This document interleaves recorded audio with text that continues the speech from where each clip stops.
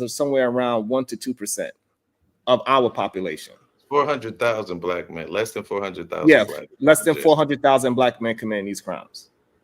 So all I'm saying, let's just be honest about what we're talking about. It's okay for us to say that our neighborhoods are the most violent, but we are not the most violent in America, though. That's what I'm trying to get you to But understand. if you're not the most violent in America, why is all the violence where you live?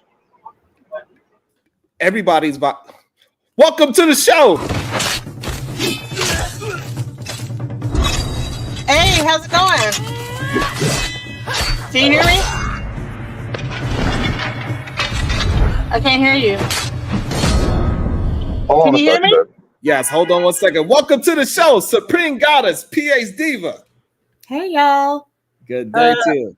Are we considering racial hate crimes as violent crime? Are we considering child rape as violent crime? Because white men do that at a 71% clip, right? So they're the vast majority of the people who harm children violently. So I think it depends on how we are defining violent crime. Absolutely. That's a very good point. I think that would be anything that could be called assault and or homicide. So those things would probably fall into that category. But still, I mean, I think Black America doesn't like to grapple with the statistical reality of sexual assault in Black America. I kind of think that's why a lot of the girls are the way they are. A girl tried to explain this to me a long time ago, and I didn't believe it, but I think she might be right. There's a lot of sexual assault that happens on the low here, and it just doesn't get talked about. But I can see the fruits of that tree all around me. Right, but we're talking about statistics. So if we're going to start extrapolating based on what somebody told us, then we're going to have to do the same thing for violent crime, because we know that police departments reporting their violent crime statistics to the FBI is voluntary, right? So if we start extrapolating on one end, we're going to have to start extrapolating on the other end. That's not a road you want to go down, sir.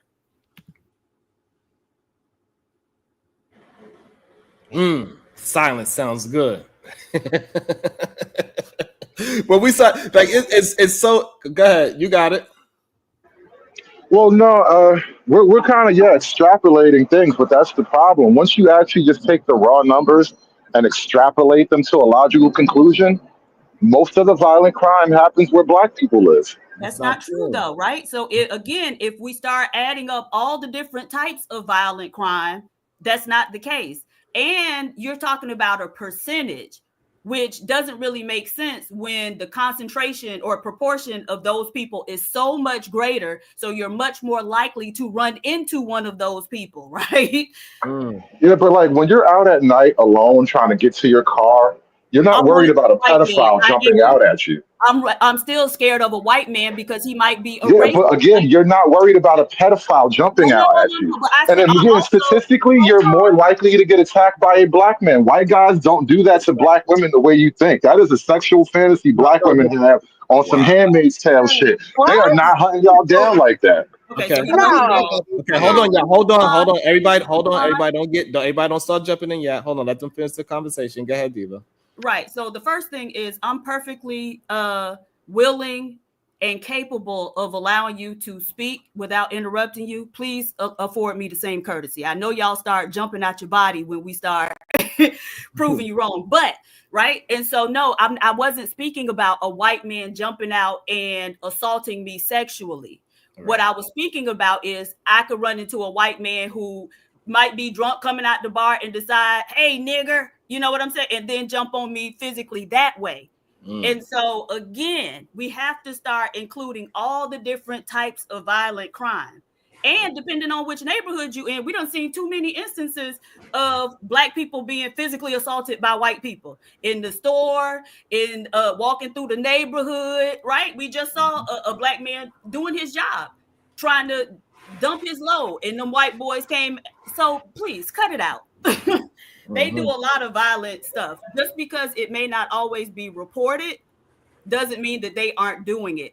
It's, in fact, if you remember back when the Mike Brown protests were going on, there were 2 reporters that were in the crowd. They were undercover in the crowd like they were protesters. It was a white male and a Black male.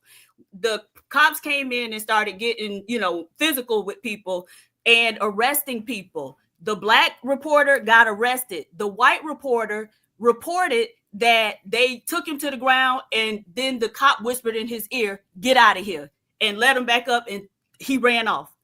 So just because they get let off more don't mean that they ain't doing it. Right. Good point. Go ahead, Hood. Your turn to respond. Uninterrupted. Give me a second. Somebody else get it. All right. And so and all we want to do is just deal with when we start just breaking out the raw numbers, it's just not what y'all say it is. And it is okay that we do have a issue, but a great point that Diva just pointed out, if we are more likely to run into a violent majority than a violent minority. It's just statistically, when we put the stats out there, just what it is. And not only that, the ones that are violent from the minority, 50% of them come out exonerated. So it's really not 39% of us, for real. These are effectively ghost stories to tell around a campfire. That time was some racist white guy said some racist white guy thing to you, and it just shook your day up, and you were all melanin frazzled after that. These are racist campfire stories for scary little niggas. The majority of your interactions with white people are going to go just fine, and most of the time, they would rather not have any problem with you. Most white folk are generally afraid of most black people. And so this idea that they're walking around looking for a nigga to string up is just 1940s babble, bro. We got to get over that shit. We are not on the Selma Bridge no more. The civil rights is over. White folk ain't running around here trying to do shit to niggas. It's niggas doing shit to niggas. More than some racist strapping you to his truck and dragging you around the place, you're going to run into a nigga who got nothing to lose, and he's having a bad day, and he want to take something from you. That's more likely what you're going to encounter as a regular person in your regular life. Okay. I just have a question. You got him, Diva? All right, hold your question. We got you. We're gonna the conversation almost done. We'll open it up in a couple of more back and forth. Go ahead, Diva. So you're telling me the white guy who approached me aggressively and his wife had to hold him back because I was wearing a "I love being black" t-shirt? That never happened. Right? We got too much evidence because everybody got a camera on them now. So we have too many instances. We can look at it and see, right? And that's why black people even, came up with the joke, if you're a black person, you never really alone because there's always some white person in your business.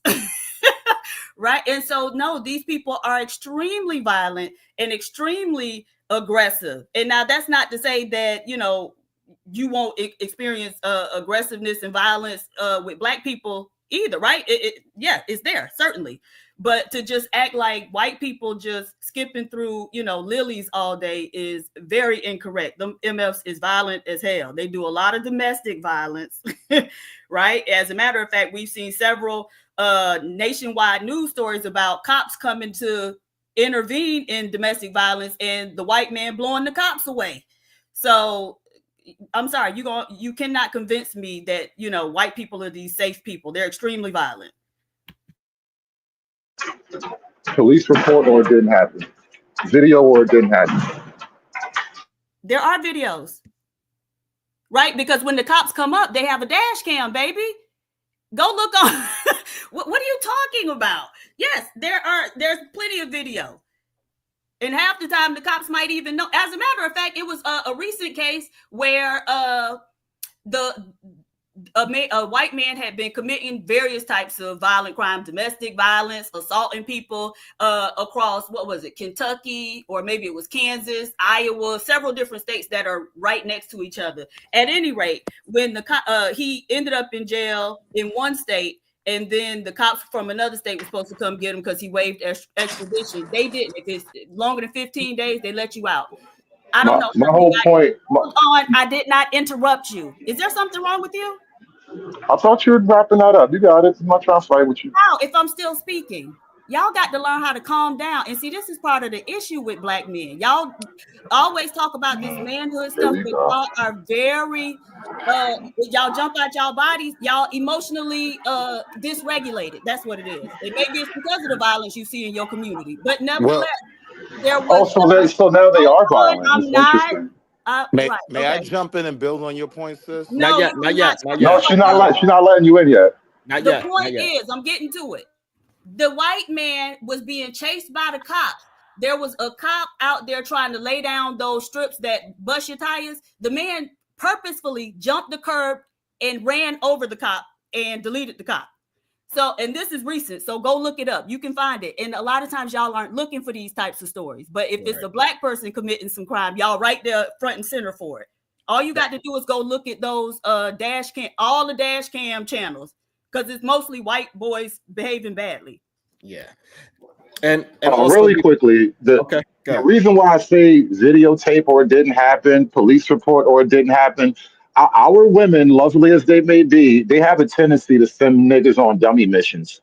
And so I just hesitate to believe anytime a woman says, oh, something bad happened to me, you should care about it. I've grown a thick enough skin to just not believe them automatically because they lie about these things for their own little petty needs. And we've seen this happen time and time again. So as far as our women getting up on the stage and screaming racism so that we can go perform on their behalf, I'm just not going anymore. But that has nothing to do with anything I said. I was talking about white males engaging in violent acts. So nobody ever said yes, black women wanting black men to fight white men on their behalf. You go fight that nigga. You free. Nobody's asking y'all to fight anybody. We know that y'all you equal, right? You empowered, right? Hold on. You can't fight anybody. You can't protect yourself. So you certainly can't protect a woman, especially a white woman, right? Y'all at the bottom of the social hierarchy, baby. Ain't no you can't punch up from there. So Hood Sir, why did you bring it into you thinking that somebody was asking black people to fight for black women? This is not that. We was talking about crime. No, it's black women sending black men on a dummy mission. That's what I was referring to. Right, but that's not what we is having a conversation about at all. Not even a little bit. What we're talking about is comparing the actual statistics and just be truthful and honest with the statistics as we see them. Not make up some bullshit story. Frankly, once you allow PhDs in a conversation and she begins to tell her personal anecdotes, it literally becomes that. No, okay, so you focused on that one. I was just giving an example, honey, and I talked about a lot of other things. So if you chose to key in on that one specific example because you couldn't address the rest, right? Right. I respond to things you say. It was a thing you said. I responded to it. Deal with it. Respond to the rest. You're still full of shit. No, respond to it though. Like that's fine. But okay, so you that's the response, bro. Okay, that was the response. This is what we're gonna do. We're gonna accept that black men should not go on a dummy mission because a white boy tried to approach Diva in a violent way and he had to be held back by his wife. Okay, we are not gonna go on a dummy mission and find this white boy. Now address the rest of the comments that she was saying about they are committing 70% crimes on children violently. They're also doing 57% of the violent crimes in America. Also, that 50% of the black men that's getting arrested, it's also 50% of them getting exonerated. Also talk about that because also we are talking about convictions as well, right? So again, just address the fact that if they are committing so much violent crimes at a high rate, you are more likely to run into a white person that is violent versus a black person that's violent because we are only 13% of the population. Only 6% of us are males, and then only 400,000 of them are the actually violent criminals. So the chances of running into one of them is much more difficult. Is what we are just having to have a conversation. I actually addressed that already. If you're black and you live in the black community, you're not bumping into racist white people. You're bumping into crazy niggas every day. Not unless it's Wittenhouse. Okay, so we're gonna go DJ Genesis. You want to ask her question because clearly he cannot answer questions anymore. He's out of his wit right now. Go ahead, Genesis. So my question is that hold on. We're gonna go DJ Genesis. My question is that if we're talking about hold on. And then we're gonna get Wall Street Willie in there right after DJ Genesis, so we could just get people, so we can have the conversation. Go ahead, Genesis. Okay, so my question is that if we're talking about violent crime, are we also lumping the police force into that too, and all of the crime that they're doing? Like when just because that they get let off by beating people, if the majority of our police force is Caucasian, is that considered also crime, like violence? The things that they're doing, or are we just going to leave that part out, say that doesn't count? It doesn't quite work that way. Good point. No, because if we look at the statistics, police officers are more likely than the general population to beat their wives or significant others. They do more domestic violence than any other group that's violent. Well, those numbers, if they're arrested, they would just get recorded like any other numbers. So they are already a part of the conversation. If you're talking about violence with the badge on, I mean, technically they're allowed to shoot you. So those numbers don't look the way you want them to They're look. not allowed to shoot you. Under certain circumstances, they are literally allowed to shoot you. That's what the gun is for. I don't know why you don't understand that. So you said You're black, that right? they get off of that. Hold on, before we turn into a full-blown argument, I just want to let you know that not too long ago, I was just talking about 6 Tennessee cops that just got arrested. You know why they got arrested? Because they was chasing a man that fatally shot his girlfriend at a breast cancer walk. He ran away from police, jumped into his car, tried to run away from police, crashed into their car. They finally caught him, flipped his car over. He tried to run. They caught him and gave that man a black eye. And 6 cops went to jail because that was a white boy that they gave a black eye. Let it be a goddamn black man in the rain or not raining, and he didn't have his goddamn lights on, he would get punched in the face, and everybody wouldn't bat a fucking eyelash. This is 6 black cops beat a man to death in Memphis, and they got off for it last month or 2 months ago. Is that white supremacy when 6 black cops beat a nigga to death and get off of it? Right, so what are we blaming if not white supremacy? I'm trying to explain to you. Stop bringing up things that we are not talking about just to prove a point. That is a hard. Because that's how you prove points, nigga. I have to bring up things that you don't want to talk about. What the fuck is wrong with people? Who am I talking to here? Right, but you have to have a conversation about what I'm saying. Not after I said something, you're supposed to talk about that, not bring up. If you can bring up those random white cops, I'll bring up 6 black cops that did worse. How about that? But what I'm saying is that so after we mine out my conversation, then we can mine out your new conversation that you want to introduce to combat what I'm saying. Not say, hey, we're gonna go tit for tat. You say one, and then I'm gonna say one, then we never actually break down the conversation. I want to be able to break No, don't tell me how to do kung fu. That's how I fight. Those are 6 black cops are worse than your white cops. Deal with it. I don't want you to look foolish. I want you to break down the conversation so we can actually have a fruitful conversation. Go ahead, Wall Street Willie. All right, so because I get frustrated when people who I know are very intelligent play dumb, right? So let's deal with 3 quick things. One is over policing, right? When federal numbers show that the majority of traffic stops, interactions with police are happening in black areas, you're gonna have more crime reported in those areas, right? It's like the lotto. If you play enough times, you just might win, right? So we know there's the factor of over policing. 2 is where these crimes are concentrated. And when you have that conversation, then you have to talk about who's the real threat. Most of these black crimes are happening in very concentrated areas, right? I'm not going to O Block. I'm not just walking through Compton. So the likelihood where those crimes are happening affecting me is slim to none. I could walk around the cities like New York and Chicago, downtown. You don't have a problem in the world, right? But what are you more likely to bump into?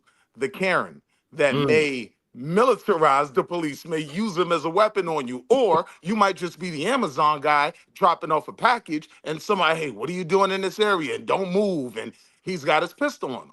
So the question of, the likelihood of you coming into contact with these things also puts in perspective that, there's definitely a narrative being painted with the picture of crime that's simply not accurate. Now we have this new thing where we call everything a mass shooting, right? So now, in order to drill down on them, because yes, If 3 people get shot at a block party in their leg, it's considered a mass shooting, right? Mm, But that's not what we're talking about. We're talking about people who go into schools with AR-15s, like we just had. You know, we're talking about people who go into movie theaters. That's a threat, right? And there are mm, certain things, even when they look at our culture, right, and they say, "Oh, you see him throwing gang signs? Like the signs were there, right?" When are we going to say that the signs are there in the white community as well for a lot of the crime they're willing to commit, and just paint the same picture accurately? mm. So over policing is a big deal. I think any black person that's pretending like they believe they don't know white people military like weaponize the police, they're lying to themselves more than they're lying to me, because we as black men on the panel, we know what they can do in those situations, right? We're going to be the first one tackled to the ground until the cop figured out, no, I was the one that called the cops. That's the crazy white boy on opiates, right? So, you know, we just have to be honest about the conversation we're having. And in particular, when we're talking about black crime, 9 times out of 10, the people that are talking about it, it doesn't affect you. In your suburb, on your way back and forth to work, it Mm, doesn't affect you. So I'm saying, let's just have an honest conversation. mhm. I mean, when you're talking about white crime, it doesn't affect black people either. So I don't know why black folk love to bring up white crime as some kind of deflection, as if that really matters to your life. And then, Well, as far as mass shooters go, the last couple of years, we've had like maybe a 9 or 12 transgender mass shooters. So I don't even know if it's purely a white thing. There's something deeply psychologically wrong with that whole crowd. So maybe the They white were guys white. might be kind of off They the were hook. There still was a white. lot of transgenders. They were still white though. Don't take that out. like you can't miss that part. You cannot just say, "Oh, you can't miss that part." That part is there. It's very important. and, I don't and understand one other why. thing, my Yeah. bad, Yep. Sharon. One You other good? thing, the third part that just came back to me, we get punished, right? If Tyrone goes outside and shoots someone, does anything, he's going down, right? We see time and time again where white people in the right circumstances, citizens, are allowed to violate people's rights, take people's lives, right? And Mhm. wiggle out of those situations or get out of them with less time than a kid that did an assault will get, right? Right. So we got to factor that in as well. There's the over policing and the over sentencing. Well, so the other thing is, I don't know why hood conservative acting like if you live in a black community, it's a chain link fence with barbed wire around the community. We go out to restaurants, we go out to malls, like you go out to movie theaters, and I think the reason that white violence is always concerning is because they have a tendency to direct or misdirect their anger and violence towards people that don't even know they breathing, right? So like they said, the guy who went into the movie theater and just started blowing people away, the guy who will go into a supermarket and delete people who ain't never done nothing to them, or they going into these schools, a school full of children when you a grown ass man Mm, and bothering those children. And so that's why it's so concerning, because it can happen to anywhere, anytime, to anybody. mhm. Not only that, look at what's happening to the so-called black truck drivers as of recently as well. We've been hearing there's an Yeah, uptick in I've heard some about that. situations with them. We don't know what is going on. Who's the ones harassing them? It ain't other black folks harassing those black truck drivers. So let me get this straight. When it comes to white folk giving somebody a hard time, we got to call in the National Guard. But when a nigga gets shot, when babies get killed in a drive-by, it's like shit happens. You got to suck it up. You Okay. niggas amazing, bro. That's Well, wild. you keep moving the goalposts. So if you want to have a conversation strictly about that one topic, then yes, that is a horrible situation. However, that's not the norm. It's not normal. And we got to stop acting as if When drive-bys. was the last time a black person was murdered by a racist white person strictly because he was a nigga and I felt like killing a nigga that day? Like, how often does that really happen? Because it's like you guys' number one fear in life, and it's a childlike fear, bro. It is such a childlike, like, it's a phobia at this point. So the problem is that it recently did happen. We still have lynches happening in America. That's the problem that you are failing to miss. And you are more likely to run into a violent white human being than you are to run into a black violent human being. And for some reason, on purpose, or you just being obtuse, I'm not sure, but you are failing to realize just by statistics alone, that is a very true thing. I don't know why is it so difficult to just deal with what is being represented when we look at the raw numbers of things. It was two twins who were unalived by a white man here down in Georgia In in the summer. the summer, it just happened. Like they literally just graduated high school, about to have a promising life, and it was snuffed out by that savage. And look, so he gave you an example right there. What white guy? It doesn't matter which one he The is. guy. No, I'm saying because I know that name. It was two twins. It was allegedly a suicide, but like, did they find some white guy and arrest him? Yeah, he was the suspect. Yes. In the trial is, I don't know if he's been charged yet. I know he's a suspect, So he's a suspect, hasn't been charged. Okay. but it wasn't. And so that's how simple it is to just go ahead. So long as you're able to deal with the truth, that's cool. And then we can move forward and we just be honest. We got to stop paying our people. Notice how the story went from they got a white guy, and then I asked a simple question, and no, he's just a suspect. Like, this is the importance of details. You don't think the crime takes a process? We can just instantly charge him and he's going to be found Well, guilty. respect the process, though. Don't just lead niggas on with the end result. Like, tell the process. Don't just say we got some guy for it. We don't know shit yet.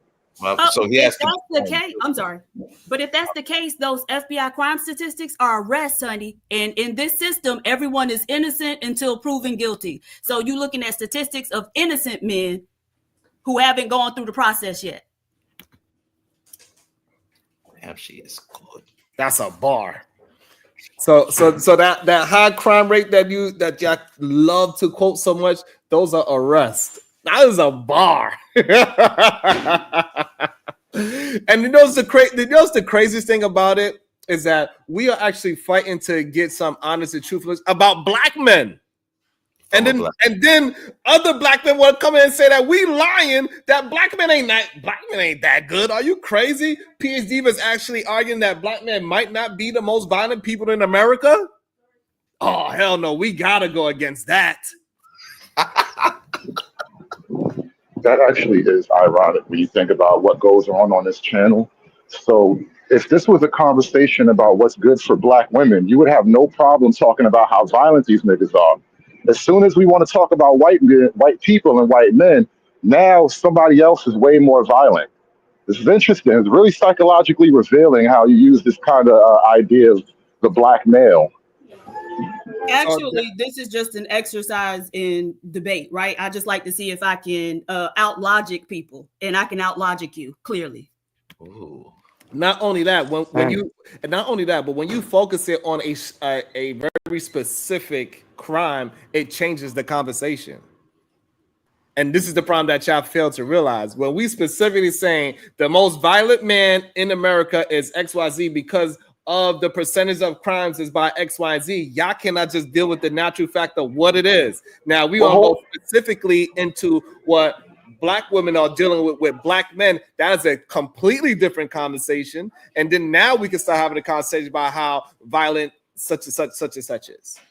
It's two different. So wait a minute. Let me get this straight. So in terms of black women, these niggas are horrible fathers. They're bad lovers. They're terrible providers. They're illiterate. They're homeless. They breath stink. All of these things, but they're also perfectly decent civilians. No. It's amazing.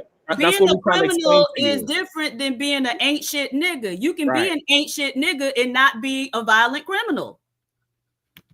Damn, she kind of dinging you today, Hood. I ding Hood every day. I feel like Hood got a lifetime. What are the rates of domestic violence in the black community? Dinged all his life. That's what are the DV rates in the black community? So for some reason you not understand those are two different points, right? Like, so you don't have to be a criminal to do something wrong to your girlfriend. You don't have to be a criminal to you sleeping on your mama's house and she had to take you up out the house and now you got an apartment now because you partner up with a woman. You don't have to be a criminal because you impregnated 3-4 women and then you run away from your results. You know what I'm saying? Like those are not criminals. So not necessarily. So those are two different conversations. That's all I'm trying to let you know. Go ahead, Wall Street. Really like you had something to say. Okay, Wall Street. Yeah, the point slipped me. I'll come back.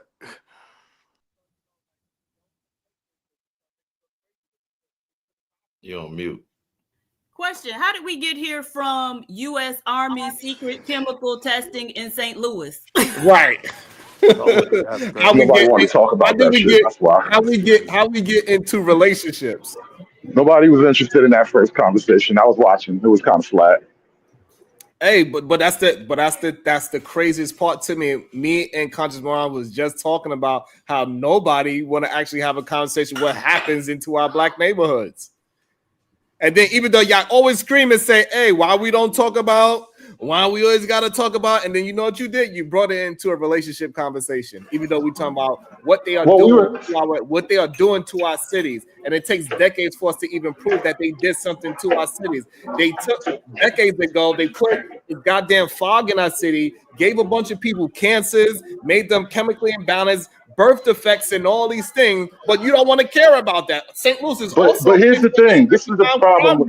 And it's proven the government itself said, yes, we did some biochemical warfare to a black city, and you said, like, I don't want to hear about that. That's crazy to me. If we don't care about our own business and our own communities and our own selves, we have no business expecting the government or the white man to care. And so that's just the problem you're going to have to resolve internally, bro. Nobody's supposed to care about you. Your mama lied to you, bro. But then you create a catch. But then you create a catch-22, right? Like if there are elements in the community that are preventing these people from moving forward, that are the catalysts for a lot of the issues that we see. If you're telling them to just correct themselves, but then you have this other influence, it creates a catch-22. I think a lot of intelligent black men want to see better for their community, for their people, right? But they don't want to address the real issues that, in my opinion, many of us feel like we can't affect any change on. So you don't want to look at systematic white supremacy. You don't want to look at things like redlining, things like, income disparity. You just want to look at your own people saying, I figured it out. You can and should do it too. But that's, it creates a catch-22 unless you're dealing with these outside influences and elements that are so problematic for our people. If you're talking about alleged systemic white supremacy, which I do not believe, by the way, but if you're talking about white supremacy, your so-called women work for the system. Reconcile that shit. Well, y'all don't have no jobs to offer us, so of course we are. But black people are tax-paying citizens, and so the same way that our government got an obligation to every other citizen, it has an obligation to us. Certainly an obligation not to target us for harm. But I want to say, like, I work for that same system. Are you saying that I'm inclined to push for white supremacy in some way? I was confused. Well, you work for white supremacy. So what do you do for white supremacy? I mean, the argument can be made that anything in this system can have elements of white supremacy. I was trying to figure out the argument, but I didn't understand why you threw the women in there as if we don't work for these same systems with them side by side, right? Like we're all in there. It doesn't mean we're inclined to support or try to benefit white supremacy. Well, if the system has been so good to you and so good to her, and shout out to PhD for being honest. I see you let her slide right by that shit. Like the whole embracing the system that you want me to fight. What did I tell you about women and their dummy missions, right? So if the system has been so good to the both of y'all, why you think I'm supposed to fight it? Won't you tell me how to get like you? Actually, what I do is I fight employment discrimination, sweetie. That's what I do for the system, nigga. Damn. Silence. Come on, Hood. You gotta represent black men better than that. Let's go, Hold on. What did she say? She said that I fight employment discrimination. That's what I do for the system, nigga. And I earn a lot more than you doing it with your conservative ass. How you a broke conservative? Oh, so you work in the white man's office getting black women jobs so they can be strong and independent. Absolutely. And we discriminate. Beautiful. How does that help us? That helps you, but it don't help us, because right? y'all be leeching off Mercenaries. those women. Mercenaries, Y'all leech off bro. those women.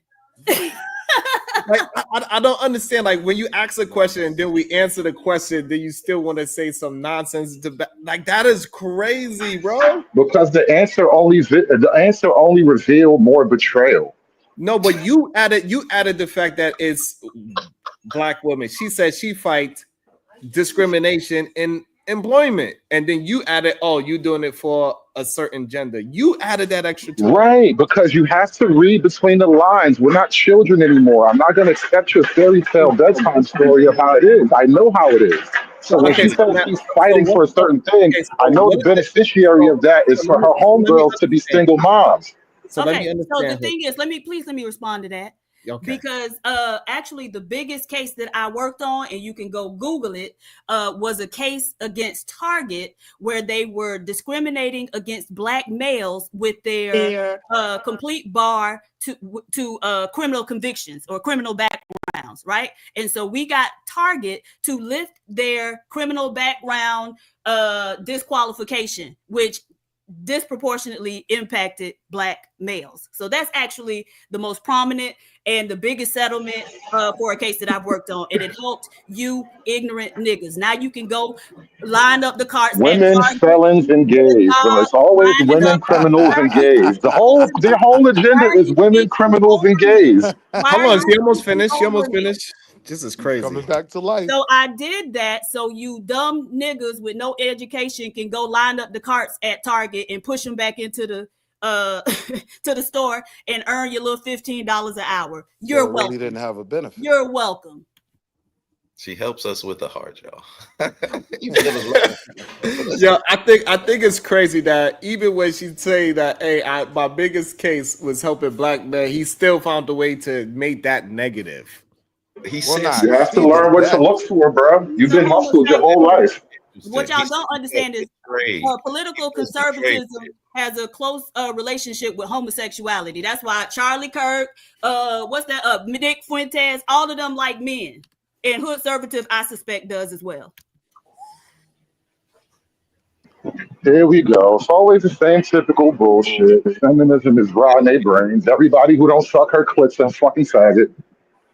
You got to cam up and I dispute. think the fact that you cannot maintain the conversation is rich to me.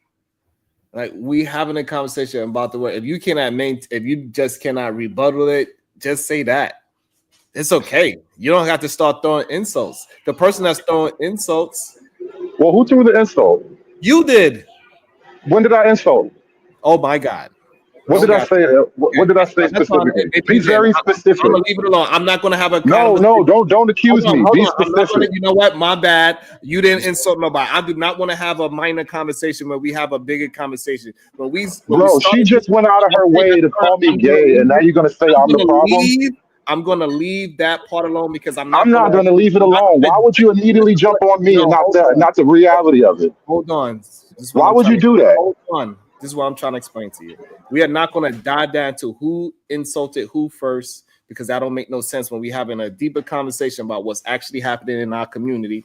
When we start having a conversation about what's happening in our community, you are the one that's trying to move it into just relationships. That is a problem for me. When we are trying to have a conversation about what happened into a city that was a black city, happened decades ago, and now we starting to see that they are waiting for everybody that they did it to. They wait for them to die, even though those are decent human beings that was in that city when it was built, and now they turned it into rubble. It's just nothing but dirt and ashes. Now they broke down the whole city so they could erase the evidence. You want to try to turn it into some goddamn gender banging situation. That's crazy to me. And literally say on this platform today that we don't care about our own cities when I'm trying to have a conversation about what actually happens. The truth is you are not going to be able to bury the truth with some finding out who insulted who first. Absolutely not. Everybody can see what just happened here. And niggas act like this shit ain't being recorded. The protective defense is unnecessary. She's a grown ass woman who doesn't actually care for you that much. So I don't know why you go so far to protect her from a simple conversation. Okay, what's your thought, Marvin's opinion about this topic? What topic y'all talking about? Y'all kind of going everywhere with it right now. So it went from U.S. Army thing that happened in the past to whichever one you want to talk about. Just go ahead. I don't really have an opinion. I mean, history is history. I mean, I don't really have any real feelings about what happened. I mean, a lot of stuff like that happened in the past to the Black community. That's no secret as far as them testing stuff. And people still trying to make compensation to this day with those who are affected by that. Besides that, hopefully I have nothing more really to add. Kind of curious about what the topic is going, like where's it going to or revolving to, like why we brought it up so we can talk about what we're going to with this. Shout out to the Cash App. It says, Diva, keep kicking these ninjas in their ass. Thank you so much, my brother. Yeah, I kind of just came into this, so I don't really know what's on y'all going too, on. right? The military experiment on military members, right? They just what was the one where they was burning stuff and people got exposed to something, and so now they starting to pay them. I forget what that particular one is called, but then it was Agent Orange before that. It's been several of, but y'all get a whole host of shots. They don't even have to tell you what it is. Right. A lot of times y'all don't know what it is. Right. And so they experimenting on y'all too. You don't care? Right. But let's not forget about Tuskegee. Let's not forget about Tuskegee. Let's not forget about Henrietta Lacks. Like we could go down the thing. We got Flint. Like, I mean, God damn it. We got the ice cream truck. It plays the most racist jingle in the fucking history of America. Like, come on. What the fuck are we talking about? All right, so what I'm trying to figure out is because are we talking about this white supremacy right now? That's basically the topic we're on right now. No, I'm just serious because you brought up the ice cream thing, so I'm kind of confused. Like you talk about experimenting on Black people. I'm like, okay, I understand where you're going with this. Then you talked about ice cream machines and all that stuff. I'm like, okay, what are we talking about, bro? Like, so what we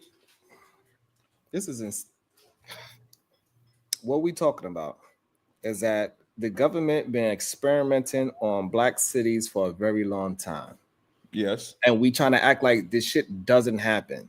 So 2 decades ago in St. Louis is how this conversation started. They experimented on a city, a project. They were spraying fogs. That's 20 years later, it's causing cancer in people. It's causing birth defects. It was giving them headaches. They was throwing up. And now 20 years down the line, they wound up destroying that city. That city is nothing but grass, rocks, and rubble now. And so the problem is nobody want to talk about that. Then as we move it forward down the line, right, we also understand St. Louis is one of the most violent cities. Also, they experiment us with some strange fog. Okay. So for some reason, we're trying to act like we can't have a conversation about what's happening to our cities. And this is why we don't get no goddamn respect for our cities. Literally. Y'all trying to challenge what actually happened in history. The government itself acknowledged that they did it to our city.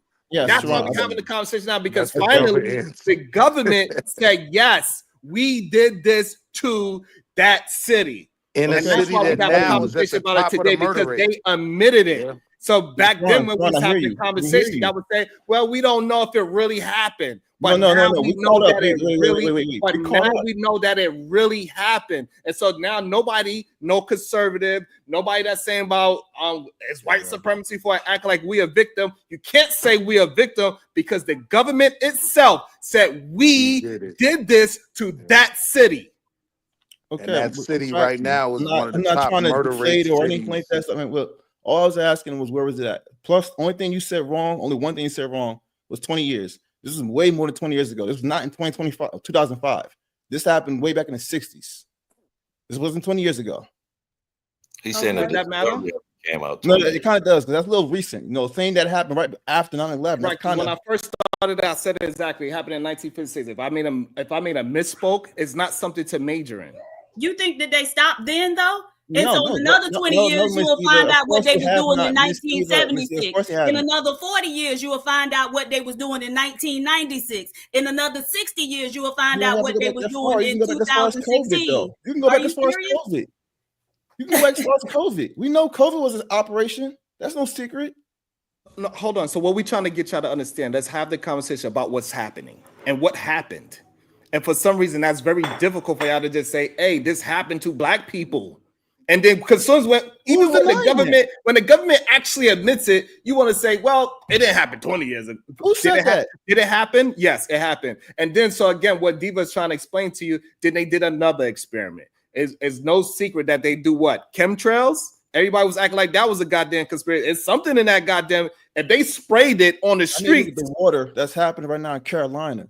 I'm telling you, I already know about the stuff that's happening with that. All right, so speak to it then. Don't tell me that you know about in the context of white supremacy. Yeah, that's what I'm saying. In the context of white supremacy, right? Or do you disagree? That's even a thing? No, it's not even that. It's not a thing. It's just that honestly, when it comes to this whole white supremacy talk, like honestly, it's a class system. I get it. We're the experiment, we're the lab rats, but honestly, they don't care about their own people neither. There's people who are on top of all this that want to control the population in general. All right, so pause it. So you're saying that we shouldn't care about it too because they don't care. No, you're missing the point. I'm saying in general, they don't give a fuck. These people. When you get the point, I agree with you. But Sharon's follow-up question was important. Like, should we care about our own? I think you should care about your own health for sure. Yeah, why not? So then we have to address these things in the I'm context. I'm not saying you shouldn't address it. I'm saying like I'm saying what you guys are saying. It's happening now. It's happening today. It's going to happen in the future, and they're going to do it because they want to. Honestly, they're going to try to balance out the population at some point. That's been talked about for a long time. Population control. They're going to do what they're going to do with that. I agree. Across the spectrum. You know what I'm saying? Like we know what the bigger plan is in the sense of what they're so why is it such a difficult thing for black folks to stand up for themselves? Who's not standing up? Dude, I'm trying to figure out how am I saying something that's counter-argumentative to what you're saying? I'm agreeing with you and I'm adding more to it. Yes, you are saying something that's counter-argumentative to what we are talking about. Yes, you are. Nah, Sharon, he's actually he literally tried to sweep it under the rug by saying they don't care about themselves, so why would they care about us? That's literally hold on, that's literally a counter. So once you add that into the conversation, that negates why we even having a conversation about it. They don't care about no American, so there's no need to talk about what they did to the black American because they would do it. Hold on, let me finish. Because they would do it to a white American. However, the problem is we don't see them doing it to their cities. So it's no need to even bring up that they don't care about those other Americans because clearly they do because they never did it on Rodeo Drive. Good clarification. That makes sense. Now, I was inclined to agree with him in terms of, they're doing it across the spectrum, even to their own. Like, that's one thing about white people that black people don't seem to have grasped. You won't be able to save everybody, right? So, but in terms of standing up, like if you acknowledge these things are a thing, what do we do? Do we do anything? I just felt like you were real neutral in terms of your position. Like, do we do anything? Do we just acquiesce? Is there nothing we can do? Like, if you want to do something about it, honestly, guys, if you want to do something about it, learn more about what it is you got to do. If you want to actually try, I doubt you'll be successful. They're too smart. If you want to really try to be successful in trying to deviate from their plans, which you're not going to be able to do, I'm just telling you, they're too smart for this shit. You would have to infiltrate. You would have to infiltrate their system and try to counter that. That's not going to happen. Wait a minute. We just had two people admit that they work for the system, though. Right, but you're. So this is what I'm saying, black folk. This whole conversation is like masturbation, bro. It's not about nothing really. No, but I'm saying, but you don't think that these people who are way above everyone else, you think these people who have no face don't know what's going on? Okay, but this I is agree the thing, with the second portion Marvin. of what you said in terms of the only way for us at this point to really even try to affect any change is through the system, infiltrating. What? I agreed with that. I didn't agree with the fact that you said, these people are just too smart. If we're being honest, time after time, they're proven not to get their tactics as right as they really attempt to do, right? But I did agree with the second part in terms of infiltration will have the best bang for the buck. We'll see the most benefit to the people we attach ourselves to. So look at it this way. Okay, if we're talking about infiltration, Okay, Marvelous is in the military. The black men, it's a lot of black men in the military. They never bring back that knowledge to the black community to teach us anything about maybe guerrilla warfare attacks, anything like that, right? But those white males actually do that. I watched a program last night about a group of white males in the army who had a sect that they were active duty now and was trying to overthrow the government. It was called FEAR. I can't remember what the acronym stands for, but you just never get that type of anything from black men. Black men go into those systems and then they want to be a part of those systems, right? Now, so just like when we see, why are you cutting me off? Just like when we see black males in police departments, right? They the ones that'll kick you in the head just as quick as the white boys. And so how do we get y'all to go into those systems and still keep your nuts intact? So don't do anything on her behalf, bro. No. Don't do anything on her behalf. You see how she wants to send you on a mission, but doesn't respect your presence, though? Don't go for it. Do not go for it. I'm just saying this. When you say they don't bring anything back to their own, I have to say my life tells me that's a lie. Because when I got my concealed, hold on, slow down. Is that the exception or the rule? It's not the rule. It's not the rule. So you can tell us your anecdote, but that's the exception, right? So then the rule is niggas do all the crime. Now what? If that's the game you're gonna play. That's not the rule. Hold on, allow me to respond though. Allow me to respond before we get goofy with it. What I'm saying is, in my experience, I was taught by a black Army Ranger what I needed to go through to get my concealed carry. He had, his system to teach it, and a black man taught me that. So when you make a statement like it never happens, that was a lie. I didn't say never. I said they don't bring it back. You did, and once you kept talking, you got to move the stop sign. It'll never be good enough for her because you will never be the white man, brother. Just accept that. You will never be the white man, so you can never please her. I don't know why you put yourself on this hamster wheel. My job is just to lead by pushing back with patience and facts, right? Patience, facts, and honesty. What does patience on a hamster wheel get you, bro? I mean, it got us this moment where now you and I could build, because I do agree with you. I don't have you on a hamster wheel, but patience on a hamster wheel don't get you nowhere, bro. Hear what I'm saying, brother? You asked me a question. I'm saying me and you now can make this moment whatever it was. But until I was patient with her to show her where she was wrong, right? She had the floor and she could just go off, right? That's where the patience is a benefit. Now me and you could get to it. We could use this time to talk about the things we feel like we need to talk about. Can I say something? When it comes down to the actual people that bring it back, Rakeem Balagoon was an ex-military person. He was actually considered the first black. What is it called? They have the terrorism. They had a name for it. He actually had a group called Guerrilla Mainframe. There's also the Huey P. Newton Gun Club. A lot of those are ex-military people that teach black people how to actually go out and learn how to use rifles and stuff. But a lot of that stuff got dismantled when the one guy, Malik, went down, or I think his name was Malik or whatever, was shooting the police in downtown Dallas. So a lot of those things, and when Raheem, I'm sorry guys, I'm driving. When Rakeem Balagoon got arrested and became the first black terrorist, when they had that black terrorist thing going on. So there was people, military that was teaching people. At least I know that in Fort Worth and Dallas, but they dismantled those groups. Wait, so you're these women are getting education and benefits, and they're selling you revolution, bro. You hear this? Do you hear this? They get rights, freedom, education, protection, but they're selling you revolution. Don't go for that, bro. Stop that. They're selling you war and death, bro. Stop. Conservative. I don't know if you can hear me now, but I want you to give me the same respect that I gave on your show. When you started talking, I was quiet and I let other people talk. So please give me that same situation, please, and thank you. Go ahead, Diva, and then Hood, you could go right after Diva. Go ahead. Right. So teaching people how to use a gun. I mean, you can go to any, gun range or whatever. They have people that's not what I'm talking about. I'm talking about. Oh, no, and they were teaching combat too. Can I speak?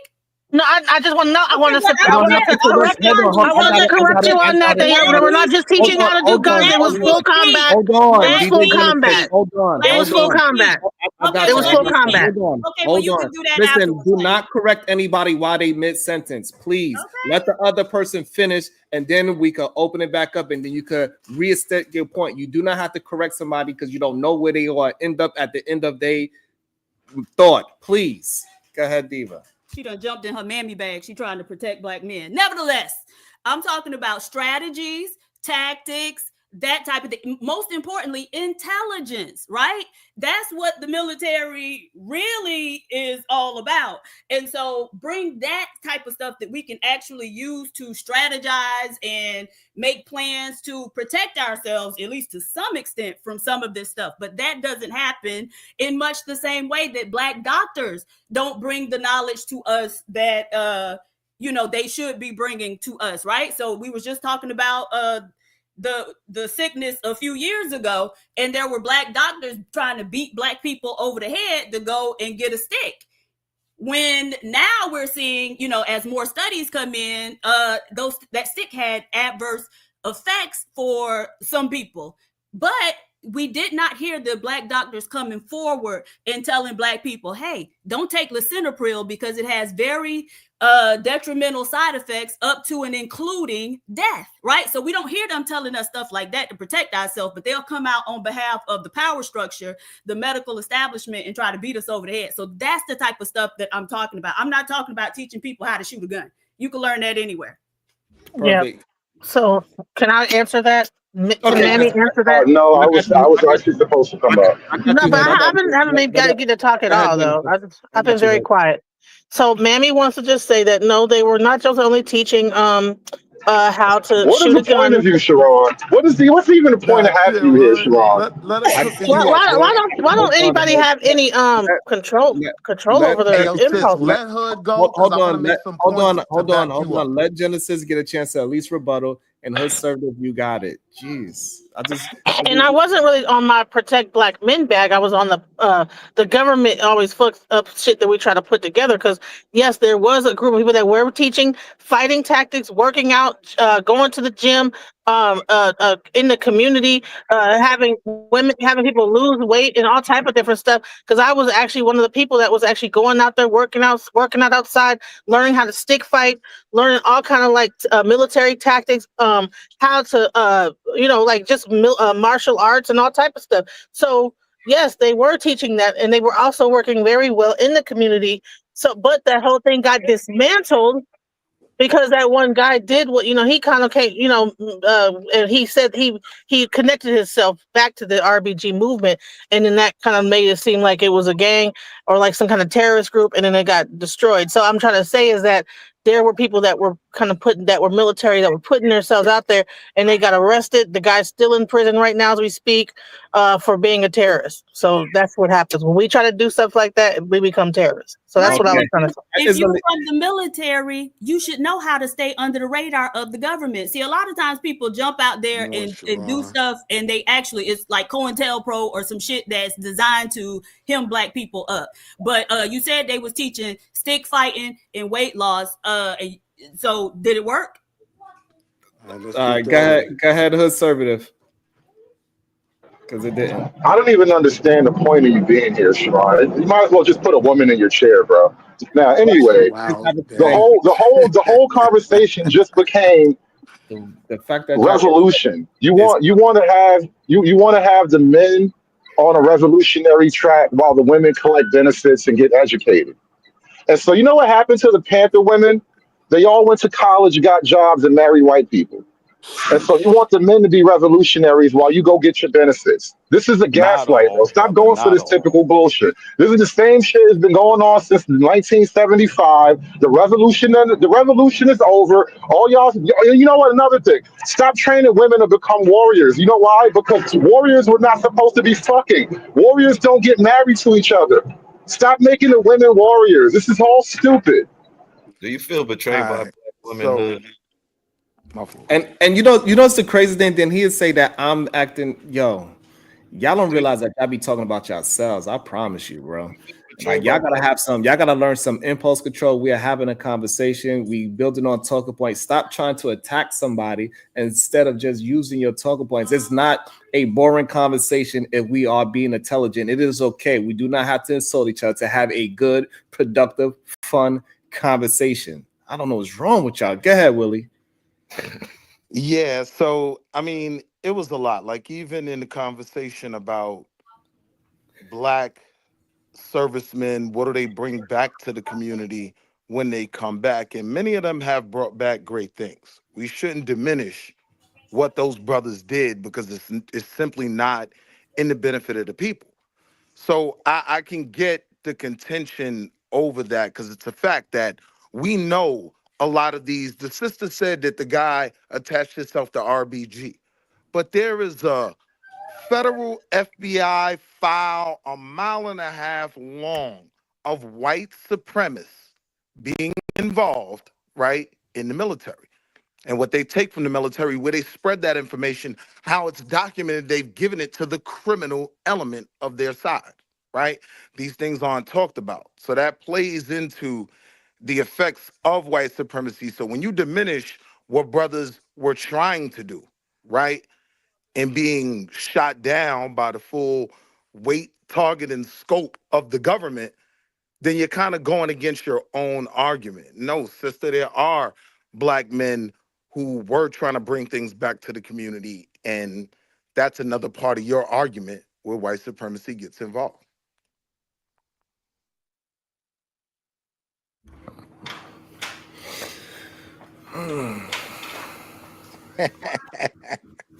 You see the patience, my brother? You see hood conservative? You got to get them with the...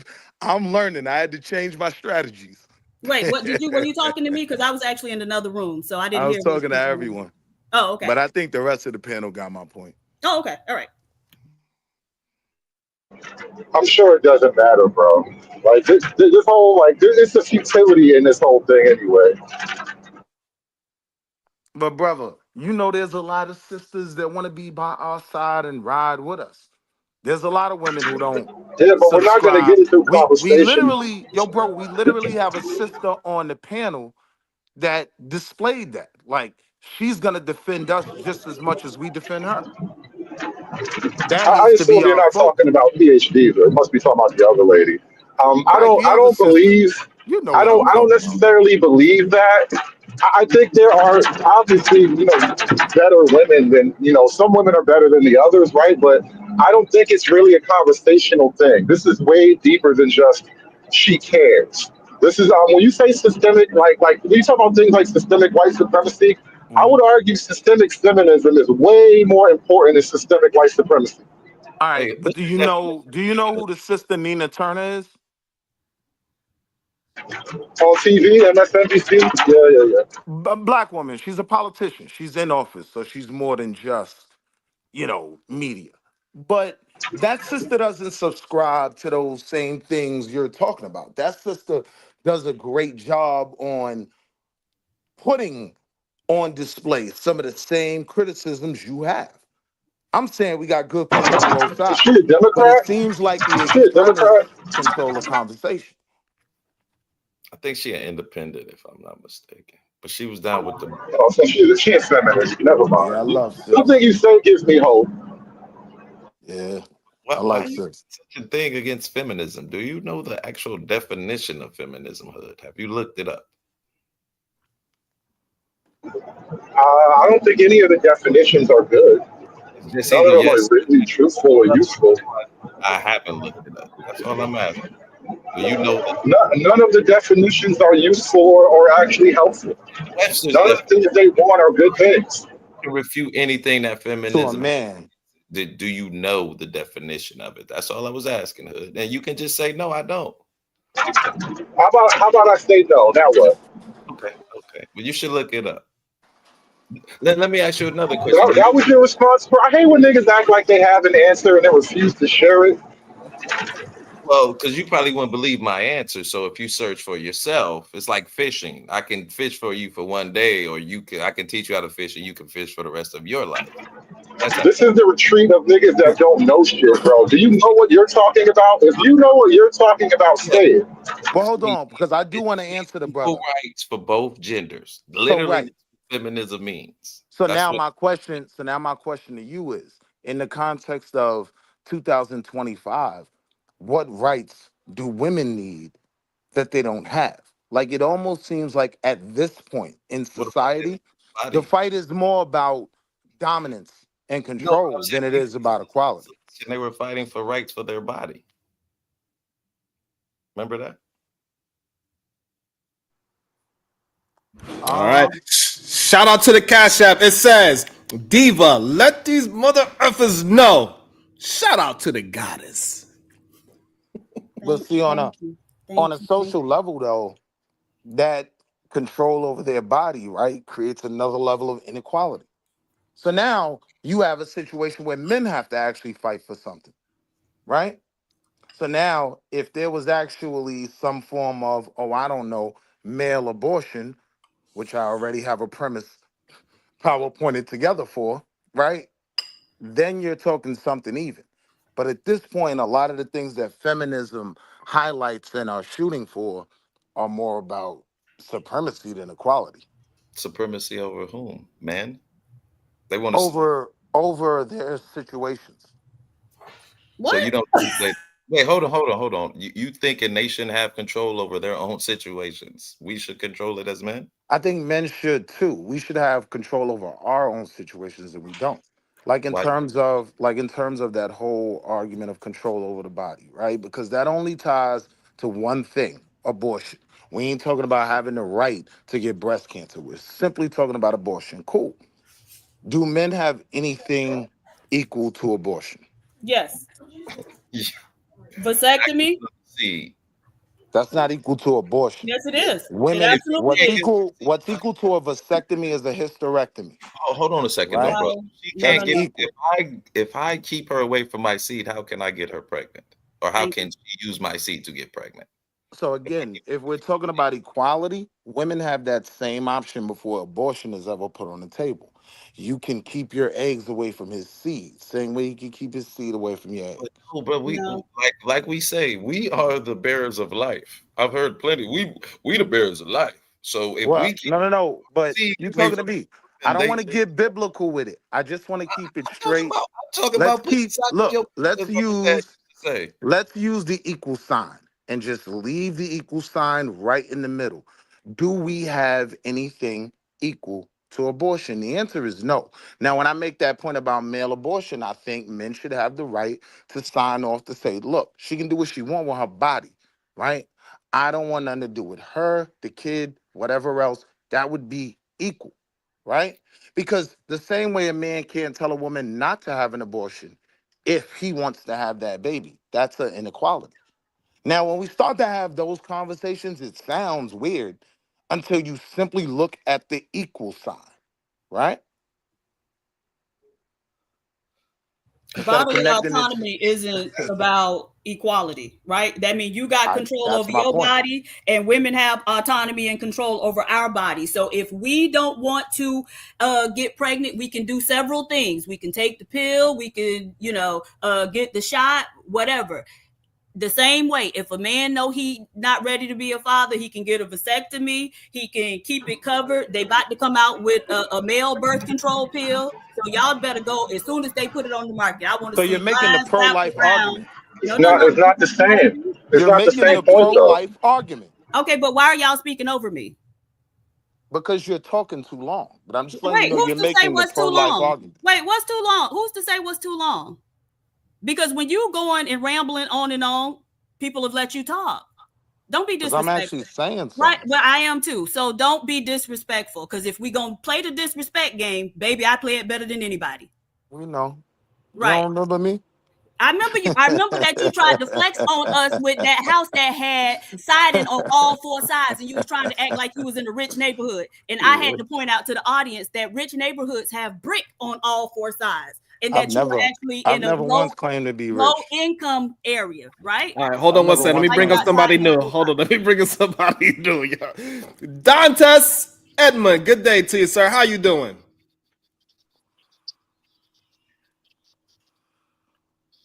You can hear me? I'm good, brother. How you doing? I'm doing well. That was a long pause. Everything okay? Yeah, I couldn't. I'm on this tablet. Okay, you sound good. We hear you clear. What would you like to bring to the conversation? It's my first time seeing you. How did you find the show?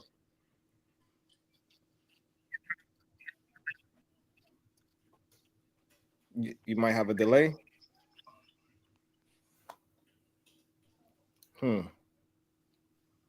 Dantes, you're gonna have to leave it. Okay. Come back. I'm not sure. I gotta continue. I'm not sure. Maybe he'll come back. Maybe he's just having a little technical difficulty. He was on camera, so I did get to see who he was. Yeah, I mean, Sharon, you know me. You know me. Like, I'm more down the middle on these topics. This whole gender war, I don't really have a side in, but I am willing to call out BS on both sides, right? I'm more B1 than anything. My concern is Black people as a whole, because I think all these different things that we display and what we think are best efforts to sound intelligent, right, are all effects of that, right? So that's always where the conversation goes with me. But when it does come to feminism, I can talk about things as not just a man, but just a normal citizen that actually does care about and love women. Nah, feminism is doing a bit too much. And there are women that agree with that argument as well. So I'm saying let's not weird it out. We gotta have a conversation on the topic. Let's not weird it out. You muted, Sharon. You on mute, Sharon. Dantes, are you there? Am I in there? Yes, you're here. Yeah. I can hear you loud and clear now. Why, brethren? What would you like? You know him, Willie? Nah. Okay. Just showing love. What would you like to add to the conversation, sir? And how did you find the show? Well, I saw your thumbnail a couple of days ago. I believe they've been hiding somebody like you, but I believe I finally found my people. But other than what I've been hearing, is some of the younger brothers. I think in the generation y'all have lost this allegiance or that revolutionary spirit. Yeah, I think you've been integrated. I think that's the term for that generation. You've been integrated. When you ignore things of the past that have been done to our people, and you just see you have no problems with it, and you still accept and have this this embrace of America.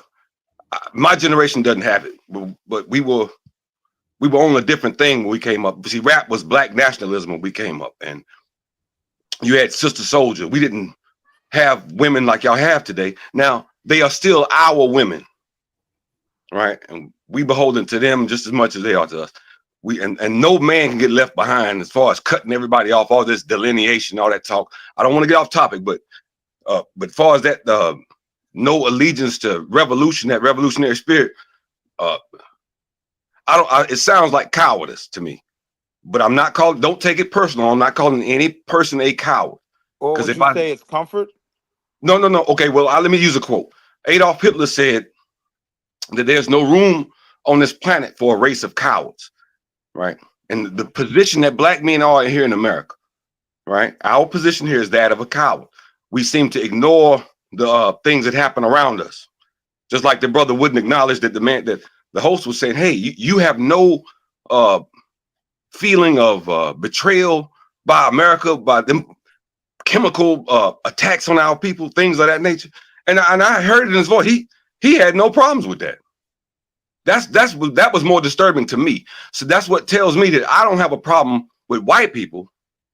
I have a problem with our people like that. I mean, I'm sorry. Nah, my bad. Keep going. But what I'm saying is, okay, like, because if you take the Haitian Revolution to Saint-Louverture, the night before that revolution took place, right? It was dissent and people who were afraid. That's and he took all of them and Al-Shabaab them right in front of everybody else, because there could not be any weakness. No one could be fall short of courage, and it would bring everybody down. That weakness. But we all have to stand fast. I'll go ahead, bro. So it's a lot of things I want to respond to, but even like with because it was good to kind of put a pin in it there with Toussaint. there was also Dessalines, right? And so Toussaint was definitely for the revolution. He's someone you speak highly of, but I can see, there's a lot of people that will call Toussaint the coward. You know that, right? Okay. I'm saying in the context of comparing him to Dessalines, right? Okay. Right. You get what I'm saying? So when I see you, I see more of the Dessalines, but I could even see my brother Hood conservative. And not saying that you were calling him the coward, but I'm just saying, right? I can see him as the Toussaint in that situation as well. Like these are both valuable parts of the revolution. I don't think it's as much cowardice as comfort. Many of us have gotten comfortable in the Don't system. draft me in your Forevolution. Whatever you do, do not draft me in the Forevolution. Call me what you want, Hold but you on, bro. niggas leave me the fuck home. Hood Please, conservative, we chill out, having man, and we just having a hold your good beret. conversation. Don't interrupt with just nonsense, please. Go ahead, finish. Hey, Hood conservative, just hold your beret, brother, and let me finish, man. You can put it on when you're ready. But I'm saying, for a lot of us brothers, I don't think it makes it cowardice when we have certain arguments that are valid for our situation. You get what I'm saying? Yes, there is a cowardice element amongst us, but we ain't talking about chaotic truth, right? We're talking about brothers who are saying things that we can respect. So I don't like putting the dissenting black opinion in the box of cowardice. And before you answer, go ahead, Diva, if you're there. Because the last thing I was going to say is I want to answer to the mic. Somebody supporting the show. Shout out to Dolomite 19 for the museum pot 100. Shout out to you. Thank you. I appreciate you supporting your favorite content creators, supporting your favorite hosts. I appreciate y'all. Make sure y'all supporting your favorite hosts on whatever channel that you're watching on. Salute to y'all. Go ahead. One sentence. Let him get a chance to respond. One sentence. I stopped him from responding. Because I didn't get to land. Just the last sentence. When we're talking about the revolutionary groups, when I look at 2025, sadly, the honest truth is, it's not the Panthers that still have these institutions. It's not some of our most revolutionary units. It's that Boule that still has things today, right, that are tangible in the black community. I know that sounded crazy, and I'm going to land there. Okay. Go ahead, Dantes. I'm pronouncing your name correct? Well, I'm the last African. I just had this. I couldn't. This is a different account. My emails and stuff, Okay. Yeah, but you got me there. Yes, all day. But to that brother, nobody has picked up the colors, right? Nobody has picked up that guide on and done anything since our leadership has been murdered and ran off out of the country. And I think what we have today is a generation that doesn't even know who they were before. That's why it's so splintered with all this identity crisis that y'all having, right? And a lot of you, I hear it. You embrace America, right? The fact that and I don't want to get to. I'm not spreading Pan-Africanism to anybody. I don't even understand that. How people interpret it. It's always been a little African beating on my chest, dying to get out. I was born and raised in North Carolina, but I know who I am. I'm not an American. I know that by Tamir Rice, Sandra Bland, Eric Gardner, Ahmaud Arbery. We can keep going all day. We are not American people, right? And the chemical attacks on our people, the barrel bombs, the destruction of our people's consistent attempts at progress in this country have been halted. And you brought in immigrant buffers, to come between our people and any type of American success. And far as you saying these, you people name celebrities when they talk about black celebrities. These people don't benefit black politicians. None of these people benefit black people. They work from within a white construct, a system. So the laws that keep them up keep us down. And your black community, when you talk about the Boule, none of these people live in so-called black communities. These are the people who uproot themselves and go to white communities, because the further away they are from black people, that's the more successful they are, right? Yes, ma'am, please. Yes, ma'am. No, please. So first off, there are several very prominent and wealthy black communities where you have plenty of Boule members living. that's that. But you said that you aren't an American because of all of the things that have taken place and how there's a concerted effort, right, to for the dominant society to lift itself up basically by pushing Black people down, right? I agree. Have you ever been to Africa? And if so, where? No, but I would love to go to Burkina Faso. That would be my. I would love to have 300 brave souls to come with me to come and help with the effort there. Salute Okay, so once you go start visiting Africa, you will see that by your definition, what makes you not an American would also make you not an African, right? Because they being pushed down in their own. Yes, yeah. I've been there. They're being pushed down in their own countries. And Ibrahim Traore, I commend his efforts, but he did have to go run to the white man for protection, right? He had to go make a deal with Putin. Not for protection, though. Yes, absolutely. They were trying to let them have a conversation. Assassinate him. They've been trying to assassinate him. So he went there for several things, one of which was protection. And so specifically, let them have the conversation first. Hold on, Willie. Let them have a conversation. Let them finish the point. And so again, just based on your definition of what makes you not an American, despite all the things your ancestors have done and accomplished in this country, those same things would make you not an African by that definition, because it's happening there too. All right, cool. Hold on. Go ahead, Dantes. No, it's Dantes. Let Dantes get a chance to respond, please. Yeah. As far as that argument of not having been to Africa, if I had the means, I would be there. I would if I had the means. And Kwame Nkrumah said, I don't have to be born in Africa. Right. Africa was born in me. Right. Right. But I'm just going by your definition of what nobody's talking to you. Skip the number Willie, hold on. I will let you get in. Willie, let me. You don't got to kick him yet. Willie, let them have a quick back and forth, and you will be able to join in on the conversation. But let them have a quick back and forth, please. Let them have the 1-2 thing just for a little bit, please. Sharon, real quick though. No. Let them have it first, and then you can give me the facts. Let them have the conversation, please. Go ahead, Diva. Right. So you say, Africa, you quoted Kwame Nkrumah, right? But Kwame Nkrumah was actually from Africa. And so he had an understanding of what being an African is. From over here, you have a very romanticized and idealized idea of what Africa is. And I'm saying that because I was the exact same way until I started going over there and seeing it for myself firsthand. I'm headed back over there in another few months. So you said that you would be there if you had the means. And I guess I'm just wondering why you wouldn't have the means, right? And I don't know you. I'm assuming you're at least in your 40s, correct? Thank you. I'm 50 years old. Okay, so you 50.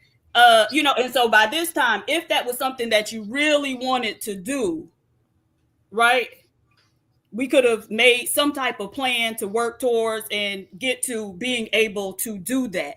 And so I think a lot of Black Americans, certainly it's a lot that happens to us, a lot has happened to us, but many of us start thinking that we maybe can't do certain things, and that's not necessarily the case. And so I'm just pointing out to you, if that's something that you're really interested in, then, making a plan to see that through is something that's well within your control. Can I fact check something real quick? Yeah. Okay. I want to, that entire, everything you said, right, about, I want to say class structure, that class structure that you believe in so much, it's a luxury that Black people cannot afford. And I do have, last year I had my house up for sale. Just so while you talking that type of thing, I was going to sell my property and go. But I started to think about it. That wouldn't be fair, right, for me to do to my family, right? So I would rather leave something, and I would know secure position for them here. I still have a responsibility to my family here. Do I not? No, certainly. Wouldn't a man take those type of things into consideration? My children are grown, and my perspective of going to Africa is very different from yours. Mine is in a role of I'll be in the outpost, supporting the troops. I'm a little too old to get my hands in the fight, and I probably wouldn't do much good, right? But I can feed the troops. I'll take meals to the battlefield, medical supplies. I'll do what I can. So I'm not going over there with the same perspective as you, right? I plan to be attached, right? And in that glory, right? I'll go to Africa, and we go and fight for them, right? For our own people. I would rather mend ties with my own people than with America, who hasn't even apologized for what Captain Traore apologized to our people for what America did to us. You understand? So there's at least an ounce of compassion there. Right. But like I said, then if I go and do that, then I have a country, I have a nation behind me. And right, he can come and say, hey, when Captain Traore said, so what a good soldier I've been, and asked me what I would want, I want to come and get all the brothers in prisons across America out over here. Right. Everybody who's been wrong, that's the type of stuff I'm on. See, I don't care about these people, the Boulets and all those people. I'm not really concerned about that 1% of black people who that Little Rock 9. Let 9 black people in and okay, yeah, I'm sorry, brother. But that's what I'm talking about. I'm talking about all of them. I just want to let you know, because it's your first time here, that we enjoy the passion, but let's try to get so we can have a response, because other people like Willie, he want to get in there as well. He want to do a fact check, and he hold on, but he told us. You gotta let me get in here too. I gotta hurt somebody's feelings. Hold on. So you said you want to go composure. I just want my brothers to hold their composure. Allow Diva and Dances to finish their conversation. One more time. We're gonna get y'all in there. We're gonna get y'all in there. Just let's let them have the conversation. It's a good conversation, y'all. Go ahead, Diva. Right. So you're saying go to Africa. Africa consists of 54 different countries. Where in Africa? So you said you mentioned Ibrahim Traore, and going to Burkina Faso. And so if you go there, how would you even be able to communicate with them? They speak French as a first language, and then African languages secondarily. Very few people even speak English. Have you learned another language? Have you learned French or one of those African languages? Do you know what tribes are over there? I'm about to drop you, Willie. Do you know what tribes are over there in Burkina Faso? Yes, I'm aware of the tribal situation there. No. Do you know the names of the tribes? What tribes are over there? Enlighten me. No, I'm asking. You said you wanted to go there. I have no desire to go there. Well, enlighten me. Right. And so I don't know what their names are, but what I can tell you is that there are several of them, and they all speak a tribal language. So I'm just raising the very practical issue of how you gonna even communicate with those people, because very few of them speak your language. The other thing is there is no situation where what's his name, Captain or whatever, Ibrahim Traore is gonna pull you outside and say, oh brother, you've been such a great soldier, what do you want? Right? That doesn't happen. Go ask the soldiers who are already over there. So I think, again, you have a very idealized and romanticized vision of Africa, which is why I was saying you need to go over there, because even if you relocate, you need to visit first, right? You got to make preparations. And so it seems like this is a fantasy for you, not even a dream, a fantasy, because you haven't put any activity or any type of real thought behind it. Go ahead. Oh, I'm sorry. You seem to have it all figured out. I'm just no, I'm just revolutionary. No, you got it all figured out. You go ahead, Willie. I got my black. Okay, go ahead, brother. He bowed out, Diva. No. You saying nothing. You saying that. We don't want to turn into an argument. You've been there. Hold on. I can't make a book about you. We don't want to turn into a full-out argument. If you could bow out, it's okay. I think it was a great conversation. Go ahead, Willie. The brother didn't bow out. He was just hospitable. And I got my black fist up, my brother. So salute to you. Like, we've moved the stop sign all the way to Africa. Like, the stop sign is in Burkina Faso right now. But what I wanted to correct was, depending on your definition of protection, no. right? Wait, no, if it depends on the Abraham, here we definition, go. then you're not Here we correcting go. me. If it depends on the So definition, again, then you're not all correcting right. anything. So if you want to go off my definition, no, you were gang goofy when you made No, the I was statement. talking Let about me my finish. definition, Let me not finish. yours. I don't know When you, you made the right? You statement told that us that you had Ibrahim an expensive Traore house and went then to the showed us the white house with man siding for on 4 protection. sides. So my definition of expensive You're and your still not definition of finished. expensive are two very different things.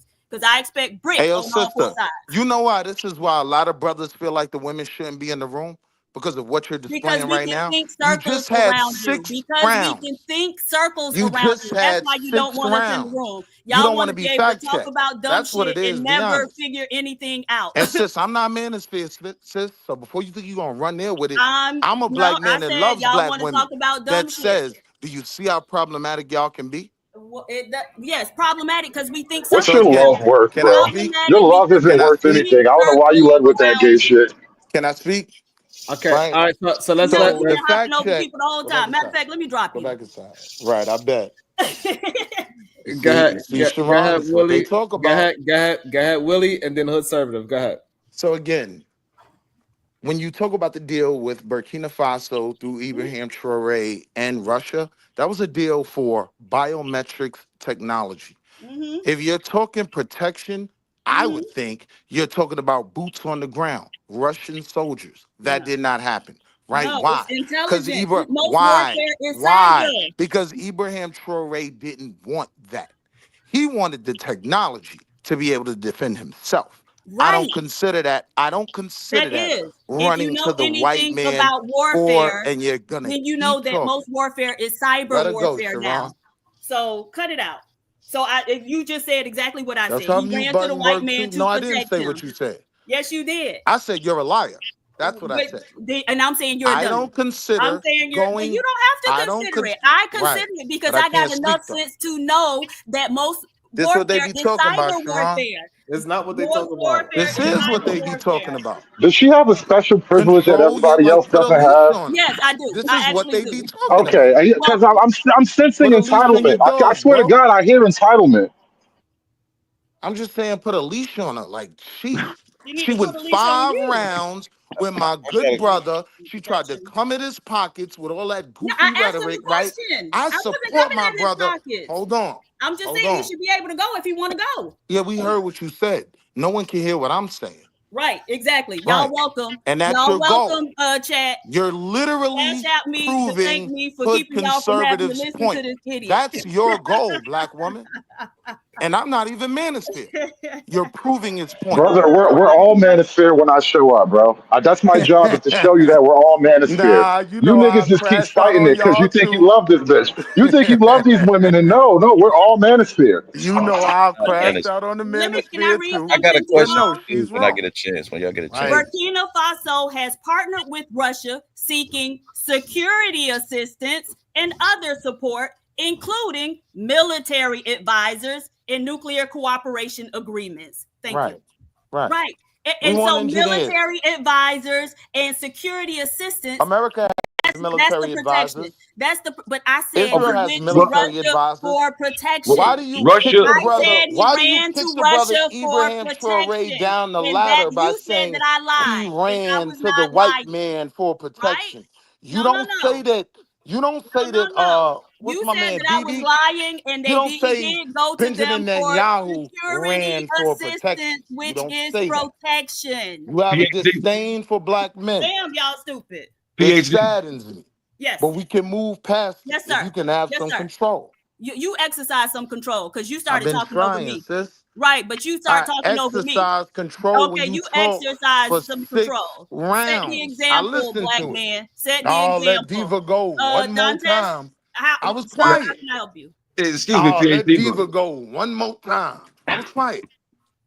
I didn't get a word in because you knew I was going to G-check the lies you were telling on I black men. wasn't telling the lies. I just read that Nah, they you went to them lied. for You security lied. assistance, which But is I'm not going to be able to. protection. Which I'm not is going to be able to illustrate protection. that point today. So PhD. we can move past that. Okay, let me Right? go ahead and Excuse me, Willie. Let me So ask you now, something. hold on. So now to my revolutionary brother, I wanted to go back to the other part of the shit. conversation that I was hoping to get to. Hold on. We made a decision a long time ago as Black Americans that we were no longer Africans. We were of African descent. We knew who we were. We were a brand new defined people when we had the chance to say, all right, do you want to go home and be an African, or do you want to stay here and fight the fight? We chose to stay here overwhelmingly, right? So we've defined who we are now. We're Sharon, different people. we're ready. Right? So I do support, right, having that love and that support for Africa. But, all right, let the sister go. My apologies. Dantes, what were you saying, sir? Well, I just wanted to ask you, just to state, when you mentioned Russia. See the patience to a conservative? Yo, who's in charge here? Who is in charge of this shit? I'm curious, bro. She is. No, I need to hear. I need Sharon to say it out loud. I need Sharon to say it out loud, bro. Because what was the whole point earlier today? You was getting on me about how I run my show and we should do things as smoothly over here as I do on my show, and you refuse to put your fucking foot down because that's how I run my show. I put my fucking foot down. No, hold on, no, you did. So what I did was gave you props. I said, hopefully you would give me the same respect like I gave you. You told me to be quiet. I was quiet. So that's what I was talking about. So it didn't matter if you skipped me or not. When you said, hey, Sharon, hold on, I want to change the topic. I don't want to hear what you say no more. I shut up and I listened, and it was your show and I respect. So I expect the same thing. And I never put you in anybody else's hands. You were always under my control and my power. I've never put you in some bitch hands and let her do whatever the fuck you want. I would never do that to my brother. You are talking about something that happened to somebody else. Hold on. Nothing happened to you, so I don't know why you feel like you need to jump out your body right now. You was chilling, and Wall Street Willie and Diva had a situation, not Hood serving a PhD. So I don't know why you jumping out your body. Because we all suffering this shit together, bro. This shit is tiring. This shit's tiring. And not for nothing. The revolutionary nigga, she is your problem, bro. She is your bastard child. You created this, bro. Your revolution gave birth to her, bro. But I'm asking you to hold on. Go ahead. Hold on. Wall Street Willie, get your point out. Go ahead, Wall Street Willie. Hey, yo, Sharon, you missed. Slap the taste out of your mouth. I'd like to see it. God. He got hit with a 20 ball. He got hit with a 60 ball. Damn. Bye, nigga. They said, even said, bye, nigga. Somebody else says, drop Willie. Then somebody else says, bye, Wall Street. So you got hit with a 60 ball, Wall Street Willie. 3 people said they tired of you disrupting the show. So again, I understand that y'all get upset, but y'all don't realize how y'all be disrupting the show sometimes, and y'all just really just concerned about y'all. And when y'all hear a female voice that give y'all good pushback, sometimes it annoys y'all, and I get it. However, we gotta allow the back and forth because you kept trying to jump in between Dantes and P.H. Diva, and even though it was a tough conversation, Dantes was able to keep his composure and let the conversation go, even though it might not actually went the way that he enjoyed it or something, but he still was able to have the conversation. So shout out to Dantes for able to have the conversation. It looked like, so Hood Server, if you want to jump in now, you could jump in now. Dantes wants something to say, and I believe Conscious Marn wanted to say something as well. Okay. And then Diva, you can get back to cooking. Go ahead. PH Diva and all the women like her are the bastard children of the Forevolution. So this nigga up here who wants you to be in the Forevolution, this is what they produce. Slap the taste out of your mouth. I'd like to see it. Goddamn. Bye, stupid nigga. Oh Lord. Miss J. Lynn with the $25 ball. Kick fat back Hood too. Or is he fat? Is he Sound fat? like it. I don't know. I never seen him. Okay. Robin M, $10. Welcome back, Diva. You were missed. Oh, thank you. I missed you too. Hood, you got a few minutes on your head. You'll be all right, I believe. Go ahead. Dantes, Conscious, and then Diva, you right back at it. All right. Well, Diva, I was wanting to just point out that Russia, when I look at Russia, I don't see them as a bad, a bad place. Like I don't look at them as like you would America or somebody else or Israel or something like that. Because when I think about Russia, Russia never had any black slaves or association with anything. That's what I mean by Russia not being bad. Or if you speak of Russia in a bad light, I don't have anything bad to say about Russia. Mm-hmm. You know? Okay. But that still doesn't negate the fact that even in Africa, where they should have like full autonomy and self-determination, again, the colonial powers are still there. Russia is there. And I'm pretty sure, even though you may not know about it, that Russia got plenty of dirt on its hands, right?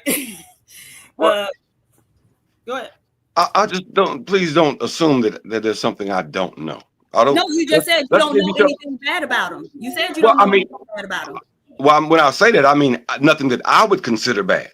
Because when you read from certain literature, I don't know what you're reading from. You reading from maybe an American newspaper or something. I don't know. What about him eliminating his political opponent? That wasn't an American thing. That was I'm sorry. What was that now? He eliminated his political opponent.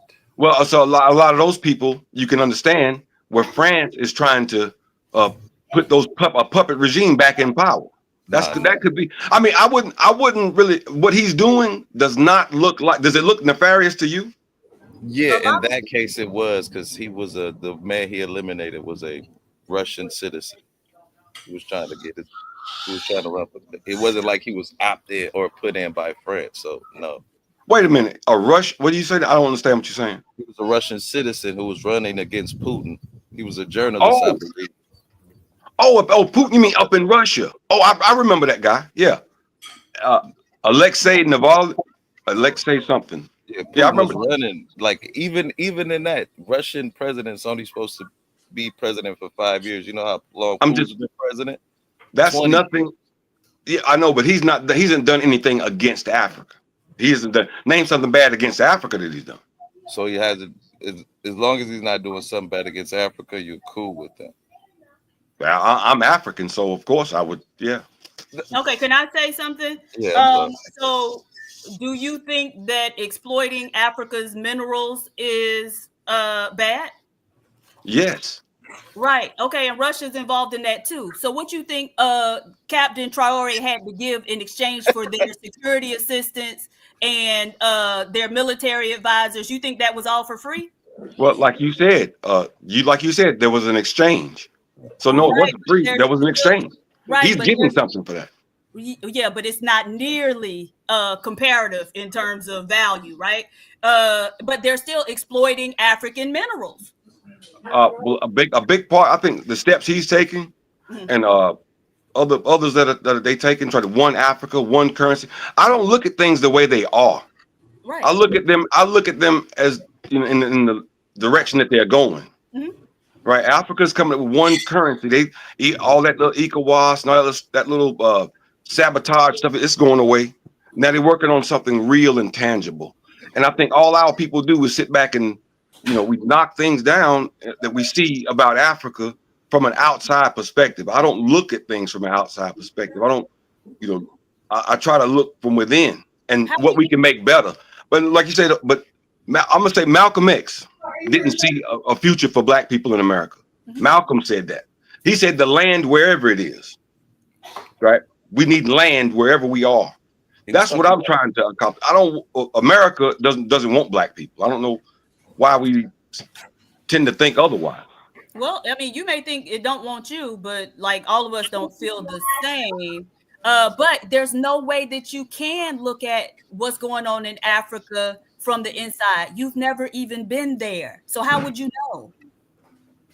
No, I mean, you can't look at it from the inside. You say I'm looking at it from the outside. I've actually been to several African countries, right? And I've listened to the people tell me what the heck is going on there. So the idea that somebody who has been there, even though I'd be the first to say I'm still looking at it from the outside, but that you would be looking at it from the inside when you've never set foot there, never talked to the people, none of that. But somehow something that maybe we don't. And as for tearing things apart, that's actually a very valuable process because it allows you to figure out where the weaknesses are in whatever it is you're doing and fix them. So you want people around who are going to poke holes in whatever you're trying to do. What do you mean by tear things apart? What is? I don't know. That's what you said. You said a lot of times our people, we like to look at things from the outside and then tear it apart. And so, what? No. What I mean is, we look at things like as they are and not how they should be. Like, do you believe that a child, a black child, a real black child? I don't mean like an Obama. I mean a real black child can be a president or be something to make a substantial change in this country, and not be just pushing their agenda on a weapon against our people. You know, do you believe? Certainly, because we got too many historical examples of black people changing things in this country. Now, if you mean being president and, trying to flip everything, in favor of black people, no, because that president would most likely be a black male, and y'all like to try to play into the system, right? Y'all not really fighting. Jasmine Crockett? Jasmine Crockett? Yeah, Jasmine Crockett's sitting at home now. I mean, but that's you saying right. Black men. I don't understand that. I don't look at. Oh wow. So, but when you say black men getting in there doing something, like who is? I mean, y'all representatives. I mean, the people representing black women look a lot worse. Is that right? I mean, Jasmine Crockett. Do you see her? Cory Booker. Right. Right. So either you have to be that is the type of person that you have to be. And I don't have but I say this right here. I mean that not to be critical, because I believe all our people, or we need to, it's all of us. I embrace all of our people, even the ones I don't favor that much.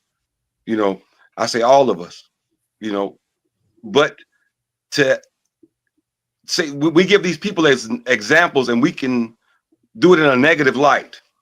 We can go back and forth all day. I can go Stacey Abrams, you can go Tim Scott. We can do this all day, and none of them are any good because they operate in a system that doesn't benefit our people. So okay, so then you being president as the example. So any black person in that position is probably not going to be able to help us, correct? Right, but I'm saying yes, right. But what I'm saying is, there's a delusion to believe that our people can even hold any type of the position that we hold will benefit us any, and you'll never have a real black president person. You never do that. Okay, well that's the thing. Okay, so even by that definition, they really don't have real black presidents in Africa because most of them are puppets. That's why their countries stay in the situation that it's in, right? The destitution, poverty, all that type of stuff, because all they want is they'll sell all the minerals for whatever country to give them money or whatever. They are slaves to the World Bank, the IMF, and so they don't have real black presidents. Right, but if we galvanize, we got to get and understand it's people over in Africa that can make them changes. And another thing that black people in America need to understand, when they talk all this negativity about Africa can change it, can remove those people, right? They can do these things in America. How can they remove it? Captain Traore he just did it, didn't he? What he's doing is improving the conditions of his people. Regardless of how you look at it, that's the way I see it. That's okay, but and there are some leaders, I was just asking how they can remove the people, right? Because a lot of the countries that Britain colonized are still part of the Commonwealth, right? Nigeria, to be specific. Right. And so again, how do they remove these people when they are indebted to these people? Okay, when someone has committed a crime against you, okay, that what you call debt, right? You came and you invaded me. You kicked in my house and took what you got is mine. Right. So what I'm talking about, that's what you call a hard line. I don't owe you nothing. Right. Get it with your muscle type deal. What, I don't owe you nothing. Because you came and took in the first place. You invaded our people in the first place. I don't think when y'all think of colonialism, y'all look at it as like that's the way it is. No. Like it was no crime was committed in colonialism. Like right. we don't. They can't fight back against it, right? And so if you say get it with the muscle, they gonna come in there with the muscle, and Africa gonna lose. Oh, damn. Look at you talking about losing before you. That's exactly why black people should stay in America. No.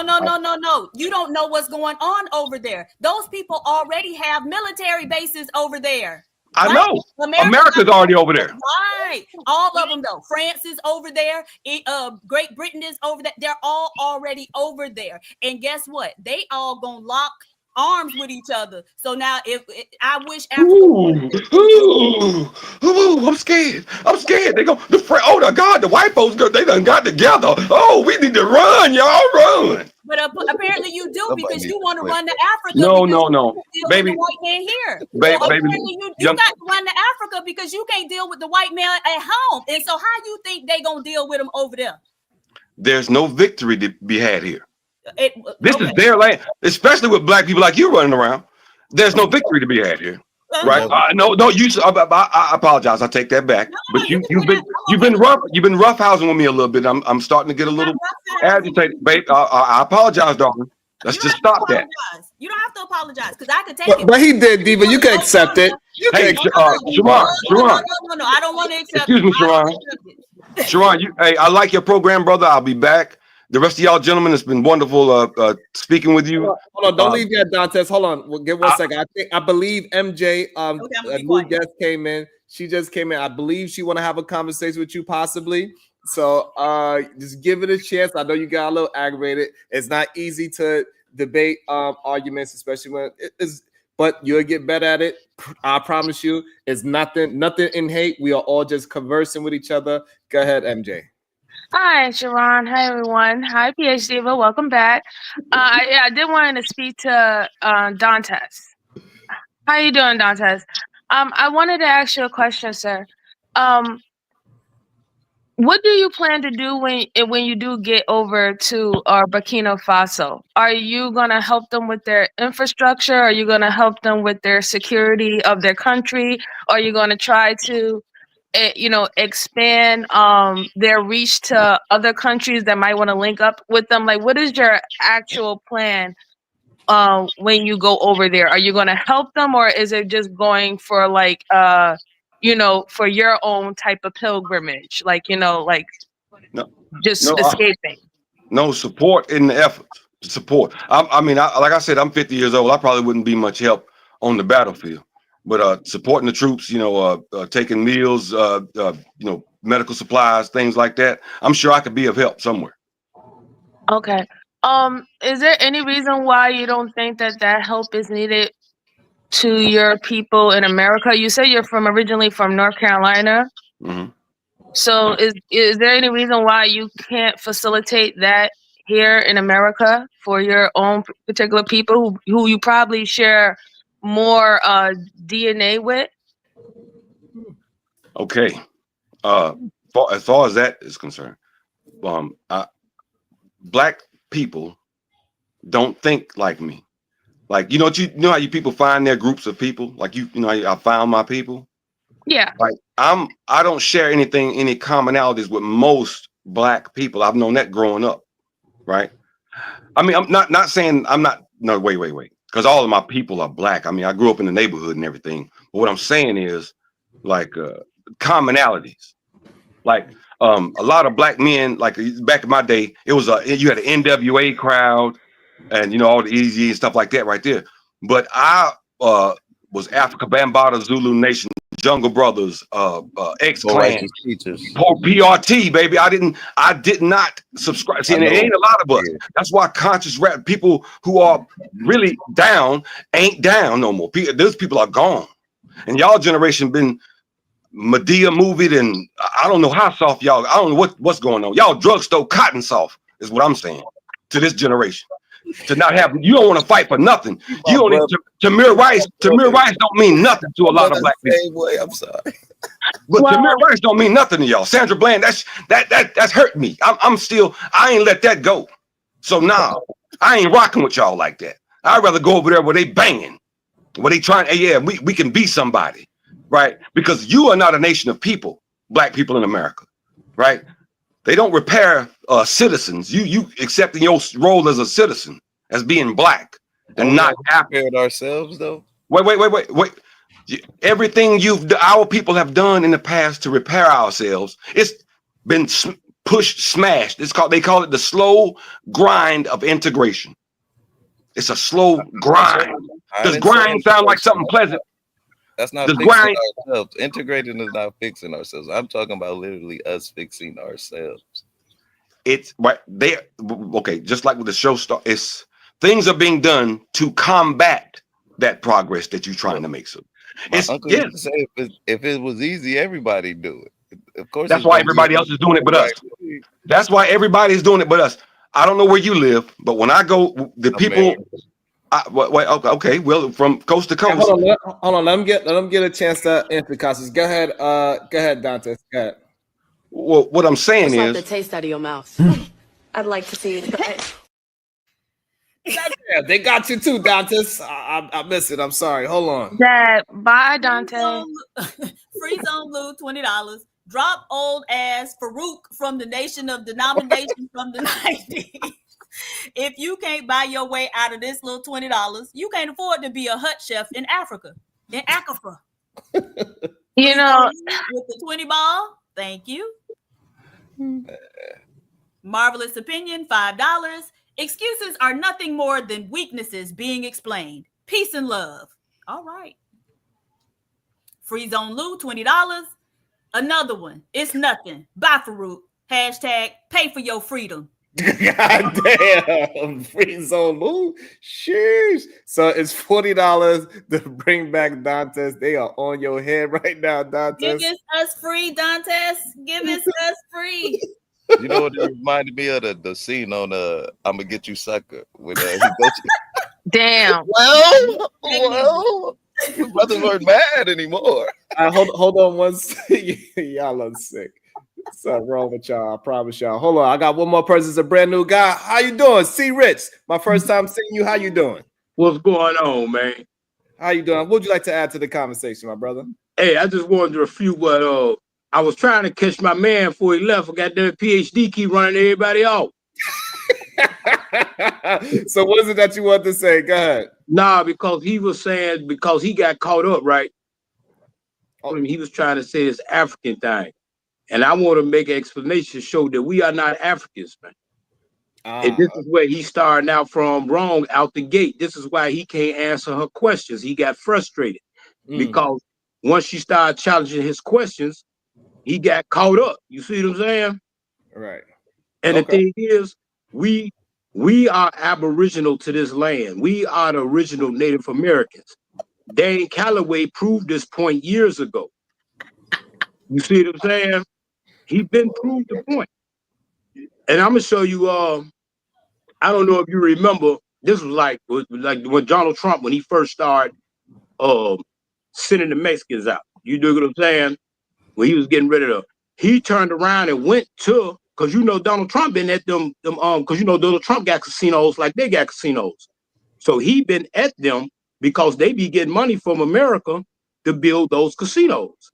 So Trump, by him having casinos, he looked at them as competition. He was going back and forth with them.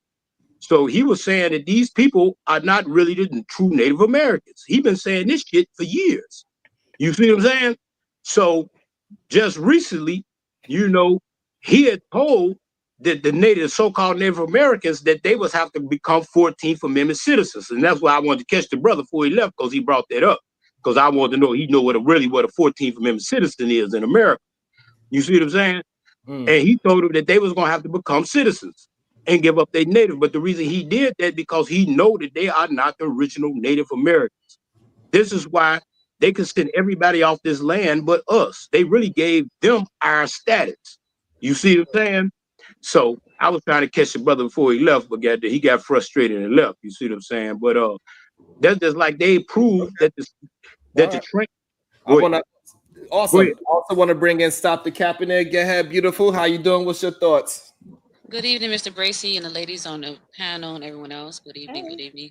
Good morning, where you at? Wherever you are. I just want to piggyback on what the guy was saying, that we must not confuse facts with our emotions, right? If he goes to Africa, he's going to be fighting people that look like him. Let's just keep it 100, right? And I'm gonna need you men to really read history and see the sins of commission that the African people played in the destruction of the African continent. They put all of this onus on people being colonized when there's other factors in play which causes, cause and effect, which cause the colonization of certain areas in Africa. I need you guys to read up on a Bohemi tribe. That's why Dee was asking, do you know any tribes over there? Tribal war and tribal competition is very, very real in the continent of Africa. The reason why the continent of Africa is not one Africa, because they have a language barrier. They have a cultural barrier because of the different languages that all of these different tribes speak. And I'm gonna land my plane by saying, I do not want to hear any man on this panel calling any woman the female dog on this panel. You are not going to use this panel to build up your ego, because I am quite sure you would not say that to a woman's face because we got CCWs, and I digress. You would shoot me? That's crazy. I love to see it happen. Y'all let the girls win, bro. I'm going on a long lunch. Slap the taste out of your mouth. I'd like to see you try it. Nobody asked your He-Man woman hating ass to come back up here. Go lunch. He's so quick to he called Miss Diva the B word 3 times very slickly. Don't nobody care about your sexual frustration, sir. No one cares. Go ahead, Diva. Miss Jaylyn, $25. Goodbye, fat back hood. Also, we got the Cash App. It says, hold on, what it says? It says, you be safe. The hate and disrespect is real. Shaking my head. Eyes like that. I just did think that's just so crazy.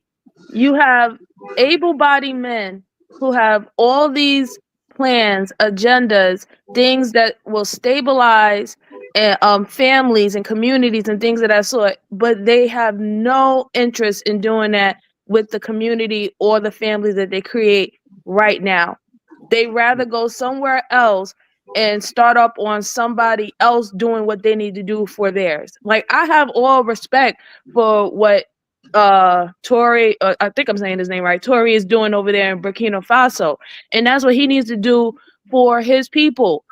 Why can none of that be done here? There's so many other elements here that need to be fixed that has nothing to do with white supremacy and anything of that, and people brush that over like it don't fucking exist. It's disgusting to hear someone say that and be very bold with it. You're gonna go over there and be a second-class fucking citizen in that goddamn country. You are not gonna be put front in nothing, okay? And if you're not coming over there to actually help them, they're gonna kick your fucking ass out. They're not coming over there with that brotherly love that you think that's showing up over there. That is that romanticizing that PhD was talking about that we inherited from Pan-Africanism.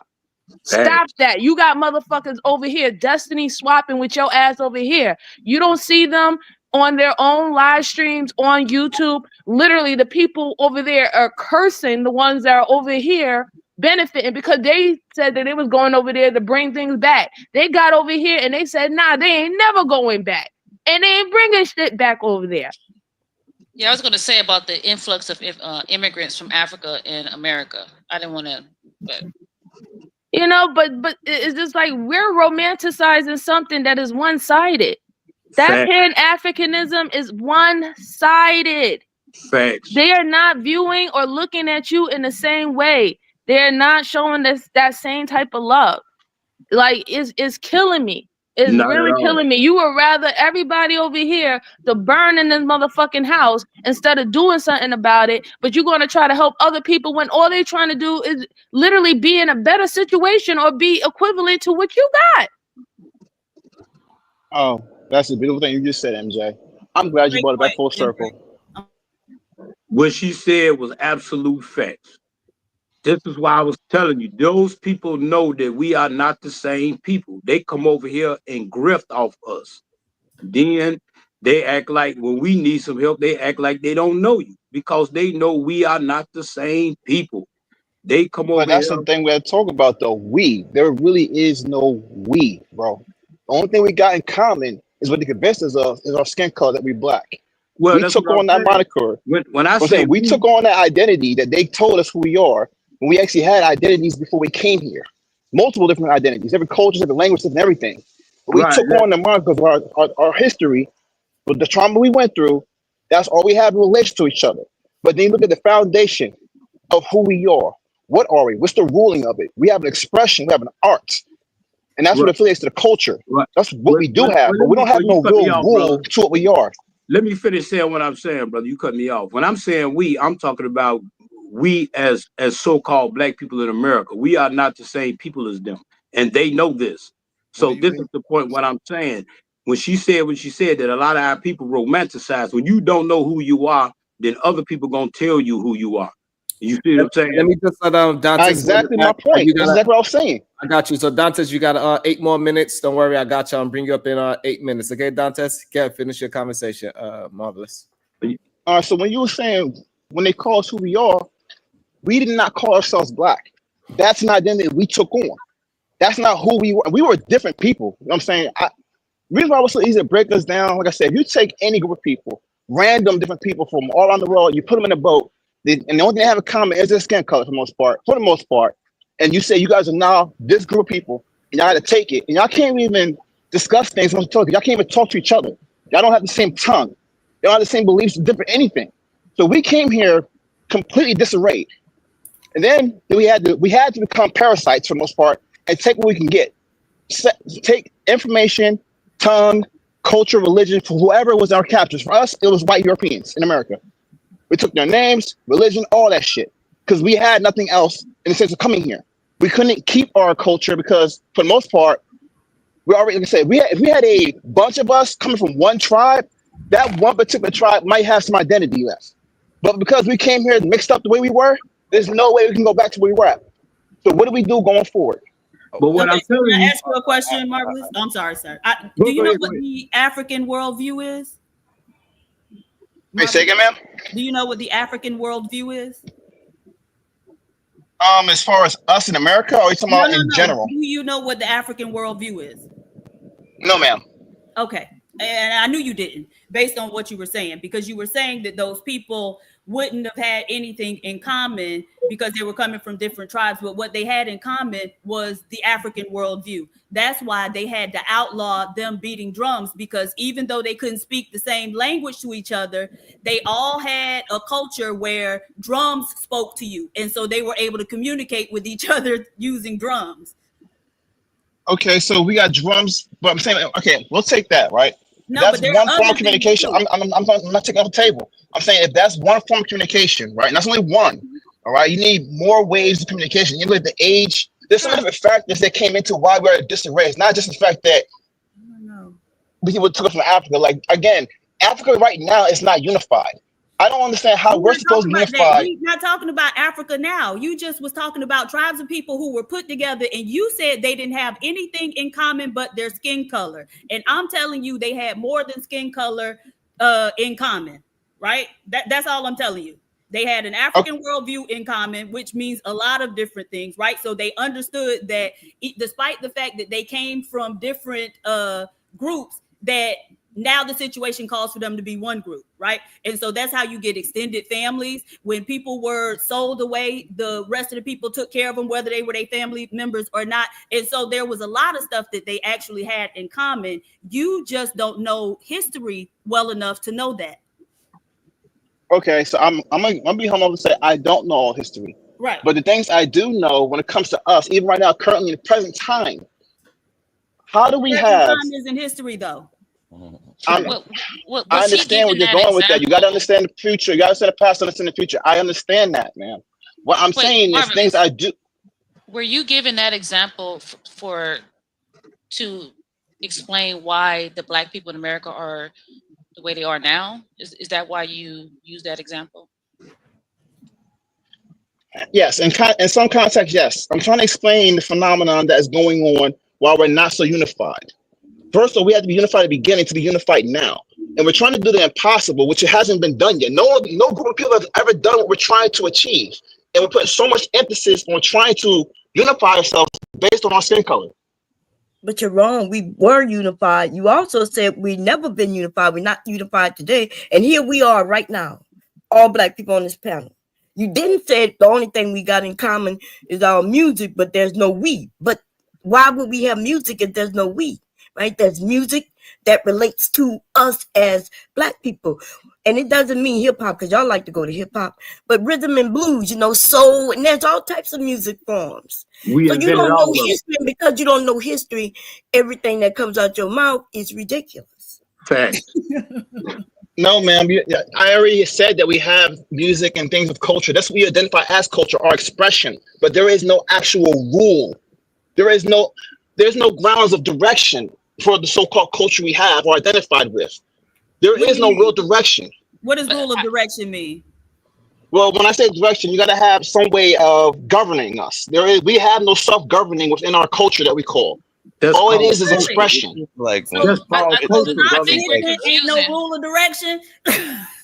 Marvelous. I think you're confusing us because your statement of opinion is not statement of facts. You're using your opinion about this experience or your examples as a statement of fact.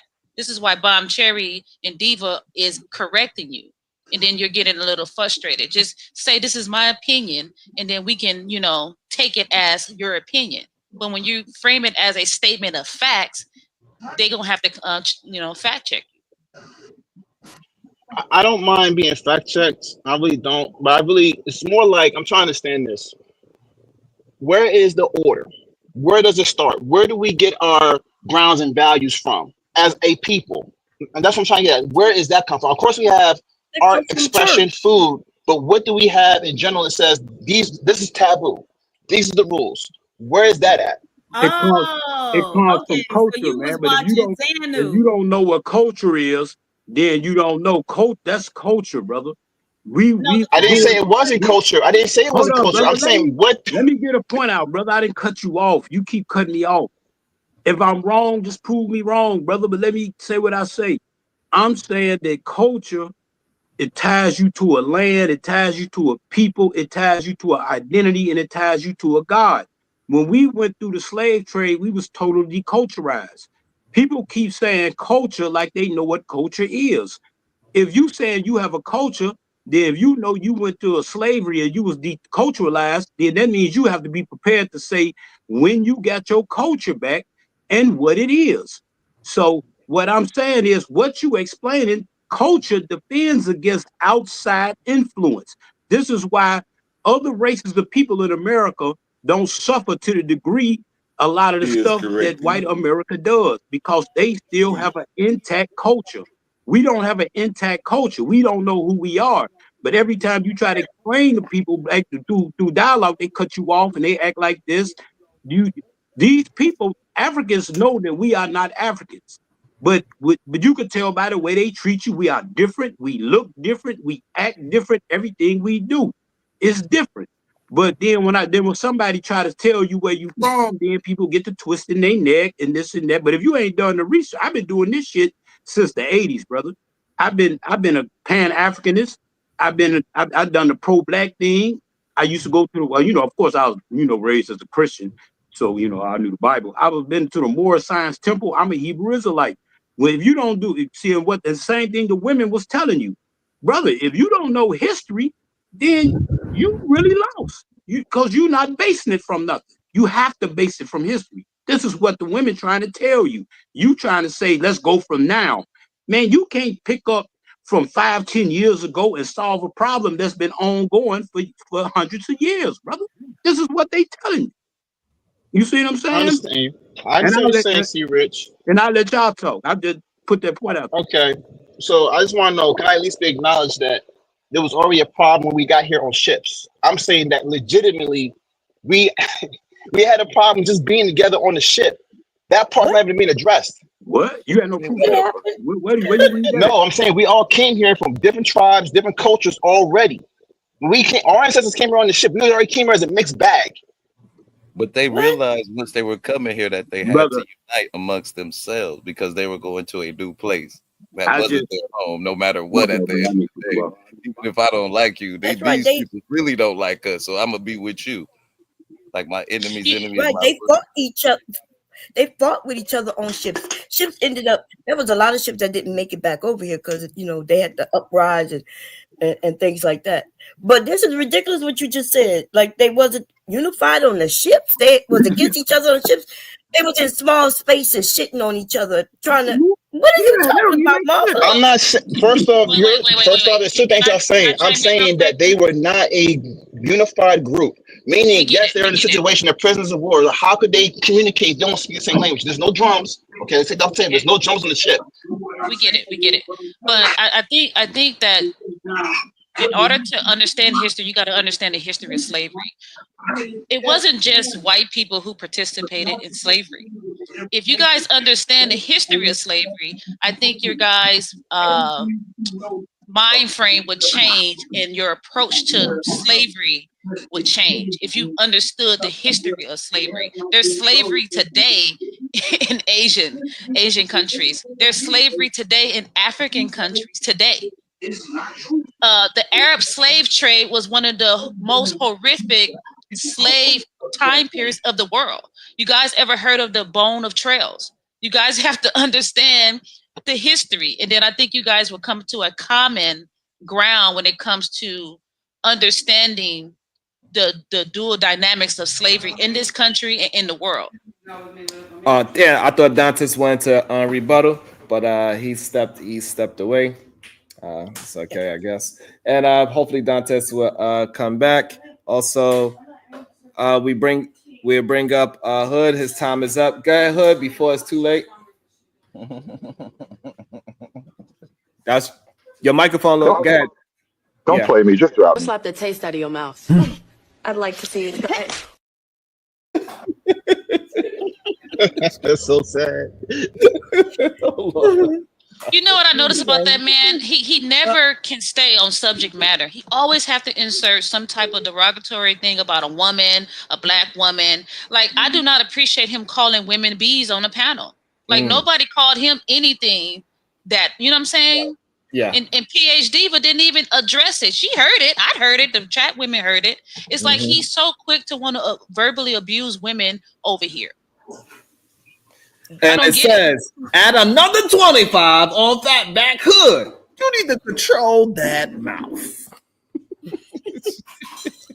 So I just want to say, like, when you know, like what the young lady just said, stop the cap, about slavery, not understanding slavery. That is very important. But it's also important to know that when they say that Africans enslaved each other before slavery, it is not nowhere near the same thing of what we're talking about that happened here in America and other places, right?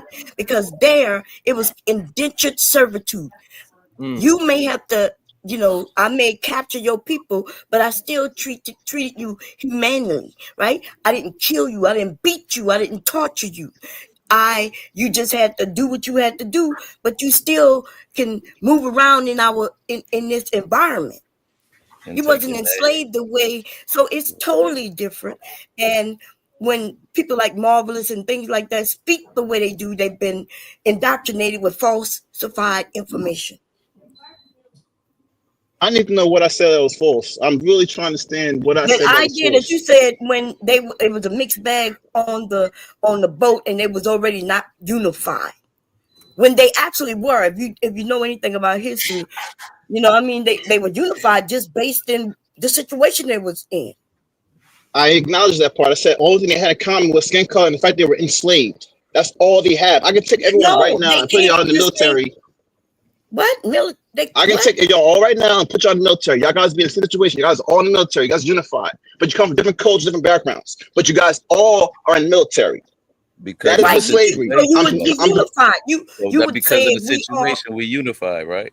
That's right. But wait. There's an important element to what I'm trying to get to. We could be from different I'm trying to say that culture. All right. Sorry. The only thing I was trying to say was culture and communication. I don't think we could really communicate with each other the way we could have effectively That's all I'm saying. Like, you really had to have some type of foundation, direction to really be unified and move as a force. Just having trauma doesn't really get you nowhere as a unified force. No, I get what you're saying initially, though. But after a time, you would build up ways to communicate. You would adapt to that. Like, yeah, the first maybe week or two, but after a while, you gonna realize, okay, this means stick. This means water. This means we going. You know what I'm saying? You're gonna figure out a way to communicate. You telling me you would? But they already had a means of communication through drums. But drums don't necessarily mean you have to have a set of drums and drumstick. You just need a surface and you can knock, right? Well, so I have a book people in my not library. Stupid. They weren't stupid back then. I have a book in my library called Before the Mayflower. You guys should buy that on Amazon and really read it. So when Marvel was saying that slaves, whatever, the people over here was not unified, there was a lot of slave uprisings, little pockets of chaos and stuff like that. Then you guys talk about the Indians, right? Remember the Indians were like scalping people. They was like warring. Black slaves were also involved in that as well. A lot of people don't understand that Black slaves left with the British too during the Tea Party War and stuff like that. So just, I think you guys should just the points that you guys are talking about. I think you guys should just do your own research, and then you can become a whole person in these conversations. Okay, so give me one uprising that led to a nation being built after that. What? Our nation. I know, C-Rich, this is your opportunity. No, I'm talking about a black nation. What black nation came up with way Well, to I will give you uprise? context. I said that for an example as why Black people were kind of unified during that time period. I'm glad you said kinda. That's a very important term. There's gonna always be kinda, because even in Africa, there's different tribes, right? No matter all around the world, even if we're gonna talk about the Germany, you're gonna talk about China, Asia, all over this world, everybody's not on the same page. My brother, what are you talking about? So why What I'm saying is, remember, look at this. We had 9/11 that happened. Everyone likes to say that we were unified because of 9/11. Were we really unified, or were we just traumatized? And we just went through the emotion for a moment, and we went by how we felt. But then once the emotions went away, what did we become again? We was unified as a nation. That's Who? what Yes. they meant. Exactly. Yes, See how you say who? You see how you said who? Wait, that's exactly what I'm getting at. I'm What? sorry. I'm sorry. I was I didn't- speaking and I said we as a nation, as Americans, because I'm quite sure you was a child when 9/11 happened, but I had children when 9/11 happened. Okay, so we was a nation when 9/11 happened, because they gave us the bull crap of what happened here on our soil, and we agreed that we going to war. If that's what you're talking about. I know that's what I'm talking about. Look at this man's face right here. His expression when I said that. Look at his demeanor. He has a rebuttal because he didn't feel that way at all. And I'm trying to tell you, it's a feeling. All right, so let's see what he says. Go ahead. I believe he's talking about you, Dantes. Go ahead. Oh, he's talking about. Well, yeah. Well, you kept saying we, and as far as we went to war, and that's that's distant from my thoughts. But let me tell you, if I want to share it, when that 9/11 thing happened, I was in what you call the great unpleasantness. Some people called it prison at the time. And I remember we was out on the road squads cutting ditches, right? And they just brought everybody. All of a sudden, they just wrangled everybody up. Hey, we got to get back to the camp. And so as we got back, nobody said nothing. Didn't nobody know what it was about or nothing. We get back, and then everybody's in the dorms. It's all lockdown stuff. Everybody in the dorms, and they showing this 9/11 thing on the TV. And everybody in the joint is laughing their ass off. Yeah, I don't know where you get we from and all of that. Maybe you need to touch with the base of Black people. Look at the people who you don't see every day. All right. Wait, I'm a little confused right now. When he was talking about Americans, right? That's who he was talking about, because that's why he referenced 9/11. And you mean to tell me right now that a bunch of jailbirds was in jail laughing at thousands of people be killed in America? Okay, and yeah. and you supposed to be, and that's why we are separate. See, that's jailbirds, murderers, and killers that I don't associate myself with, and I don't care what skin color they are. But you jailbirds gonna tell us he was in jail laughing at a destruction of buildings with people in them. Cause you're sick, and it was where you belong. Okay. Well, you know what? Everybody, they were laughing in Philadelphia when they dropped barrel bombs on black people, right? They set them on. They were laughing their ass off, but they did. That was who? That's a lie. Who was laughing? The sickos. Okay. Look, I don't want to talk. You in Philly? I'm in North Carolina. Wait a minute, lady. I don't want to talk. So I don't want to talk. Were the prisoners laughing when Katrina hit and most of those prisoners have to get rescued? Were they laughing then? Ma'am. When they was left in those prisons? Ma'am. I did not say anything about Hurricane Katrina. I spoke no. Listen, sir. Wait, ma'am. I spoke about a specific incident. As an example. You're asking me a hypothetical now. That's what you're speaking about, though. No, I told you brother. So Marvelous said something about military, right? In 9/11. And your example to counter his or add to his example was to tell us about when you were in prison that the prisoners were laughing. So I'm actually staying in context to what you said. I said, were the prisoners laughing when Katrina hit? Okay, wait. Okay, can I say something real quick? He said something about 9/11. Did he not? Did he mention 9/11? Yes. Okay. Did I not reference a story from my 9/11 experience? So don't call me going. And then you went to Philly. You remember? Let him finish. Let him land it. Let him land it. Go ahead. Darling sweetheart, I was telling you exactly where I was when that incident happened and how the people and myself and the people around me felt about it. You understand? That was room full of black men, right? I was just giving you that. Now Hurricane Katrina, you asking me a hypothetical. But you use the prisoners as a counter. No, that's where I was. That's where I was and who I was around. Hold on. Let me try and clear it up. So what you want to know is that you got the hold on. You got the reaction for 9/11. She want to know what was the reaction as well. They have a reaction to Katrina as well. She just want to know what happened when that happened. Well, I can't say about nobody else, but me, I was brokenhearted when Katrina happened because that happened to black people. I saw black people being under duress, right? Okay, and wait, darling, darling. Let me go back to the 9/11 thing, the World Trade Center. Hold on. Let me make sure that's what that was the question that you was trying to get to, the answer that you were trying to get to. I'm trying to pull the truth out of this man because he's saying these examples because he disagreed with the word we. You got to understand, I listen very well. You're using these examples because you don't believe in we. When you first came on the panel, you like, what we? There's no we. So you're using the prison example as a counter, whatever, to add on to what Marvelous is saying about 9/11. So you're piggybacking off 9/11 and you use an example like prisoners. This is why Bomb Cherry is like, you using some jailbirds. So then I'm asking you, were those prisoners laughing when Katrina hit, when they was left for dead? Okay. Sharon. Yep, your turn. Go ahead, if you like. Like I said, I was brokenhearted about Hurricane Katrina. Okay. As far as the other thing, I didn't look at it as there were any a lot of black people in the World Trade Center, and whatever few were in there cleaning those buildings, that's the only sympathy that I have. It goes out to those black people that were in there. But as far as I didn't. Okay, let him finish. Let him finish. I love your platform, brother. Go ahead. We'll let you finish. Let him finish, y'all. Go ahead. Well, I'm just gonna say I love your platform, brother, and I'll be back. But I think a big part of what we have to do as far as growth is to stop trying to find malice in the things that we saying to each other, because we all trying to get to the same place. And I want to ask you a question before you go, my brother. Yes, sir.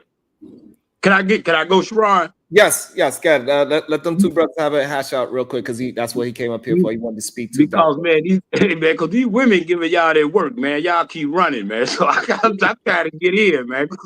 Damn. Hey, but you were speaking earlier about a 14th Amendment citizen. I wanted to know that you really know what that was. No, I had 14th You said 14th Amendment? Yeah, the 14th Amendment citizen. You say you was telling the women about a 14th. Do you know what that is? I didn't speak. I don't even know what that is. I couldn't have said that. You actually brought it up before you left. You was talking about citizens. I said that we're not citizens. Yeah, I did say citizens. I didn't say 14th Amendment. I don't know what that is, but you can enlighten me. That's what it really is. I'm going to explain it to you because you brought it up. You are a citizen, brother, because of the fact when they came with before the New Deal under the Roosevelt administration, they didn't have Social Security cards and birth certificates and things. So when he came with the New Deal, what he did, he made everybody a 14th Amendment citizen. That means you became a citizen of the state. That means you became a state, American employee to a degree. That's why the reason your Social Security card is in all caps, and the reason your birth certificate is in all caps. The reason when you go to court, because you say you've been to jail, I've been to prison, and don't put that bullshit on prisoners, bro. We don't flow like that. But anyway, I get to that. But what I'm saying is the reason when you go to court, your name is in all caps is because once you became a 14th Amendment citizen, you became what they call a debt slave. You paid back the national debt. Now, listen to what I'm saying, brother. I'm giving you some facts. I'm going to give you a lesson. Now, once you became a 14th Amendment citizen, they did that because of the fact that America, we paid back the national debt. So when you say when they had a national debt, that's why they tax you. See, people don't know why they pay taxes. There's never been a law that says you pay taxes. But once they made you a 14th Amendment citizen, we pay back the national debt. We pay tax. That's why we pay taxes. Because before then, we didn't pay taxes. Because America was always able to pay its debt back from the federal, which is now the Federal Reserve Bank, which is the third one they established. But that's what it means when you are a citizen. That means that you are corporate fiction. That's why your name is all caps on your birth certificate. So when they deal with you, they don't deal with you as a person.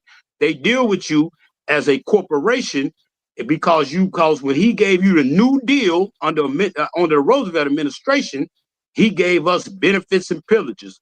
This is why you get welfare. This is why you get public housing. This is why the government helps you. This is why when guys, the red pill niggas, which are stupid suckers, complain about women getting welfare, America has to give it to them because that was a part of the New Deal. Once they made us 14th Amendment a citizen, we are not nationals. Nationals don't pay taxes. Citizens pay taxes. Once they did that, they have to give people so much benefits. They have to give you you get unemployment, you get benefits, you get like I'm on Social Security and I get disability because I had a bad accident a few years ago. That's what you get from the government. But because they give it to you, you're a citizen. This is how they tax you because we pay back the national debt. I was just trying to explain to you when you say we are not citizens.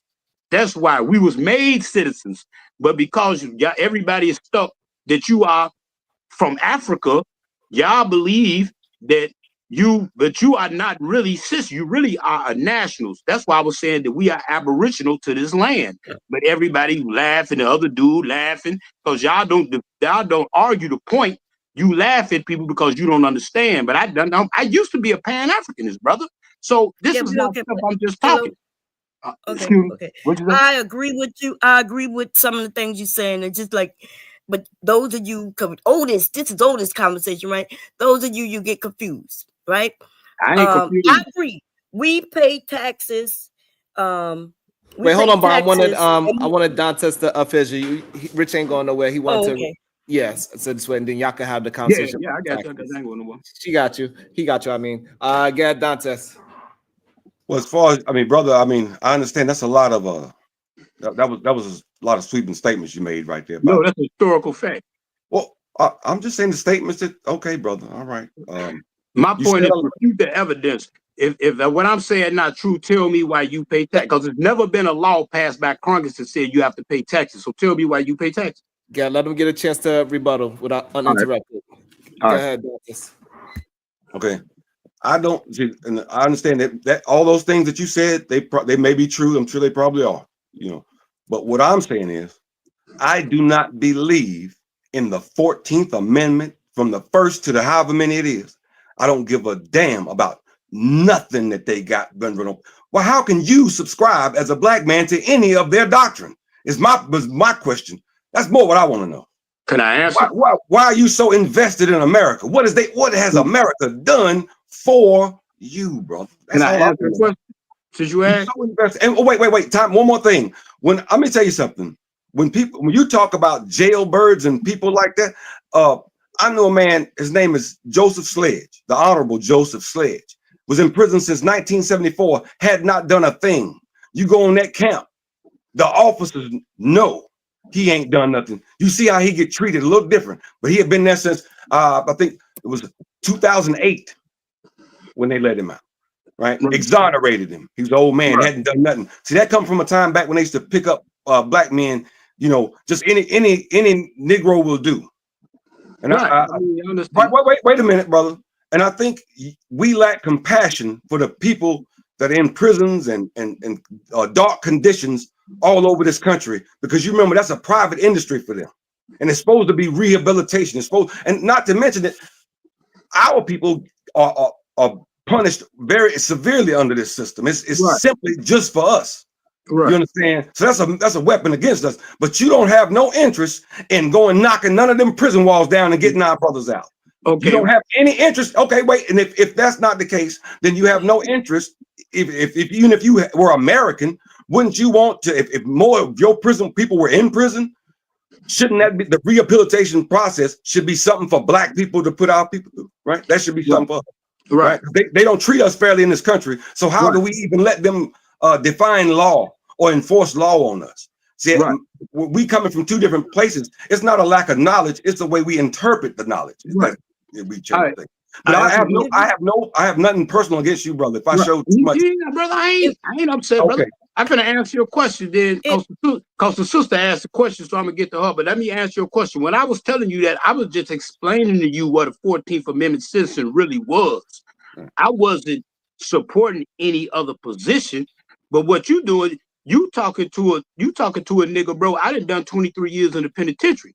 So what you saying is you just made up something on emotional basis.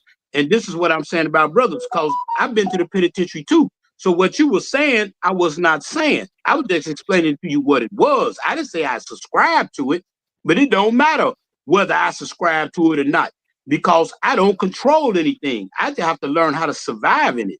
They made me that. Right. I didn't. Hold up, brother. Hold up. Okay. They made me that. I didn't say I wanted to be that.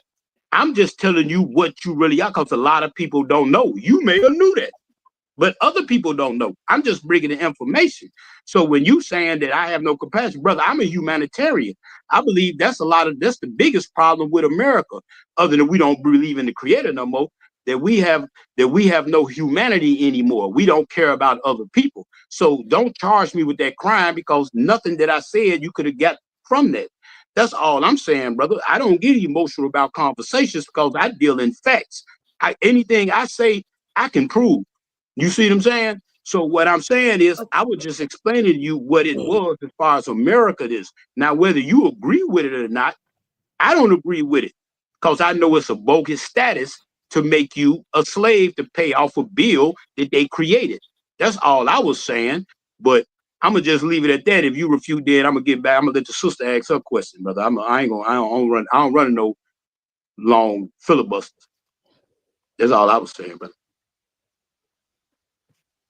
Y'all on the same page, but we are jailbirds. So and nothing wrong with that. Nothing wrong with that. Nothing wrong with that. You know, even Malcolm X. But what you don't understand, because you keep saying that, is that the majority of people who really genuinely tried to help black people had been to prison.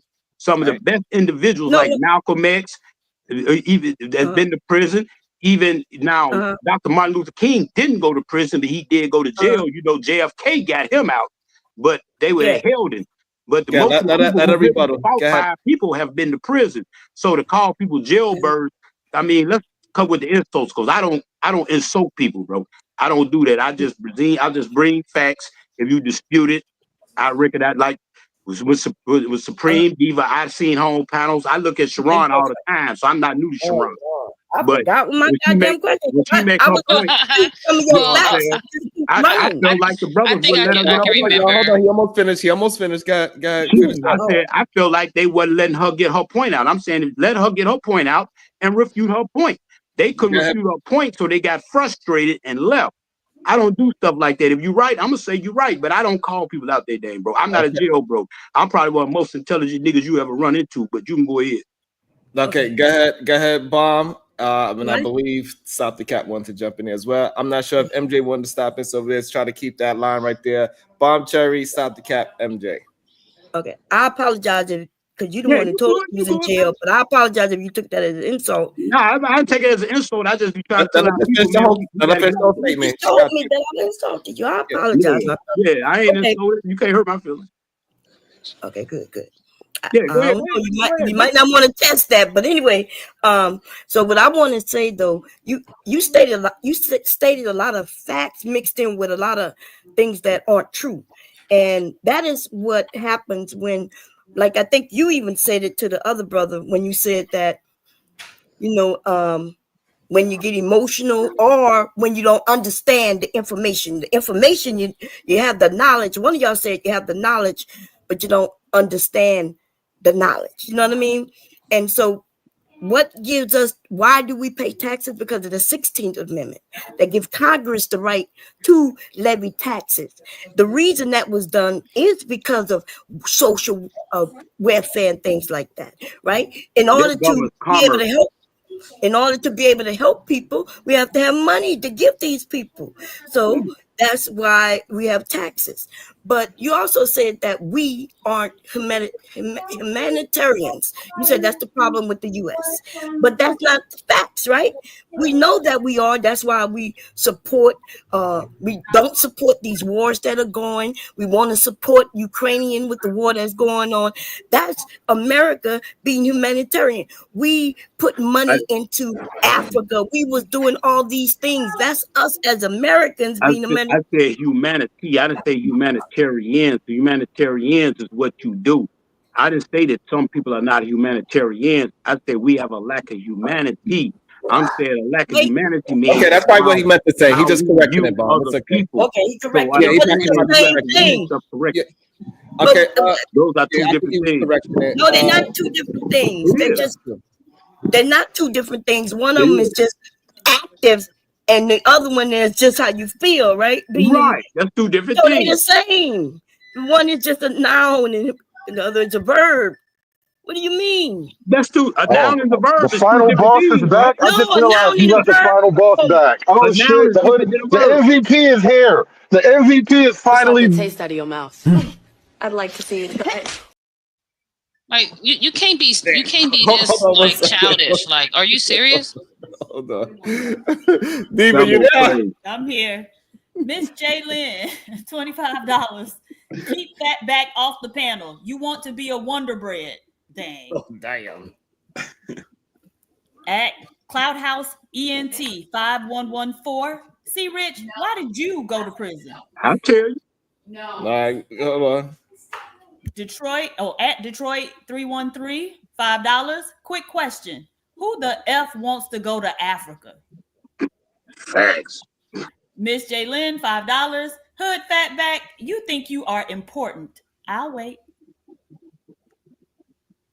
Miss Jaylyn, $5. Fatback Hood, you will learn today. All right. She gonna teach him. See, Rich, if you want to answer the question, they want to know. Okay. They want to know what I went to prison for? I went to prison in 94. I was charged with murder. I got convicted of voluntary manslaughter. Then I got out in 2007, went back in 2010 for aggravated battery. They say I shot a motherfucker in the leg. Now you want details, or is that sufficient? No. I don't think you should do details. But I mean, it's already over. So did you shoot the motherfucker in the leg? Yeah. Yeah. He said, "Yep." I mean, that bitch better have my money, huh? No.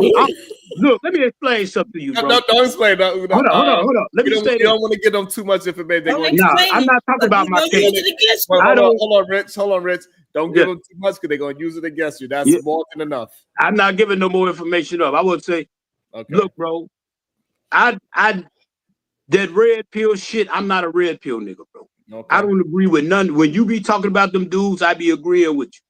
All this aggression and anger they have against women, I think is unnecessary. I think it's weak. And I understand why our women don't respect us. Now, that's a whole nother conversation for something else. I can go into that. But brothers, man, that shit they be doing, hey, I don't agree with none of that, bro. I come from a whole nother line of Negro than sitting up arguing and talking about women. I ain't never put my hands on a woman in my life. Every woman I done had in my life, I can see her right now and we could kick it. You feel me?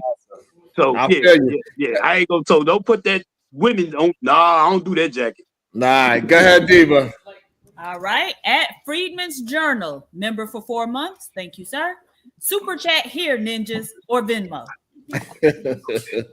Miss J Lynn, $5. No hood fatback. You're not a money maker. No one is laughing with you. Damn. Not a failed conservative. How you be? Damn. Man, that don't make no sense.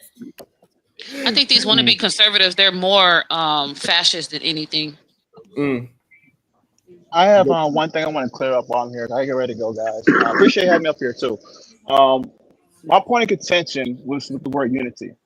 I apologize. I don't want to say like for the most part that unity is not a thing in the community. It is, and like I said, it's how we unify. It was what I was really trying to get to. I don't like how we try to unify because it's like it's only temporary in my mind. When it's based on how we feel, based on our situation, it's not going to take us even further to develop something more. We'll have it. We'll riot. We'll do what we got to do to get up out of that situation that we don't like. But once we are free of the situation, then what comes next? It's more to that point of contention. I'm saying that's what I want us to be: is truly unified under an ideal and have the emotion to drive that, rather than just driving emotion to go any which where and just put us and displace us and have us become selfish anyway. I'm saying that we should have an ideal that's fueled by how we feel. But I haven't seen any ruling or anything that gives us direction to say this is it. I have ideas and there's exemptions to the rule. There's lots of exemptions out here, but I haven't seen anything as concrete and practiced by the majority to say that this is what we're going to do based on how we feel. Okay. I want to give myself my flowers as a taxpayer for over 20 years.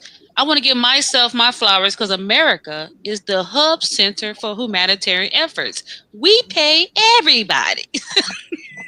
That's the problem.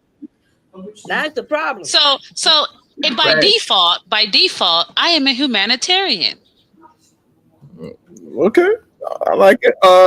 MJ, I want to give you the space. You want to jump in there at this point? I don't have nothing to say.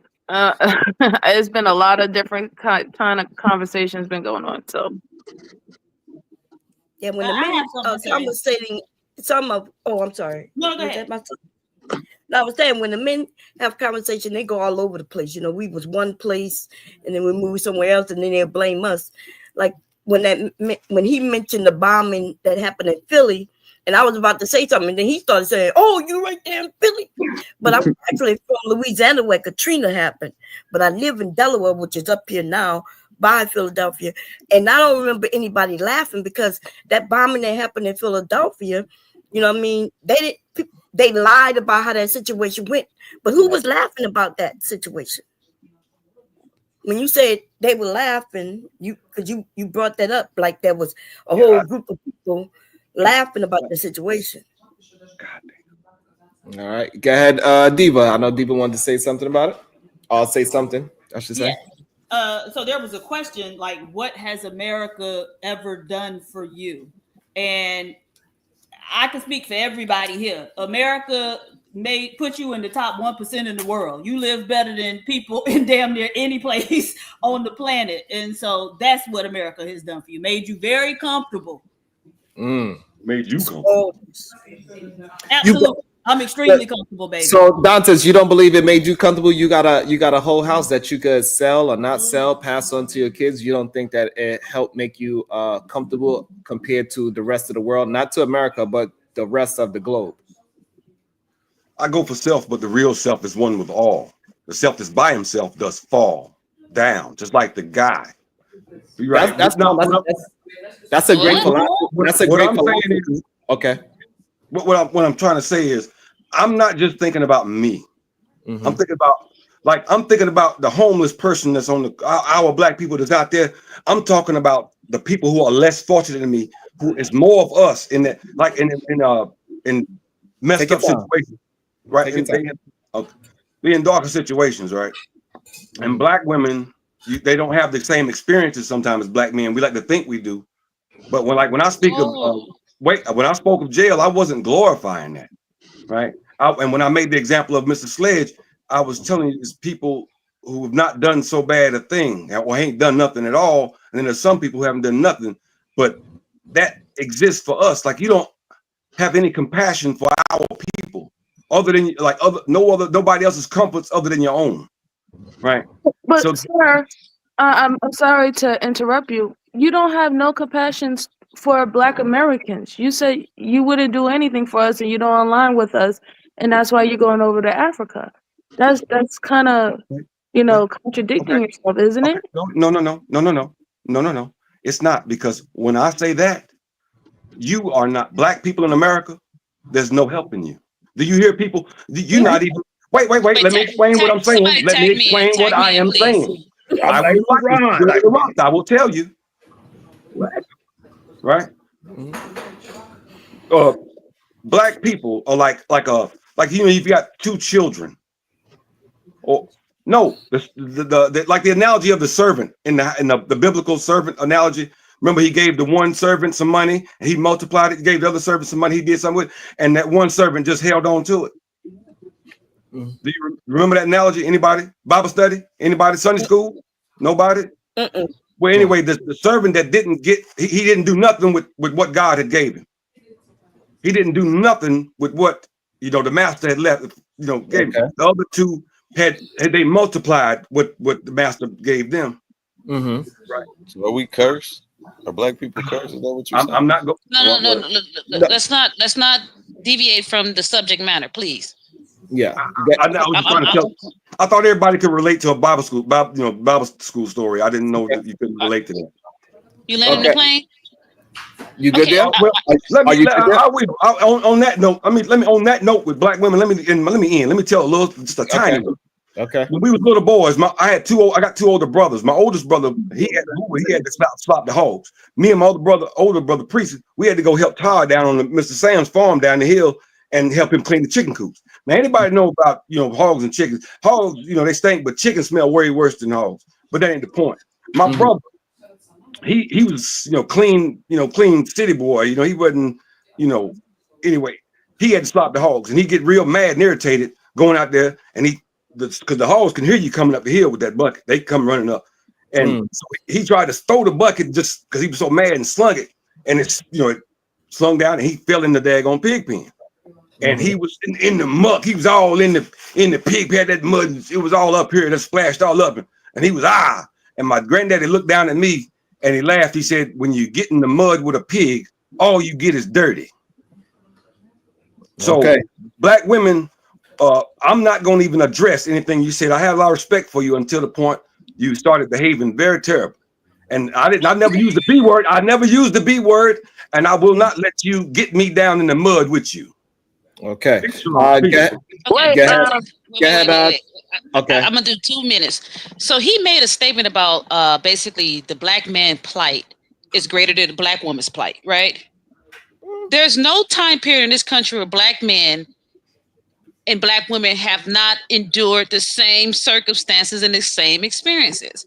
I think that these men believe that because they are in male form and they get the physical damage that they receive is greater than the physical damage that we receive because they look at us as the weaker vessel.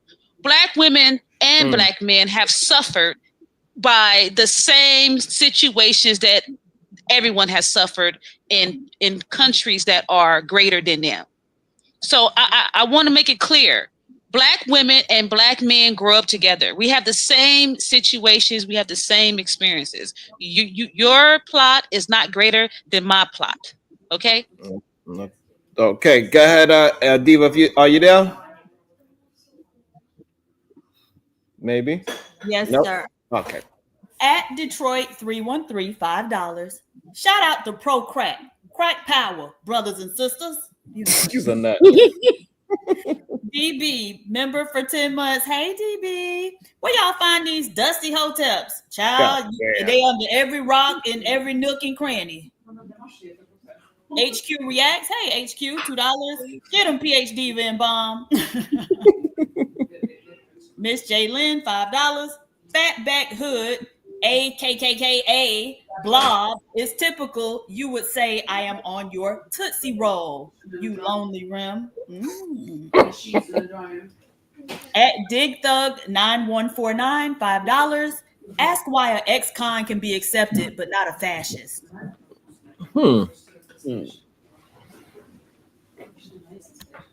Good question. I want to who was that? I wasn't sure if that was that was my sister Stop the Cat. I agree with her 100%. Black women was out doing slavery. We was out in the fields with you. We was in the house with you, right? Every step of the way. It's not like we chose it. We had to do it. They didn't think of you as human. They didn't think of us as human. Like, I don't know where this thing comes from. Women are so different when it comes to trauma. We was there with you being treated the same exact way, except I won't even say except, because I heard of buck breaking, right? But they were doing that to women and they were doing that to men. So I don't know why these men think that we have it so much easier. If your mother, if you had a bad mother and I'm your sister, that means we had a bad mother, right? If we had a bad father and I'm your brother and sister and cousins or whatever, we just have a bad family. And I have to go through that same thing you going through. You know what it is, Mom? They want to hoard the trauma for themselves. So they want grand sympathy from everybody. They want us to coddle them to the grave. Right. I like to just speak to human behavior, though. That was you, Marvel? Yeah, that was me, my bad. I was gonna say one thing I can say with human behavior is like we're talking about the good and the bad. Everyone has their own reality and how they want to interpret things, how they want to see things, how they feel about things. So I'm not gonna ignore reality and say that, oh, this is what's going on with you, but it doesn't happen with me, so it's not true. I don't have to argue semantics. I can just actually understand the fact that that's what's happened to you and keep it at that. But for some people, they don't accept the reality of others. They say that it can't be this, it can't be that, and they start going to the contrasts and comparisons. They say who got it worse, who got it bad. And in actuality, all they do is be concerned about yourself, how you see your things, and then take consideration. Main word, consideration, other people are going through. For people who are selfish, what ends up happening is you get to the whole ego thing. Oh, it's me, it's me, it's me. I went through this and I went through that.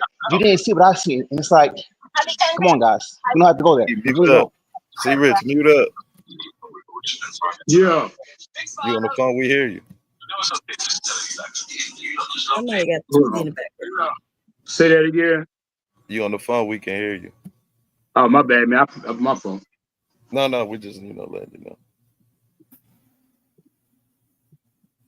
Yeah, Marvelous, you said, like, I get confused at some time. Well, I've already told you this many times, so I'm not insulting you at all, right? But reality is reality.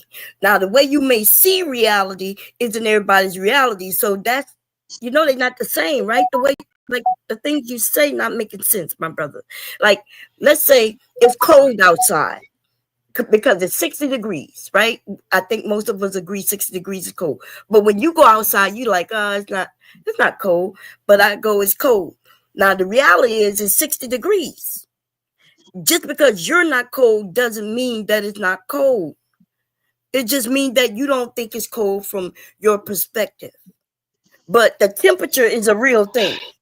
You see what I'm saying? So I think some of the things you say. You missed what I was saying. I said you take consideration. I didn't say ignore or argue with you. I said, yes, you say it's cold outside. I consider that. I'll give you a coat. I don't need a coat, but I'll give you a coat because I consider that's your reality. Do you understand what I'm saying now? Right. But never mind. I see. Go ahead. Never mind, my brother. Go ahead. It's 60 degrees cold for most people. You see, the reality You're is looking for validation for your reality. I'm not trying to have that majority versus minority. It's not about that. I'm saying simply every individual is going to experience this thing called life through their own lens. And it's best that we try to understand each other for the most part. We don't have to have everyone agree with each other to be on the same line, same definition of things. We just have to understand each other. That's all I'm saying. But I think he was supporting us because the Hotep guy got up here talking about, oh, the black man, the black woman, and he gave this analogy about mud and pigs. I don't know where that came from, but I think Marvel is supporting us that, you know, but Marvel, it's not very clear and concise, Marvel. It's like, I apologize, but yes, I am agreeing with you. I'm only adding to what you're saying. I apologize. Yeah. My communication skills are not that good. No, because you don't want to come outright and say what it is, that you're supporting us because of that man said something that we're basically pigs in the mud and black women don't understand the plight of the black man, and just say what it is, like. But I mean, I don't have to necessarily say if you guys are smart enough. I know you guys are intelligent. Some things are just obvious. Obvious. Okay. All right. I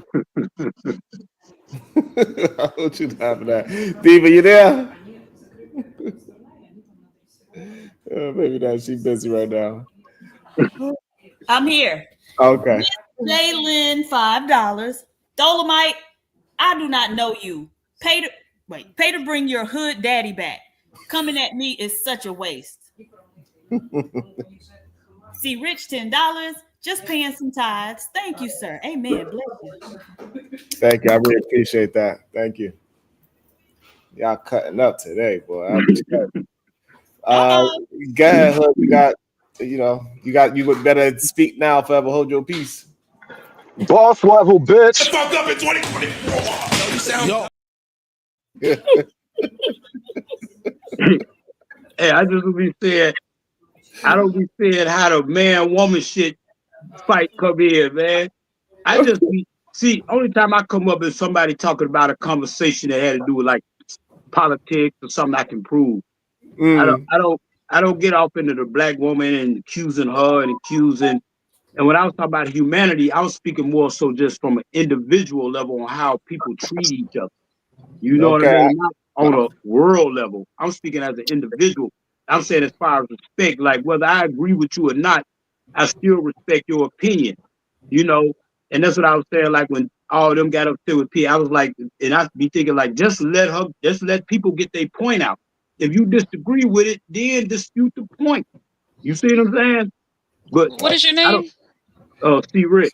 See, Rich, the problem is that these guys lie so much that they don't remember the lie that they said 5 minutes ago, and then we pointed out to them the lie. Then we're misinterpreting what they're saying. I'm basically going off what you said.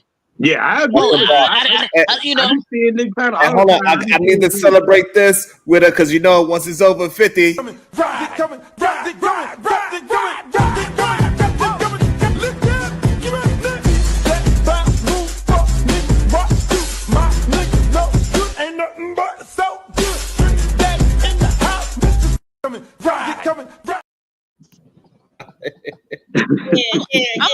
gonna try to do that dance today.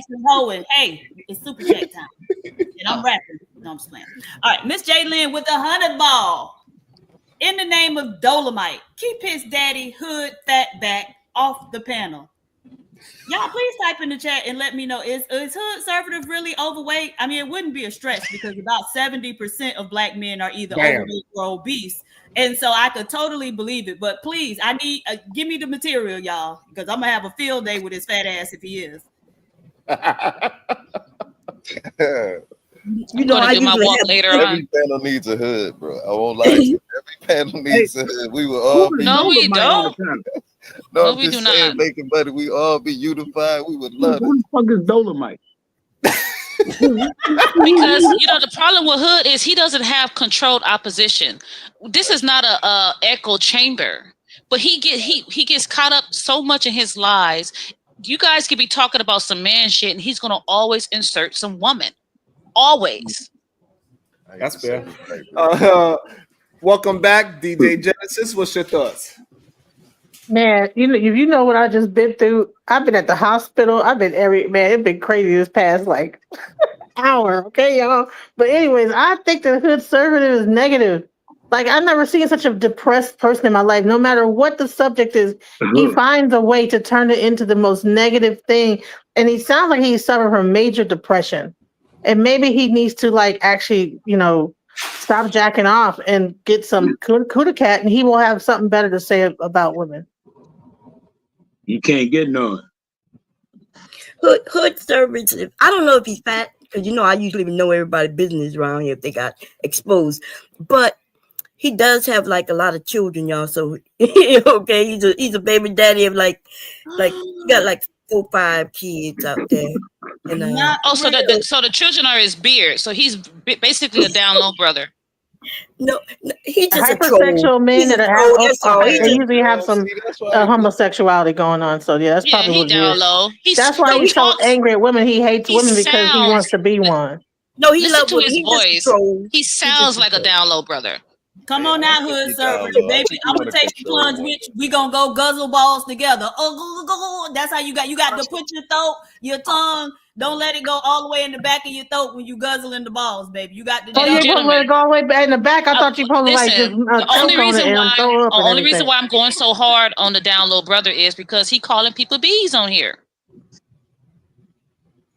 I think he feels betrayed or rejected by y'all, so he kind of lashes out. Now, I'm not trying to excuse him, and he doesn't know how to say, I feel hurt. And I want to tell y'all my insecurities and my vulnerabilities, but I'm afraid that y'all going to use No. He said he don't want therapy. Sharon, doesn't he say, oh, I don't want no counseling session. I don't want no therapy session. He always says that. That means he's weak if he needs that in your eyes to him. You got to be a man all the time. Just have control opposition. Like, just control opposition with facts. You know what I'm saying? Not with lies. Yeah, he's just a troll. That's all, y'all.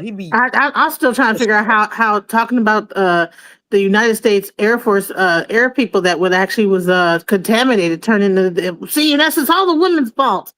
Like what? Like how does that turn into a female hate the women conversation? Like, bro, what? So.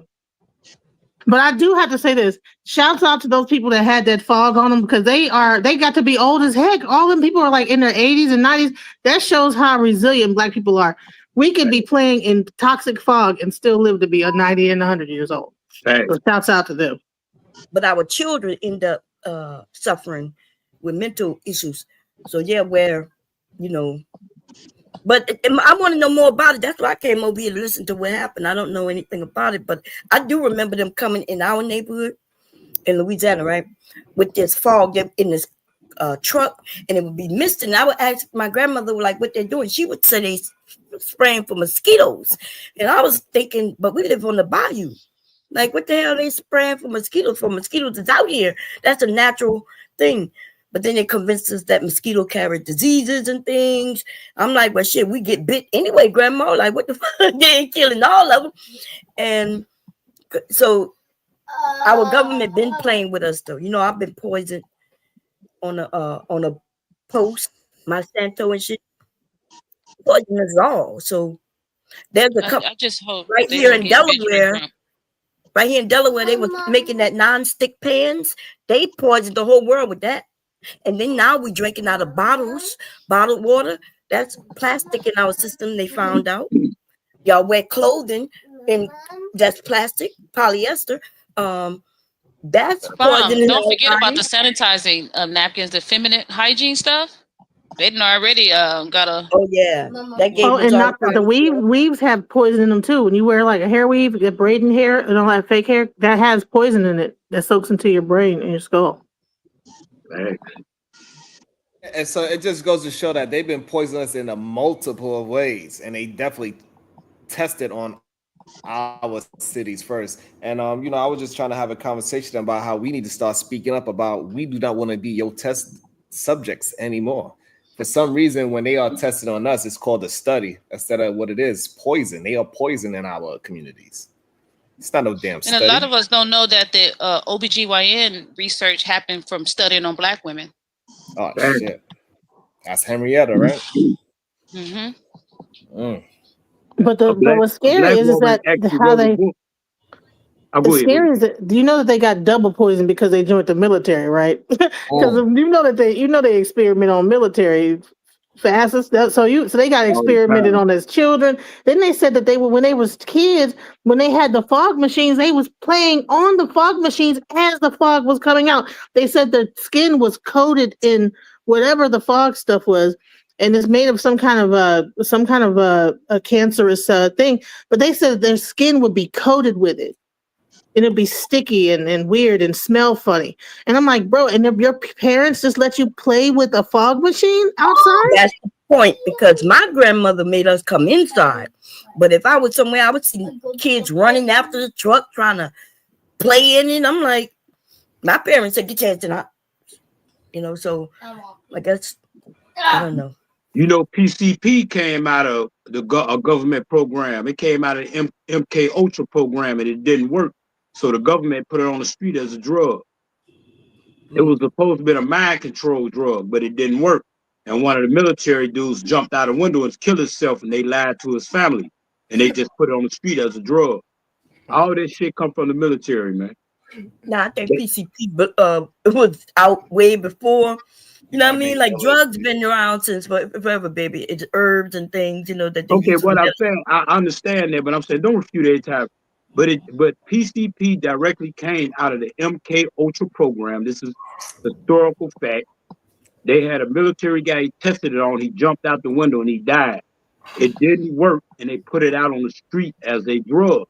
It came from the military. The same thing with crack cocaine. All that shit comes from the government. No nigga is gonna take cocaine was expensive. Nobody is gonna take the expensive cocaine, mix that shit with baking soda. No nigga is gonna do that. That was an experiment done by the government that was given to black people. What you mean no nigga gonna do it? That's all I'm saying. They did it. They did do it though. I think he means. I believe he means. I think he means create. That's what he means. He means create. Well, Bomb's comments is more threaded on truth because opioids derives from a medical term. Like they used this stuff before anesthesia hit the streets. You know what I'm saying? So they needed to sedate somebody. It used to be liquor, alcohol. To sedate people. So we gotta understand the premise of things. I'm agreeing with y'all. Y'all said all this stuff come from the government. I'm telling you what else came from the government, but I don't know what the fuck I'm talking about. It actually comes from the earth. But it gets manipulated. It gets manipulated. I mean, into cars certain are made out of things. steel are made from elements from the earth. We know that. But what I'm saying is, but you're putting all the blame on the government. The government did it. Y'all got to let somebody else know something, man. You do got some black men out here that know something. That's all I'm saying. I'm saying is when we hear men speak on these panels, they always have. No, I'm not. Every man is not an opposition, bro. I don't get off into that. I'm agreeing with y'all. I'm just telling you other programs that they have done, that they have created.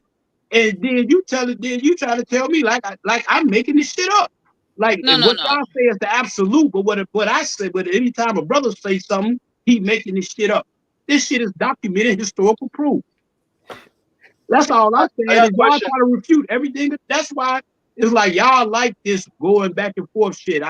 That's not what I come up with. I just asked, when I asked the brother about the 14th, that's because he brought it up. So I asked him, did he understood what he was talking about? And he didn't. That's just like when he was talking about Africa. And when PhD asked about Africa, he didn't know what the fuck he was talking about. That's all I'm saying. I'm not trying to say that. I didn't say nobody was wrong. I'm adding to what y'all saying. But every time a brother say something, it's like y'all want to act like niggas don't know nothing. Like y'all got to stop this shit, bro. It's like y'all say brothers be want to argue with y'all, but y'all got to stop arguing with brothers. That's what I'm saying about our people. We like to get off. I was looking at a panel earlier with DJ Hamp, and DJ Hamp showed a clip where it was a black coach, and he was trying to help a young brother, and the coach started crying because he told him he said, I'm not doing it just because you play football, but I know that you can succeed in life. Then you get this coon ass nigga, Mr. Fantastic. He come back and say, God damn it, that well, he not helping intelligent people. Like, come on, brother, he helping. You not helping nobody. It's like sometimes you don't have nothing positive to say. My mama used to tell me this when I was little. My mama used to say, man, if you ain't got nothing positive to say, sometimes it's better not to say anything at all. I'm saying so. It doesn't have to be an opposition all the time. Everything does not have to have an opposing force. Yes. Okay. So I agree with you to a degree, right? This is the problem. Well, I know you're never going to agree with me fully because nothing I said you always right. Because I disagree with you. I did but you can't prove me wrong. Yes, I can. I can't prove you wrong. I can actually prove you wrong. But everything I say is fact. This is the thing, right? This is almost like with my grandparents, right? My grandparents only knew what they knew, right? We only know what we know coming from others. No, so I know what I know from research. From if other people, I know you look like the type to do research, my brother. Yeah, you do. Anyway, so if somebody give falsified information and then our community take that information and run with it, and then we're proven wrong, then we look crazy. So what's wrong with somebody giving you the correct information? You gave out some information that's correct, and then one of us as women, and even some of the men gonna add in something else, but then y'all take offense to it. So this is the thing. PCP was not created by the government. It actually was. It was not. It was created by students. You know, there's black people and white people and Asian people. They go to school and they sitting with science, right? And then they put some things together, put proteins and protons and atoms and all that, and mix that shit up together, right? You may have not heard them terms in a very long time. Look like you haven't been to school in a while.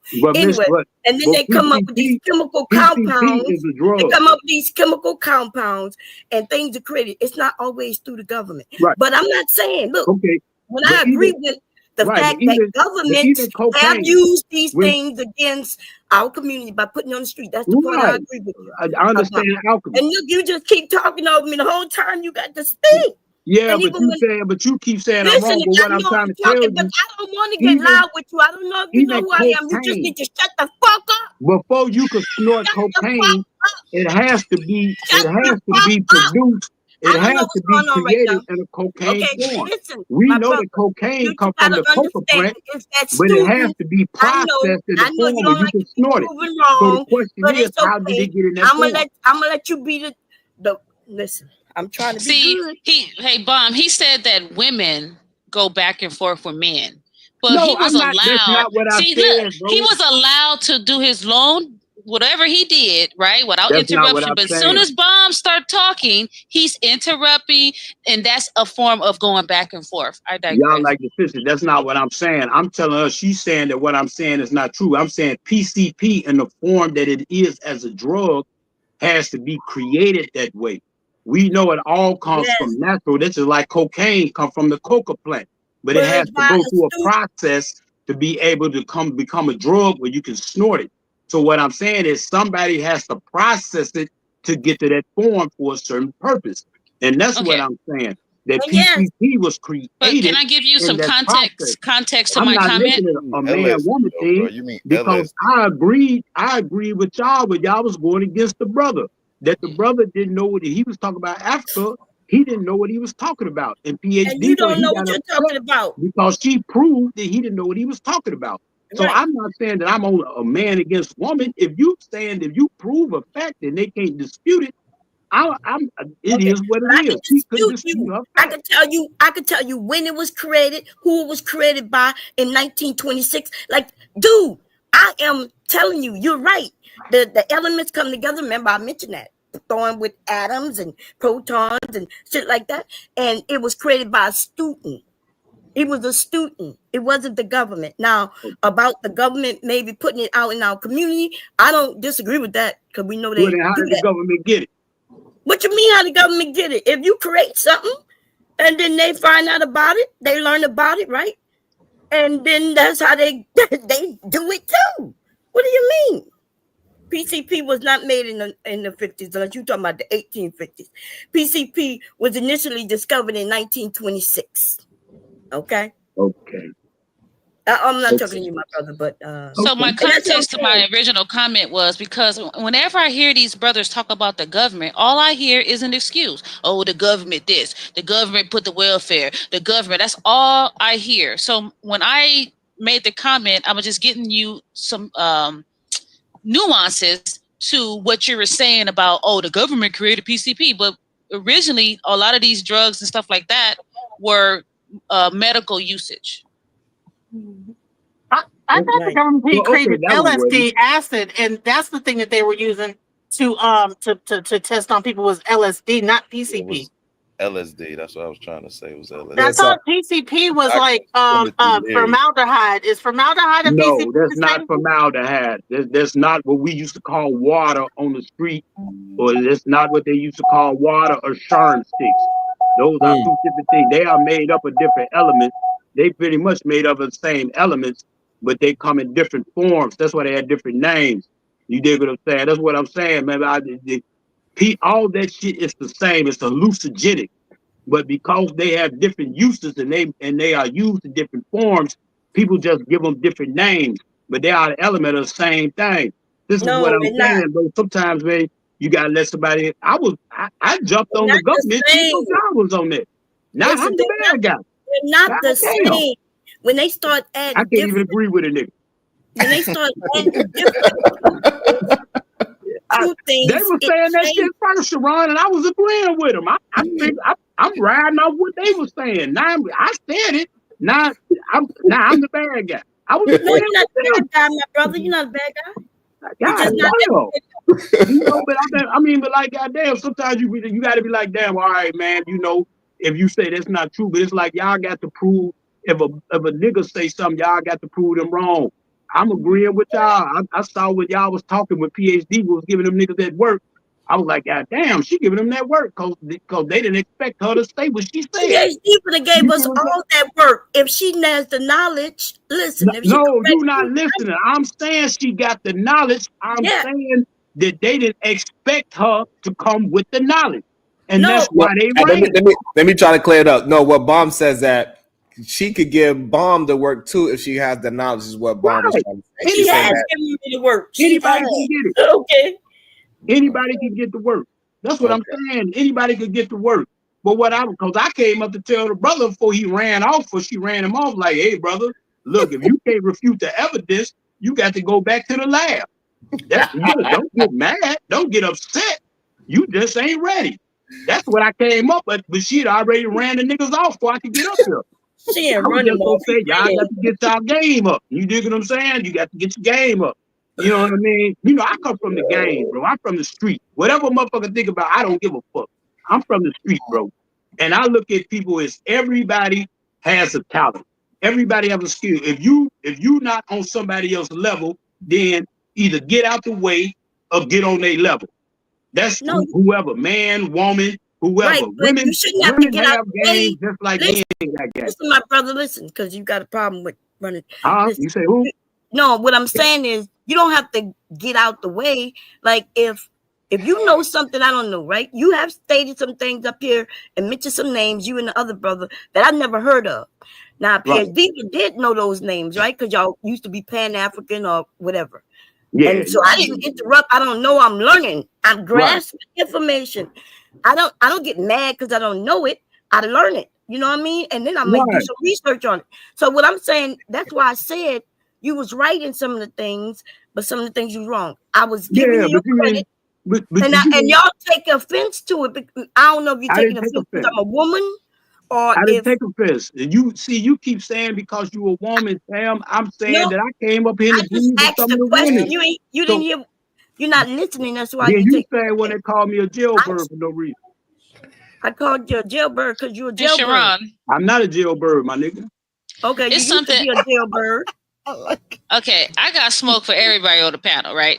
Because that Hotep guy said something that just went over everybody's head. He said, you can't look at things as what they are. You gotta look at what they could be. And nobody addressed that man when he said that bullshit. I did, but in the chat. Technically, I was in the gym working out. I wasn't here to hear all that. I was working out, so that's my excuse. There you go. I actually did address him when he said that. we were having a whole conversation because he said it a couple of times, and I was like, that doesn't make any sense. Like, and the whole point was he had no idea of what he was talking about. The nigga ain't never set foot on Africa's soil, so all of this is just a fantasy in his own mind. I'm like Captain Traore gonna pull him to the side and say, "Hey, brother, you've been such a great soldier. Now, what is it that you would like to see? You know, nigga, what?" And then he tells Captain Traore, "I want you to." What was that line from that Nas song? Get every nigga out of Attica, take them back to Africa or some shit. If I ruled the world. That's what he said he was gonna tell Captain Traore, as if that shit would actually have any type of possibility of happening. So the nigga is in one big fantasy at 50. At 50. Nevertheless, I can't stand your ass. We ain't talking about some money. Trying to hear that. Fantasy now. All his kids are grown. See, I've been watching this shit for years. I just started coming up on panels and I started fucking with Freezy. See, a lot of these cats, a lot of them, these dudes and women come from the Fight Club. So they ready to go to war at any motherfucking moment. You feel what I'm saying? I done seen you go to war with these niggas. Hey, even when you agree with them, nigga, you still the bad guy because they looking for that war. I'm telling you, I ain't looking for the war, fam. That's why I don't only come up when people talking about stuff that you could prove, like historical fact, this and that. Even when I was on Freezy, where they was talking about the black fatigue, of which they argued that they stole from a black woman, and they trying to argue from black, but you know it is what it is. You know, black woman wrote that and they stole it. You dig what I'm saying? And they arguing from a white person point of view. I be listening to them. But these warriors, right?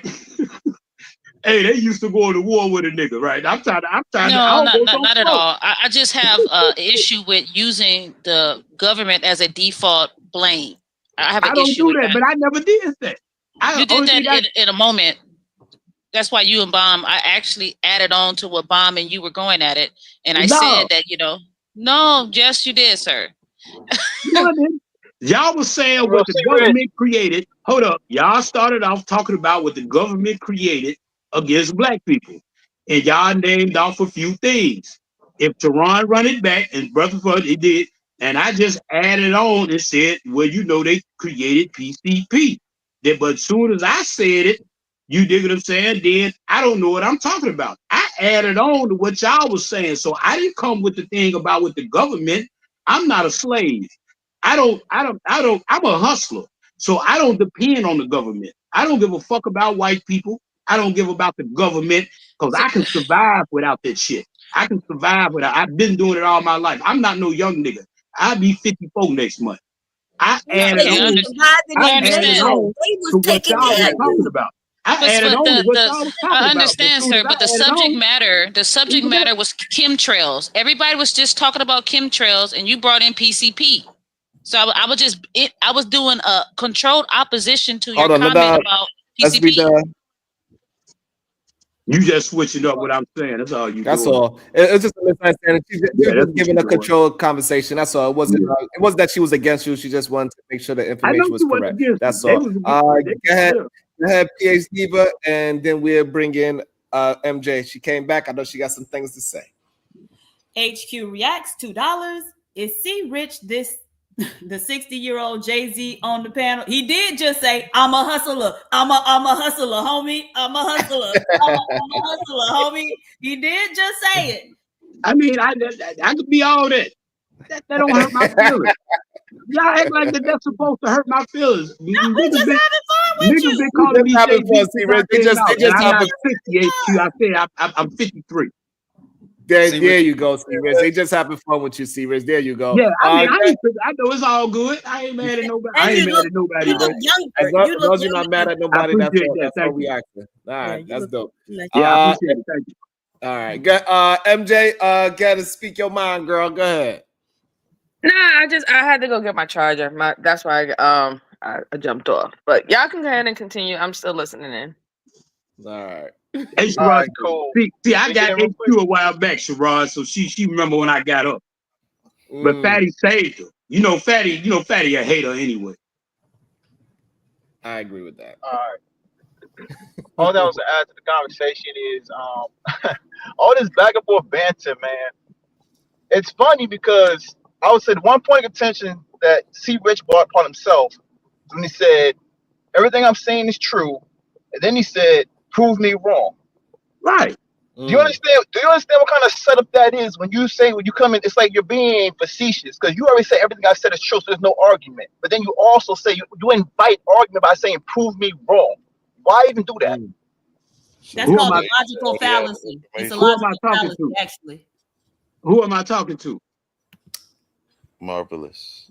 Yeah, speak to Marvelous. Marvelous. Yeah, I'm saying, brother, that's logic. That's how intellectuals talk. No, it's not. If I make an argument and I make a point, the point is not to argue with me. The point is, if you got a counter argument, then prove what I'm saying is not true. If you prove what I'm saying not true, then I have no proof to concede. I could be, we could read the same book and get two different understandings of that book. You see what I'm saying? And I may perceive the book one way, you may perceive the book another way. And I say, well, because that's what from my understanding experience, what I received from the book. You may read it and you may be more in depth. And you say, nah, that's not what the book is saying, bro. You have to get it and you have to break it down. Then you might use other books or other information to say this is what the book is really saying based on this context. Then once you give it to me, then I can be like, okay, yeah, you're right, brother.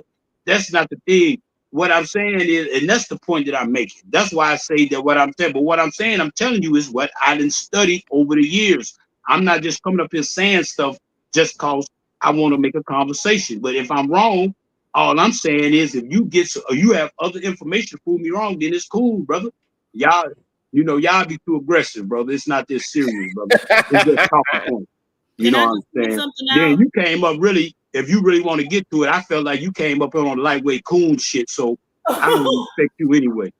But can I just point something out? Yeah, go ahead. You tell people to prove you wrong, that's actually a logical fallacy, right? That's the burden of proof fallacy. It's up to you to prove what you're saying is correct, not for somebody to prove you wrong.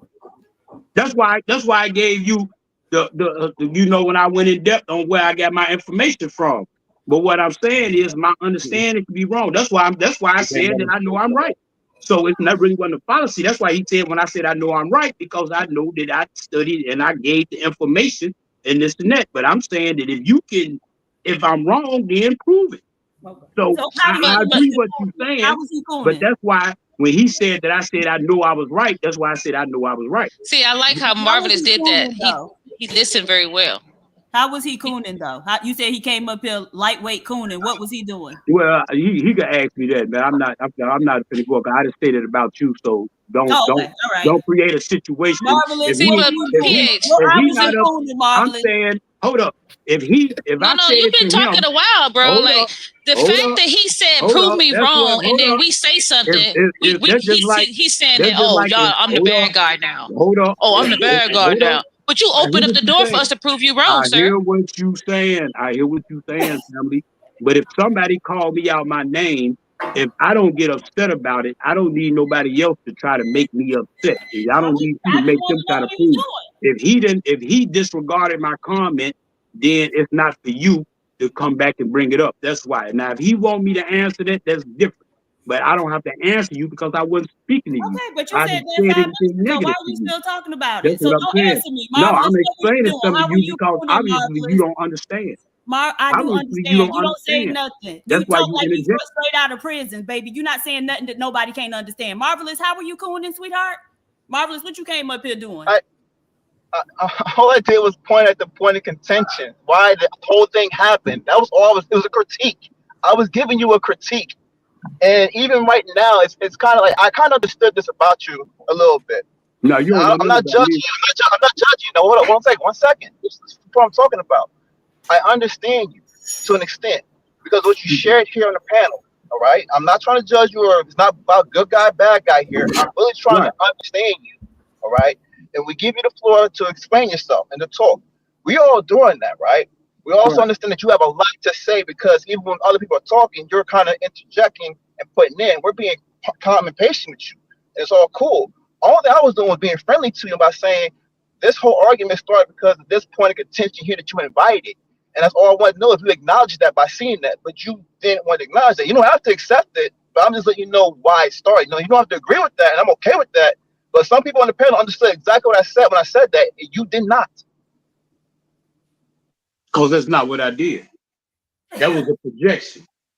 Okay. But I understand what you're saying. I respect what you're saying, brother. I respect what you're saying. But that's not what I did, though. But I respect your opinion. Fair enough.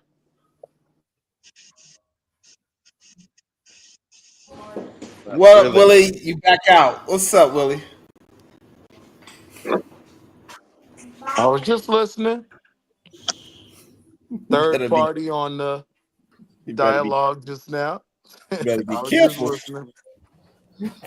Be careful. So Ron, you think that the people with the chemtrails is going to have a lawsuit? You think they can get payout? I don't think the chemtrails, I don't think they could prove that. But the thing that happened in St. Louis, after the U.S. military admit that they did it and they got the plan of how they did it, and they still have top secret things crossed out, and they trying to get that declassified, I think they might have a real chance to get some. But a lot of the people that still, they almost dead. So it's only about like 10 people left. So I'm not sure.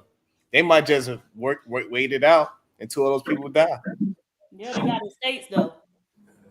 Because it makes me wonder about the chemtrails in my states. Right? So even if they dead, they can pay the money to their estate, and then it goes to their heirs or whomever. Hopefully. That's what the government believe. They believe deny until they die. Yeah. Right. That's what it seemed like. That's their plan right now. That's what it seemed like they're attempting to do. Well, they have those class action lawsuits, like they have the one in with the Navy talking about what happened at Camp Lejeune. Shoot, hell, and people lie and say that they was at Camp Lejeune trying to get that money. So yeah, people can't lie. Right. They keep meticulous records of that. You ain't gonna be able to lie. But they trying to hide what happened at Fort McClellan in Alabama, where I was. Most of us have issues because we were there. You know what's so crazy? Do you know with the new buildings over there in Tennessee that Elon Musk got up, that they're shooting out so much carbon monoxide and gas that's going to be the next group? So you know how right now we don't know how it's going to affect them in the future, but some people are getting asthma real bad and lung problems, but they're trying to open up these AI plants all over the country. Like they have another one, but they're focusing on Black towns to put them in. Like the next one's going to be in Louisiana, and I think it's Facebook that's going to be putting up that AI farm. So that's what's crazy. That's going to be the next pollutant that's going to be messing up the Black community. So my next question: you think that these chemtrails could be something that we can unify on across the country? I mean, it has no bias, though. It has no bias in it. It's hitting everybody. Not chemtrails, but like I would say, like that Elon Musk thing, where it's going to be specific a building. Because chemtrails is, I mean, there's no real way to focus on pinpoint. That's the word. But like the like how like they had that on top of a building in Tennessee, and clearly you could see the gas going over it. You could smell it. The whole thing. Stuff like that, they need to be suing Elon Rich behind and saying my kid, But it might be. I mean, they do have a correlation to pollution and high crime and poverty. So if they could prove that the chemtrails is a product of pollution, and then they might some of these poverty-stricken cities might have an argument, but then they're gonna have to prove that the chemtrails is not jet streams. That's going to be the hardest part because we got people that's doing whistleblowing, but you're going to have to prove it on paper that they actually doing it. And so it'll be interesting to see them for them to do such a thing. Well, I mean, now they have cloud seeding. So how do you know the difference between cloud seeding and chemtrailing? Right. That's release stuff in the air for mosquitoes to kill the mosquitoes. I think it's spray. So how do you know which one is chemtrail? So yeah, so one thing, this is making me think of a few months ago, we were on social media. There was a conversation about Black men going to college. And so issues like this underscore the importance of Black men going to college so you can be in a position to start trying to solve some of these issues. College ain't going to do it. because they do know that what Elon is doing, they already know the problems behind that. Those communities have been fighting it before we even got there, because they know what issues it will bring forward. They already know. You don't have to wait 15 years later. Yeah, they know. Because scientists know what these chemicals are, and they know how they pollute the air and how they affect people. Yeah. Well, I mean, so college ain't gonna do it. What, y'all going to prison gonna do it? What's gonna do it? Nah. So what's gonna do it? Why y'all it's like y'all love to insult people. At least ask me why. At least ask me why I said what I said. Make me qualify why I said. Don't just go into prison. I asked the question. We could sit up and insult each other all day long. Where is gonna get it? I didn't insult you. Why you? How was asking a question insulting you? Okay, well, don't insult me at the same time. I didn't insult you. I asked the question: is going to prison going to help black men solve the problem? Because a lot of black men go to prison. You know what? And let me tell you about prison and what y'all don't know. I don't care about prison. I just asked you what's going to help you. Okay, but since you asked me, I'm gonna tell you. You asked me, so I'm gonna tell you. I know you don't know. It's a lot of stuff you don't know. I know it's a lot of stuff you don't know. But what I'm saying, you asked me, so since you asked me, I'm gonna tell you. I didn't ask you what you're answering. I asked you to help y'all solve the problem. Okay, you asked me with prison. See, now let me try to clear it up. Hold on. She asked, "Will it solve the problem?" You're gonna be another victim like me. Okay, all right. Hold on. So I want Hold on. I got you. I want them to have the space to answer the question. Will prison help black men? Go ahead. No, solve problems. Help black men solve the problems in our community. Okay, that goes back. And we were talking about pollution, environmental pollution. That's absolutely not. What we're talking about. I'm just saying because if you remove the criminal element out the community, then it I made my comment because it's like asking him a question. Yeah, let him answer. Okay. Yeah, let him get a chance to answer. Okay. The problem with our community is a layer of multiple things. You know, y'all try to lean on. We were talking about environmental pollution. Maybe you get there. Maybe you get there. Environmental pollution right now. Not all of the problems. No, you asked me. Maybe he'll get there. That was 10 seconds to brother. Hey, I'm gonna let y'all have it, man, because y'all. Hey, I appreciate you, Sharon. I didn't come up here to argue with people, and I have not disrespected anybody. I appreciate all y'all. Nah, we wanted to hear what you were saying, brother. Longer than me, but I don't want to get into a back and forth insult. Only time I come up with people talk about y'all got it, bro. Y'all got it. Because just get to the meat of the question. I don't mind. Nah, go ahead, brother. Make your point. We want to hear what you had to say. Ain't nobody insult you. We want to hear what you had to say, brother. Well, go ahead, get to your point. I mean, my feelings hurt. If I was attempting to insult you, it would have sounded a whole lot different than that. Even when I went to answer, you still cut me off. Hey, even when I went to answer, you still cut me off, man. You wouldn't even let me get out what I said. Even if I said the stupidest shit in the world, let me just say the stupid shit in the world, and you could clean it. You could do the dishes. Right. You know what I'm saying? But y'all can't do that, man. Y'all can't control yourselves. That's another problem. That's another problem with the black community is that y'all don't have the ability to control yourselves. See, you niggas think that y'all too much different than poor black people, but y'all not. Y'all just as hateful. Y'all just as mean, and y'all a group of people who really don't like each other. And this is why y'all talk to each other like that. Because every time I say something, I have to continue telling motherfuckers I'm not trying to argue, and y'all do the same shit over and over. Most our people come from either a poor background or a middle class background.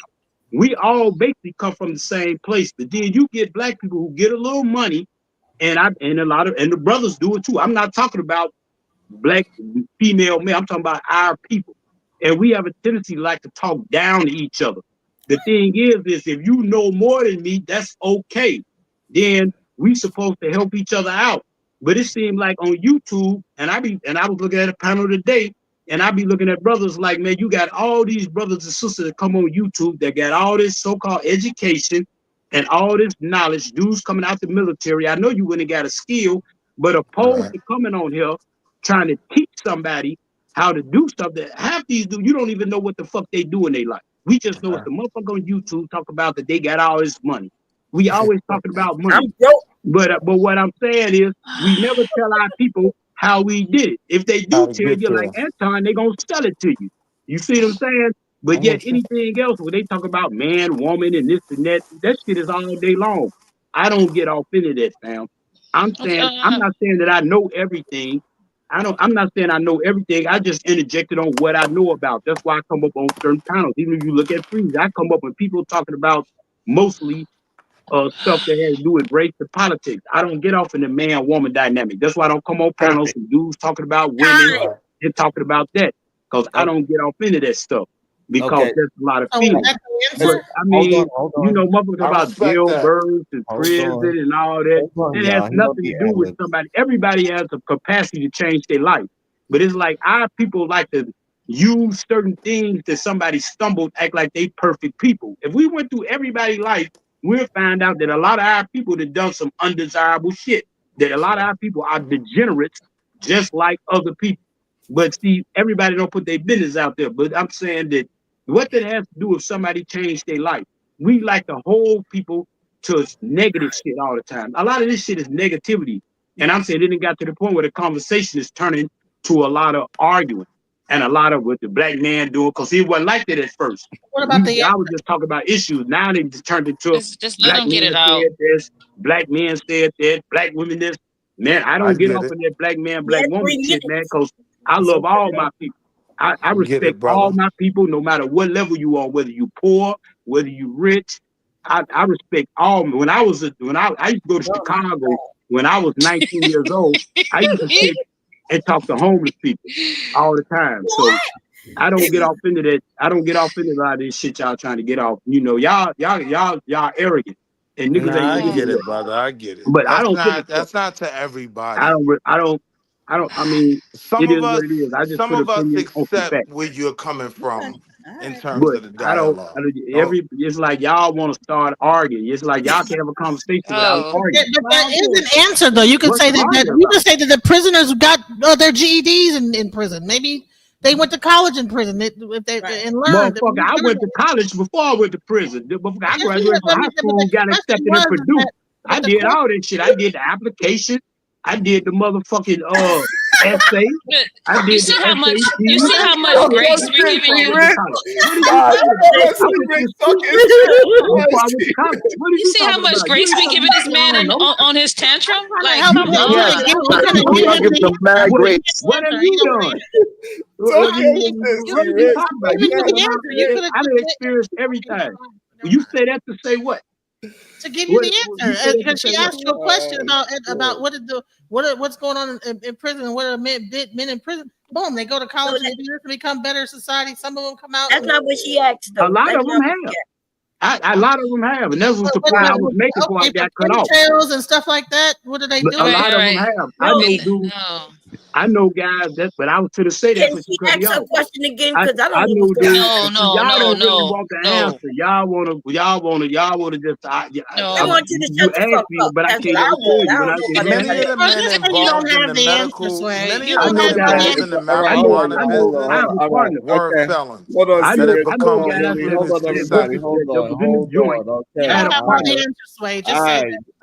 We got it out. Hey, Sherrod. Hey, the shit got out of hand, brother. But it's cool. I'm an argumentative motherfucker, but I ain't mad at him. You know what I'm saying? But I'm just trying to keep it to a point. But I ain't mad at him. Hey, listen, this is why, I ain't gonna lie. This is why got out of hand, my nigga. Hey, Steve Rich, this is why I love our people, because I ain't mad at nobody, bro. I ain't no sister, bro. I ain't mad at him. I got you. I know what the game is before I got in.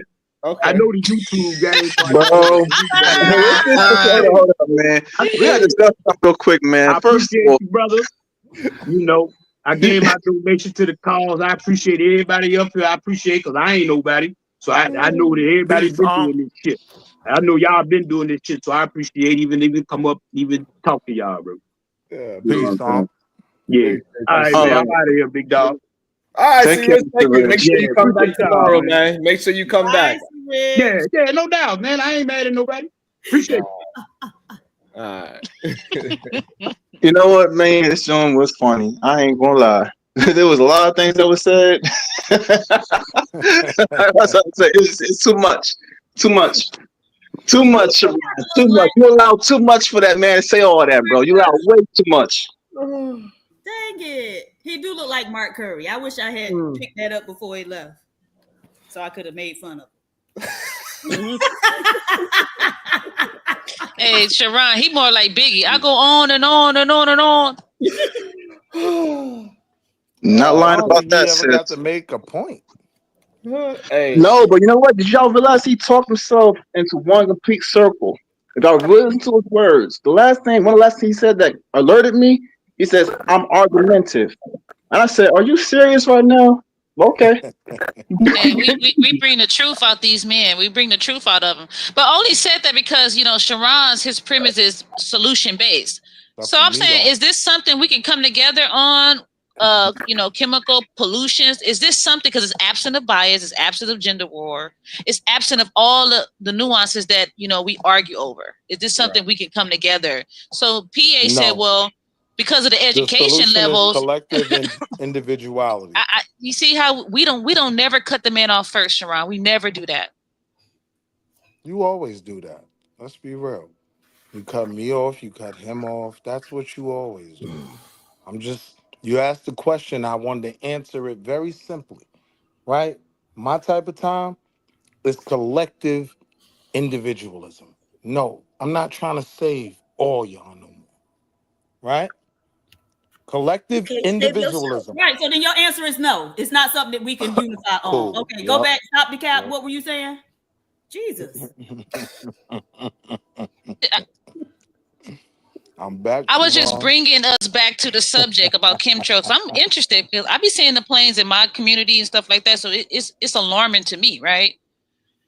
So I just asked, is this something we can come together on a common goal to talk about this collectively and have the same goals of, let's get a petition going. Let's get something going across this country on this subject. It's absence of bias, it's absence of a lot of things. And then PhD would say, well, these men don't consider education. So, and then when she brought up jail and prison, it triggered CG, whatever his name is, C Rich.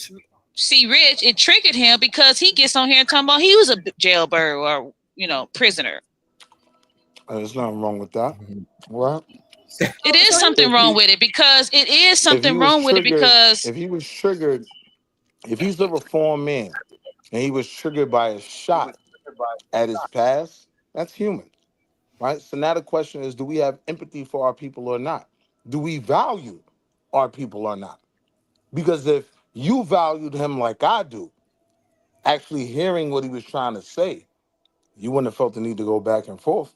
It would have been more about, what's the bridge? How do we understand each other, right? It's more about the overlap. If you take two circles, put them together, it doesn't all overlap. But where's that portion in the middle where we agree? Well, I tried to agree with him and tried to give him. So that's why I answered your question, no. I tried to give him a thing, but he went off on me. I tried to give him a thing. Well, they go to school. You can check it out. They do he just went on out on me. I'm like, well, I'm trying to have give you like a what's the word when you give somebody a thingamajig, whatever. Come on, critique. You just give us a critique. Yeah, being a man, we don't. No, she mean an olive.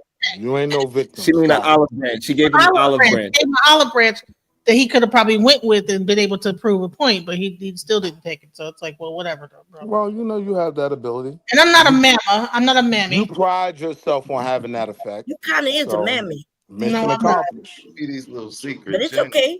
I don't know, man. What are you talking about? You just so in other words, I'm going back on mute, moron. We can't come together on anything. Well, here's Change.org has petitions, right, about chemtrails. But do those petitions really do anything? Like, what was a petition? Does it actually count or matter? Yes.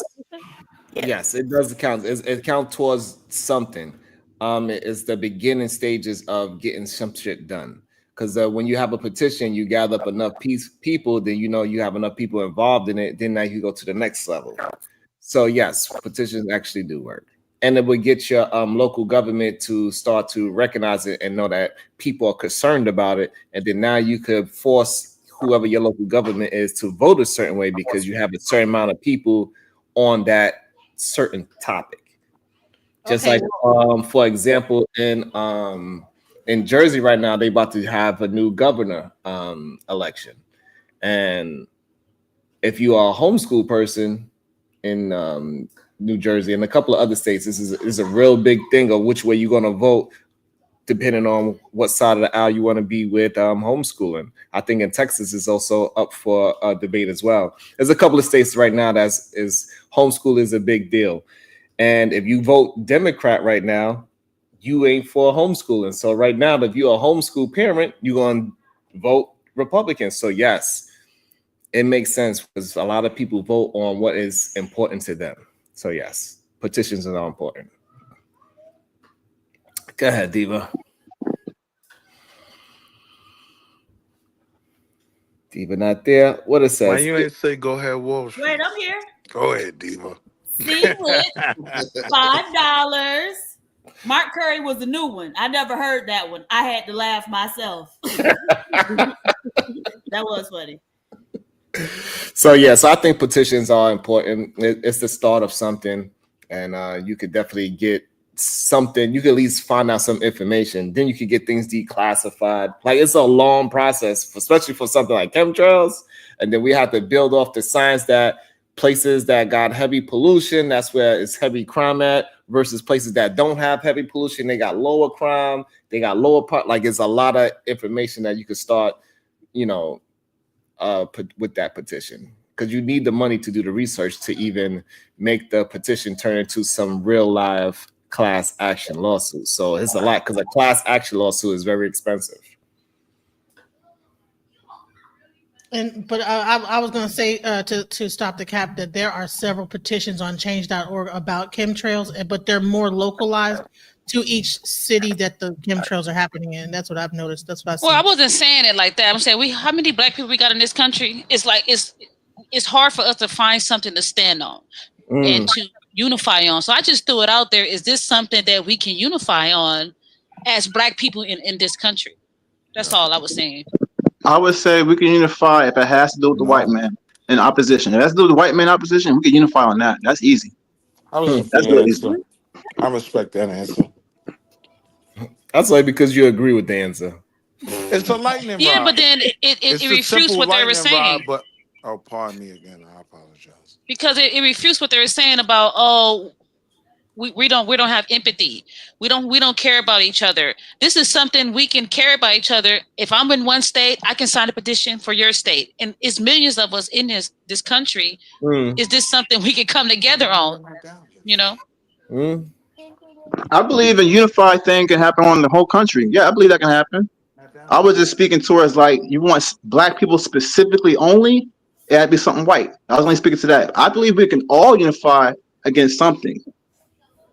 Yeah, this chemical, what PhD said, she said this chemical pollution that's affecting black communities. This is something we all can jump on board with, what minus our bias and our personal perspectives of each other.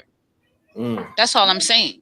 I disagree. There are several issues that if we wanted to unify and start, pressing for change or whatever, that, there's plenty of issues we could unify on, right? Healthcare or, health. So education, right? Sharon was just talking about homeschooling versus, I guess the other option is public school, putting more money into public schools. Correct. Department of Which Education. is, look, Malcolm X told us in the 60s, why would you let your oppressor educate your children? Crazy. That's always been my my outlook on it. But, a lot of black people don't seem to have a problem with, public education, despite all of the research that's saying that, maybe that ain't the best option. Nevertheless, so it's a lot of stuff to do. And the thing is that I'm paying attention to it because, once it starts passing in one state, it usually, it turns into a trend. And then if it turns into a trend that the whole country is going to be on one side of the aisle on what homeschooling is, that's very scary for me. Because what essentially what they're doing is that they are blaming homeschool parents for what the public school has done, because they were stealing money from the kids that got taken out of school, and they was acting like the kids were still in school so they could get that check, because they get paid per head. And so now they trying to regulate homeschool because of that. So like, hey, you need to regulate that school, not the home parents. Right. So what do you think about the $10,000 and $30,000 that Trump is giving the homeschool parents? Right, but that's just for Houston, but that's for special need kids. So it's interesting. Well, 30 for special needs and 10 for regular kids. And but the 10,000 that you're talking about, that is for after you spend 10,000. Well, so, before we even get to that, it's a tax write-off, not a tax credit. So, and a lot of people don't know the difference between a write-off and a credit. But however, he's giving you a write-off saying that if you spend $10,000 on your kid from homeschooling, and then you can write that off. So that is a pretty decent situation. I do like it. I'd rather a tax credit. So this way, maybe that will alleviate some of the shit I gotta pay. But now here's the deal, though. The reality is that isn't just for homeschooling. That's also for private schooling as well. You get this $10,000 credit because the goal is to privatize schools. Now, how do we end up as Black people when that happens, right? It's not going to benefit us. $10,000, what I pay for my daughter's education, right? That $10,000 would be a great help, right? But if you can't bridge the gap, which clearly most parents from these impoverished communities, right? They're not bridging the gap with things like Kumon, right? They're not spending money on their children's education.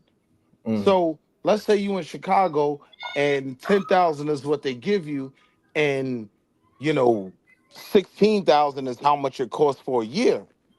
What's gonna bridge the gap before you selling your education credits for like EBT? I'm just saying. It's just to give homeschool. It's just to give parents that is paying into their child's education some kind of relief. That's really what it is. It's technically. But there's another side of it, Sharon. It's like I said, it's a write-off, not a credit. So we got to make sure we understand that it's not a credit. How can you do the a credit? Other side of that, Sharon, is the crash on public education, right? While public education may not be perfect, right?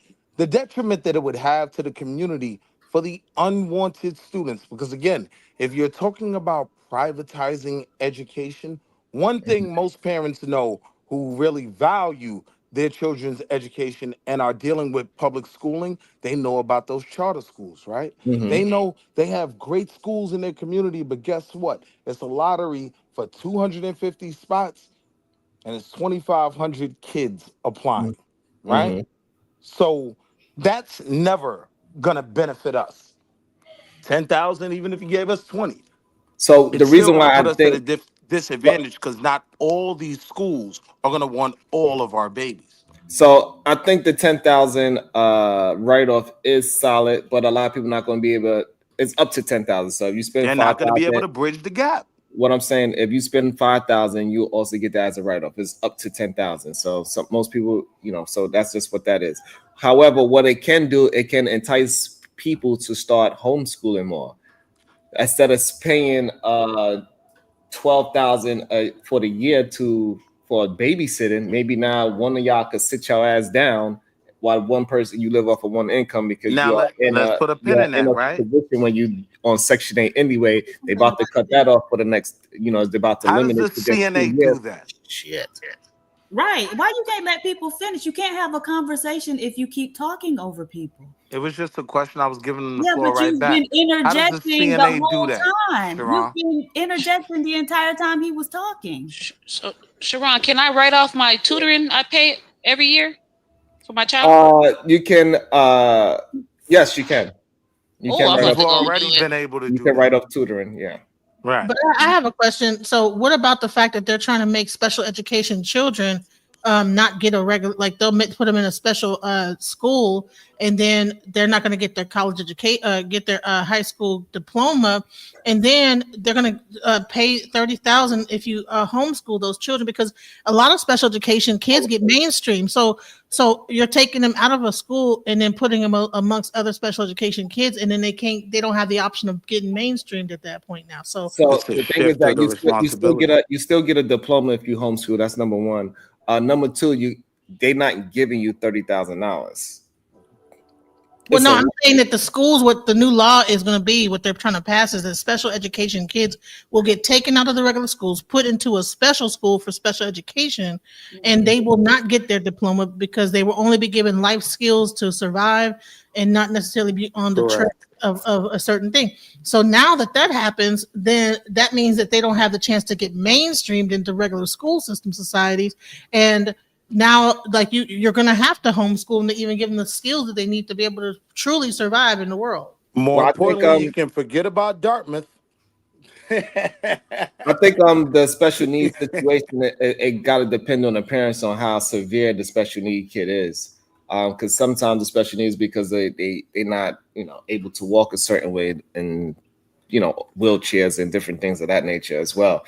But if your kid is somebody that just needs to be daycared, you really don't have that many options anyway. They're not going to have but if your kid is a special needs kid that can get through curriculum and go to school and eventually work somewhere, then that's I think it's up to the parent with that special education part.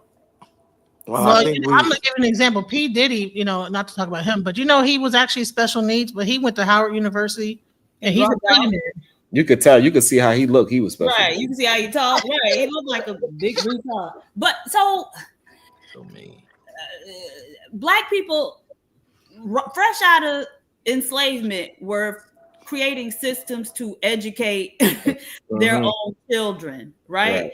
And I'm talking about even when we were accepted into public schools, a lot of those public schools came from schools that were already created by Black people. They just absorbed them into the public school system, right? So the Black people had provided the land, provided the buildings, the teachers, whatever.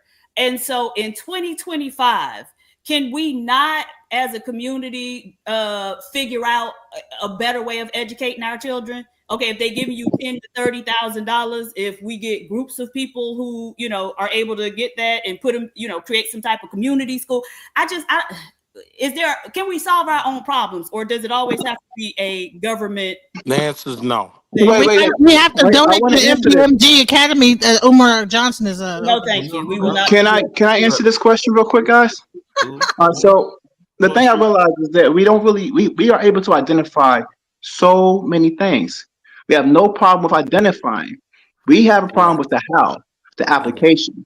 But we have to first look at the foundation. Now, I was trying to rhyme, but I did rhyme a little bit. But besides the point, our foundation,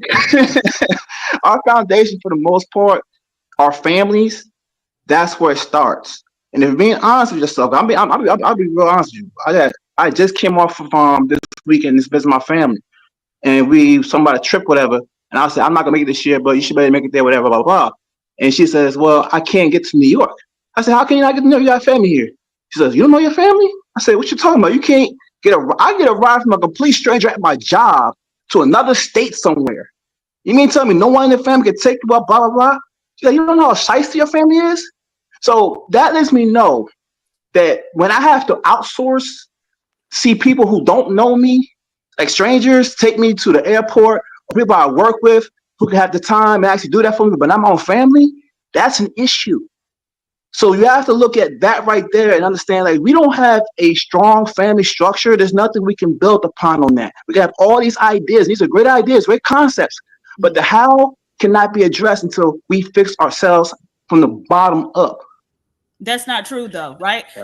Coming fresh out of enslavement, the family structure was torn apart, right? The reason we started having family reunions is because people were looking for their family members. And so family was whoever was around you at the time. And that's how those people built those systems. We didn't need perfect conditions. And I don't know why in 2025, Black people, particularly the males, think that you got to have perfect laboratory conditions in order for any solution to come about or to develop any solution. That's absolutely not true, Marvelous. Okay, I'm not saying. So I'm hold not on, saying. real Perfect. quick, Wait. I want have to to talk to my wait. brother Stop. Moron real Let me quick, have this right? debate with PhD real quick, man. I never have a debate. So what I'm trying to say is this: I'm not saying perfect, man. I'm not. I'm saying that we are cohesive. There's an understanding. I'm saying that we don't have an understanding within certain family structures where you guys resent each other. So it's like, how y'all want to be unified when y'all can't unify within your own household? So Moron, real And what quick. I'm saying is that they weren't unified. They in that moment, but they were taking the like-minded people around them and doing what they needed to do to solve problems. So they became new families because they got with people who are like-minded and want to move in a direction. Right. And so in Black communities, we have churches on every corner. Aren't those groups of like-minded people? I'm not necessarily, but yes, I know where you're going with this. Yes. Generally speaking, they are. That's why they all going to the same church, right? Because if you find out, maybe you don't know Black church culture, but if something go on that you don't agree with, people quick to renounce their membership and go somewhere else. And so those are fairly like-minded people. And so we could use churches, because again, it's one on every corner in Black communities, to house the schools, right? Because generally speaking, churches aren't in use during the day when most people at work. Okay, so I'll go to a more in-depth part of my conversation. No, I'm gonna go to more in-depth part. I'm saying you're not wrong. You're still kind of siding with me a little bit by saying we're creating families by going to a church family or whatever. I'm not saying that. I'm saying that family in general, your foundation from what you grew up. If you grew up in dysfunction, disarray, disagreement, all these things, being disagreeable, you're making it harder to be likable, approachable, or even to work with. And if it doesn't go one like particular way, if you find one imperfection, you just going, but you're not willing to compromise, it's because of how you were raised. And I'm saying that we have to at least come to a point to where, okay, we have to address the next community because we can't be all more the culture. Yes, we can't all be like this in a sense of being all disarrayed and dysfunctional. It's not a thing. Like we can honestly be, we have been. And that's what I'm trying to say. Like, it's not to say that we can't be. We have been in the past. But right now we have to at least address the fact that we are actually dysfunctional right now. And now here's my middle ground between you don't know enough about history, because if you're saying we used to be, even during the civil rights movement, when people think that Black people were in lockstep, it was a lot of Black people who did not like Martin Luther King and said he was a rabble rouser, he was rocking the boat and creating problems. And so you do not need a consensus to do something. All you need is the people, the like-minded people around you who have the same plan. It's just like those white people who tried to at least go into the woods and build their own white community. All you need is like-minded people. And it just troubles me that our men are so incapable of problem solving, right? Because that's supposed to be y'all's strength, right? That's supposed to be where y'all shine. Y'all told us that you was more logical. Y'all told us that we should come to you for provision, protection, and problem solving, right? But then when we have a problem and we say, okay, let's devise some solutions, it's always, we can't do it. Bomb. Remember when we was over on your channel? And we was talking about the Black community outside of Dallas that's been without running water for 40, 50 years. And then we said, what about solutions? And all of the Black men, and these were educated Black men. Gabe was over there. We can't do it. It can't be done. Can't nothing be done about it. And then Tom pulled up a video where some little college white boys went over there and started devising a solution. I don't think a Black man could tell you. Right? Wait, 1 second. Sorry, go ahead, Diva. Yeah. So I think y'all so easy to give up and say things can't be done when you've done them in the past. That's the crazy thing. You've done it before, and you did not have perfect conditions. All right, got you. I'm not. Wait, stop, man.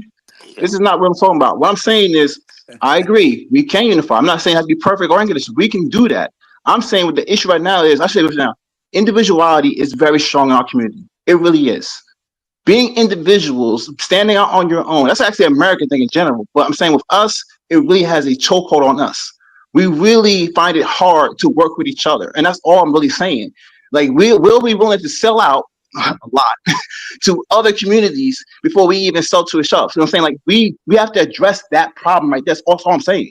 It's not. You got plenty of Black people who are unifying. First off, my assertion is not that we all need to be unified. I'm pointing out to you how we have been able to solve problems with just the like-minded people around us, that we did not need everybody to be in lockstep, right? And so to me, that just seems like an excuse to get out of having to do anything. Because again, we've seen plenty of instances where it didn't take everybody to be on the same page and people are still able to create solutions and implement them. Didn't we all just boycott Target and then we're successful with that? So this is a modern day example of us coming together with one goal and actually accomplishing something. So why are we so negative about how I think that the Black people who are doing the work have fallen back because they can't get a word in edgewise, right? I like the concept. I like the concept of using the churches. Perfect example. I like the concept of using the churches. What about all those vacant buildings? What about all the recreational places that they had that they closed up? I mean, they used to have like swimming out in Brooklyn. Remember, Sharon? They used to have all those public pools and stuff, and they closed them up. Betsy Head Pool, baby, is still open. It's one of the last ones. Yeah, so like those are things that definitely can be used as Pool is not Black homeschooling. empowerment. But do you Night guys pool is only gonna get us so far. I love night pool as well, my sister. I loved night pool. That's only gonna get us so far. In reality, let her finish. Let her finish. Let her finish the overarching point. You cannot just pick that one point out, and you got to get the whole gist of what she is trying to communicate. No, I was just saying that those type of examples, and branching off of what PhD was said, like if that is something that we would like to look into and keep the option of having homeschooling, because we all know that not everybody's going to rock with homeschooling. A lot of people are not built for it. That's just perfectly clear. But the ones who are interested in doing it, or they want to start knowing how to do it, then we should provide that option for them, right? All right. Yes. So I just want to say this, right? You Negroes, right, are setting up the exact same argument that'll be had later on. Because here's the reality. There are Black men doing these things. There are Black groups who are benefiting their own. But you know what you're going to do? When they put that work in, when they build something for their own, you're going to point up that hill at me and say, those boulets sold us out. Right? You niggas, you Negroes want to be down the hill arguing, debating, but never want to let those who are putting in work lead. My argument is you prove you get to control the conversation when you're bringing something beneficial to the conversation. When you're telling your peoples, yo, me and a bunch of my homeboys in the field we're in, we all work remote. We're looking now because we don't have to drive to an inner city, not inner city, but to a metropolitan area every day. We're looking at cheaper property. We're looking to build those Black communities we're talking about, piece by piece. That's never discussed. And furthermore, when it is discussed, oh, but they ain't doing nothing. Oh, but they ain't, that's just one. And right? Like, there's not that support in the community. So to those Black men who are earnest-hearted in what they're trying to do for their own, forget the world, what you're trying to do for your babies, right? My personal strategy has been collective individualism. I can't save the rest of you Negroes. Y'all want to argue more. I got to leave y'all where y'all are. There's nothing wrong with that. I think there's a culture in our community to say that the ones that say, you know what, I'm going this way, and if you're not going to follow me, then God bless you. We usually crown them as the sellouts and the coons. You know why? Because they were successful and you weren't, right? So my only beef is with the fact that Black men aren't doing these things. I want to be a shining example that, yeah, we got plans. And in the meantime, we're doing all right where we are. That's it. All right. Okay. Part of the boule. Go ahead. I got one thing I wanted to say was like, so it's kind of good. One thing I wanted that boule lifestyle, sis. One day I was making so much money, I looked up and I said, oh, I'm from Yeah, St. you Nicholas say Projects, lying, sis. but Sis, that's I am not. from St. Nicholas Projects. One day I looked up and saw doctors around me. I didn't choose this life, but I You are not part aligned of the with Boule what they're Center, trying and to you're do. not up the hill with us looking up at you. There's several people on this panel who See, got that's the way one more thing than you you don't got. talk about. When you saw those linoleum houses, they were down the hill, right? I was on my No, deck. it was yours. We I saw was on my yours, sir. back They deck. were literally across the street from you. What are you talking about? It was down the hill, sis. No, it was I across was the on my street from deck. you. We saw several up, right, All right, and well, we we can saw the rewind ones the right tape. across the street, They already sir. rewinded the tape on y'all And as a 5 years matter of ago. fact, when I pointed out I'm to you that you masculine. had I'm siding on confident we four don't have to sides, argue it. then you Rewind said, the tape. "Oh, well, But I'm here's the from point, such though. and such a Here's the project, point. so this doing good And for here's me." where And I said, brothers "It like might hood be, but sir, you conservatives don't have no have money. a You in a problem, very right? regular You ass cannot neighborhood. complain You are about what's in not a getting very regular accomplished ass if you want to neighborhood, lead. sir. If you have the Right? biggest meat in the room, sis, you do it. Stop talking about what we not accomplishing. You have the biggest meat in the room, right? You proud of that, right? You do it. Why you not doing it? Well, she is Right? doing it. She actually is Right. helping campaign She's for not people. doing nothing. She's Yeah, she tearing is. She down other said that black she's men. helping. Period, No, point blank. she said What that is she she's doing? helped. She did a whole thing with How many Target. scholarships has she given out?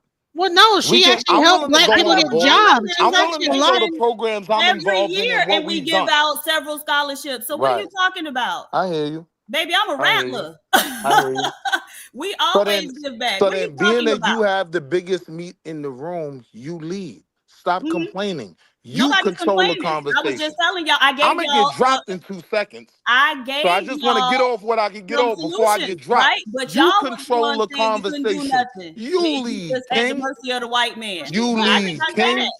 Stop I talking get I about gave you me, what I knew King. too. You lead, King. Right, right, Then you absolutely. realize She that said crown that ain't she so light. actually helped to You realize get that crown people is back kind of heavy. jobs, black men When back it's jobs. tasked to you to Did make you a forget that? difference, you She realize that crown is kind of heavy, right?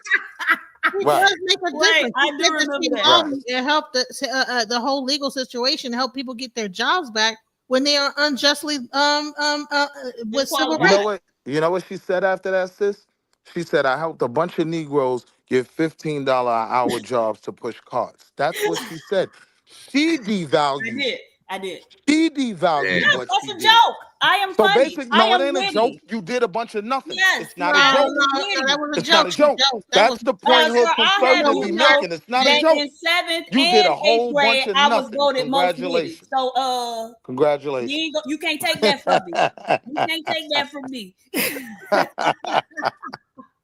Ain't no joke. That's personality. I started said most witty, most listen, witty. I started the Pan African Community Think Tank, right? And we met for an entire summer. You know, me following Dr. Claude Anderson's lead that we should start think tanks. We met the whole summer every day. But you know how that whole thing ended? We came up with a solution, and then at the end we said, "Well, damn, we don't got the money to even fund this solution. So what we gonna do with it?" It's crazy. So it's great that we can come up with a solution, come together. I can get people together. I can get them to organize and talk and put together things, but you have to have the money to be able to execute. That's the And part. then the thing is, I'm over here around the money. I know the money's there, but I get dropped. I can't get a word in edgewise, right? We can't. So to the original question she asked, can we make this, can we find this middle ground that we can push forward on the initiative against chemtrails? No.